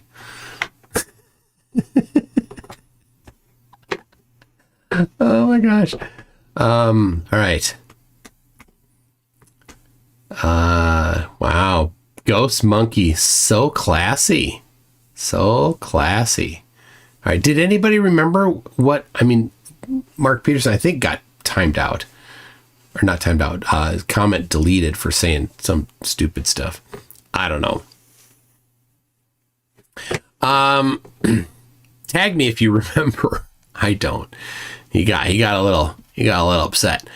Kango44 says, go outside, read a book, learn something new, and go to a university open day and see the amazing things that are happening. Read new scientists or popular mechanics. Leave your computer for a bit. Do something. Stop being a see you next Tuesday. Oh yeah, he had some butt on face joke. Something dumb. His grandkid did it, I'm sure. Yeah. Yeah. Sounds like it was very flirty. Thank you, Mark Peterson, for sending me the email with the signature for your place of work in it. Let's see. That's not it. There you go. There it is.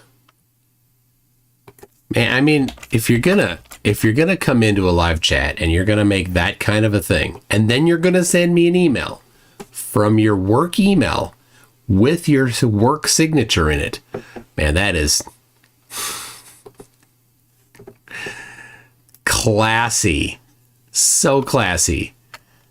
All right. I'm not giving nobody gets to see it, but there it is. There it is. There's his place of work. There's the state that he works in and the city. Oh dear. Oh wow. That's even worse. Man. Making those kinds of comments in that line of work, not smart. Man. Mark Peterson. Hold on. Let's see here. Do we have staff that this? Man. Anyway, all right. Well, Mark.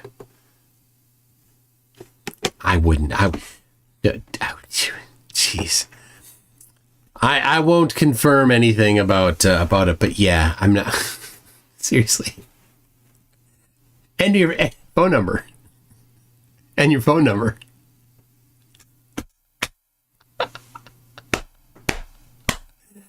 Oh my gosh, yeah. Classy. Marcus Leach says Arecibo was 1.2 terawatts at S-band. And Arecibo Observatory is, oh yeah, that was the one in Puerto Rico. A friend of mine went there to visit it when it was still running. Yeah, that's the telescope where it was a spherical dish embedded in a hillside with a moving antenna that went around to aim at different places because it was a fixed dish. So really cool. Really cool thing. And yeah, he went to visit. I'm like, oh, I was pretty jealous. Kingo44 says, you know what makes me optimistic? There has always been effing idiots. 2,000 years ago, there were effing idiots, and now they have lost. The stupid have lost. Look around. Yes, the people that will show up and start talking trash like that, like the people here, they're idiots. There will always be idiots. The bottom 0.0001% of intelligence people will always exist. And if that group stopped existing, well, then you just redistribute the right. And the ones that are adjacent in intelligence aren't all that much smarter. So with 8 billion people, the 8 billion people, right? Think about this. 80 million people are in the bottom 1% of intelligence. 80 million. 8 million are in the bottom 0.1%. Right? 800,000 are in the bottom 0.01%. That's the flat earth target market. So, anyway, and we got the Gig Boss Man says, do you do a curvature measurement video in Antarctica? No, because we were on non-level ground, right? And so the ice, even though it's water, did not find its level because it was frozen. So there wasn't a direct curvature of the surface, but we did measure the distance between lines of longitude in Antarctica. And that went very well. Very well indeed. That will be coming up. So if you're watching on the Flat Earth, the Final Experiment channel, right? We had star trails, we had sunrise and sunset angles. Did you notice the sun? If you watched it, did you notice the what's his name? Tony Naum in the video that Will did yesterday? Tony Naum, flat earther, who said that the sun doesn't rise and set, right, south of due east and south of due west, when it definitely does. That guy, I gave Will that video. He's like, hey, do you have any flat earthers saying this? I'm like, you bet I do. So, oh dear, Dan Feathers. That is. Don't hold on, people. Don't block that yet. I'm gonna get a screenshot of that guy. Wow. All right. Go to channel. So, and it's empty channel. All right. Feel free to ban him on my channel if you're gonna talk like that. Then, yeah, out. And I got the screenshot. And what do I do with screenshots? I have a folder. Violent Threats, Insults, and Other Cowards is the name of the folder. And that screenshot that I just took gets copied into there. So there we go. Thank you for that. You have shown Dan Feathers that flat earthers are evil.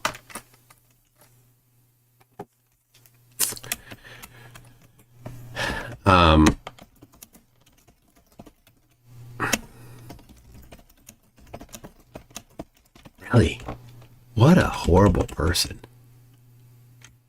What an absolute piece of human filth. Yeah.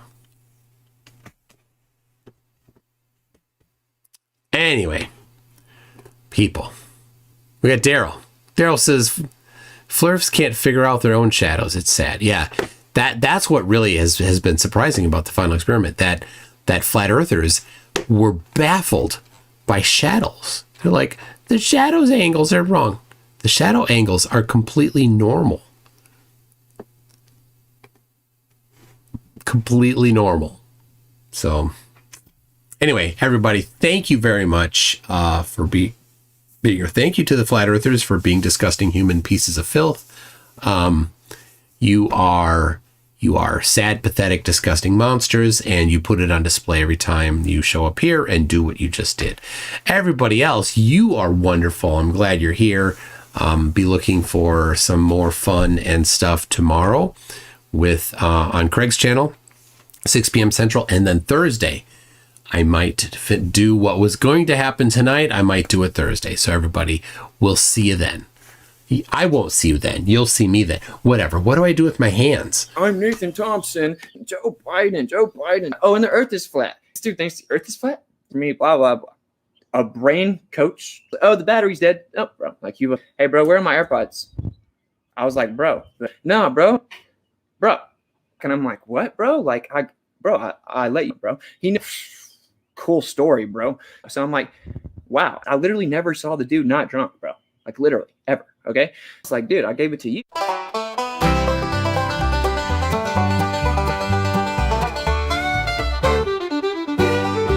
I'm Nathan Thompson, Joe Biden. Oh, and the earth is flat. This dude thinks the earth is flat for me. Blah, blah, blah, brain coach. Oh, the battery's dead. Oh, bro, like you. Hey, bro, where are my AirPods? I was like, bro, no, bro. And I'm like, what, bro? Like, I'm like, bro, cool story, bro. So I'm like, wow, I literally never saw the dude not drunk, bro. Like, literally ever, okay? It's like, dude, I gave it to you, bro. Get an F in life, bro. Hey, bro, cry me a river, bro. Oh, wow. Are you what a psycho, bro? Ha, later, bro. Hello, what a psycho, bro. He said, have a nice, bro. I said, I'll pray for you, bro. Shut the F up, bro. You He's but, bro, what a weirdo. I don't call the cops. They wear pentagrams on their chest. They can only have 105 IQ. I'm not a big fan. Hey, bro, Austin's such an idiot. I'm like, what? Because I got kicked off about right. What are you kidding me, bro? You know, bouncing golf balls on hammers and juggling. It takes a little SpongeBob doll starts hitting it. What? Bob is like the OG, bro. What a loser, you going too deep, bro, dude. This is the surface, bro, dude. Like, that's not okay, bro. This doesn't add up. It's a bad look for the flat earth. I will press charges, bro. Don't make me do this, bro. The bromance is over. You much left, bro. You know what I'm saying? Like, bro. Oh, I'm Nathan Thompson. Like, bro, like, calm down, bro. Like, all right, I'm getting bumps all over my stomach, bro. Like, they were smashing me, bro. They were feasting. That is his identity, bro. I'm Nathan Thompson. I'm effing Nathan Thompson. I am flat earth. I'm the best flat earth actress ever. Flattered. There's nothing without me.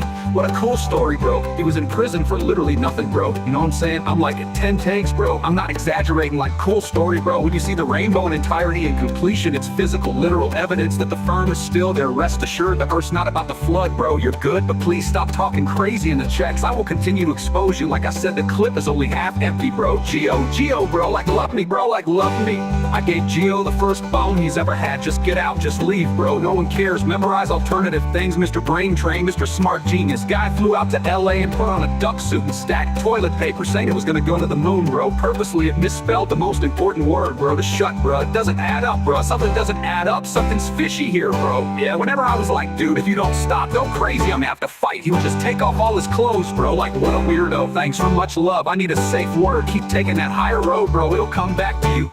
I'm honestly feels disgusting and filthy. I feel like I need to take a shower.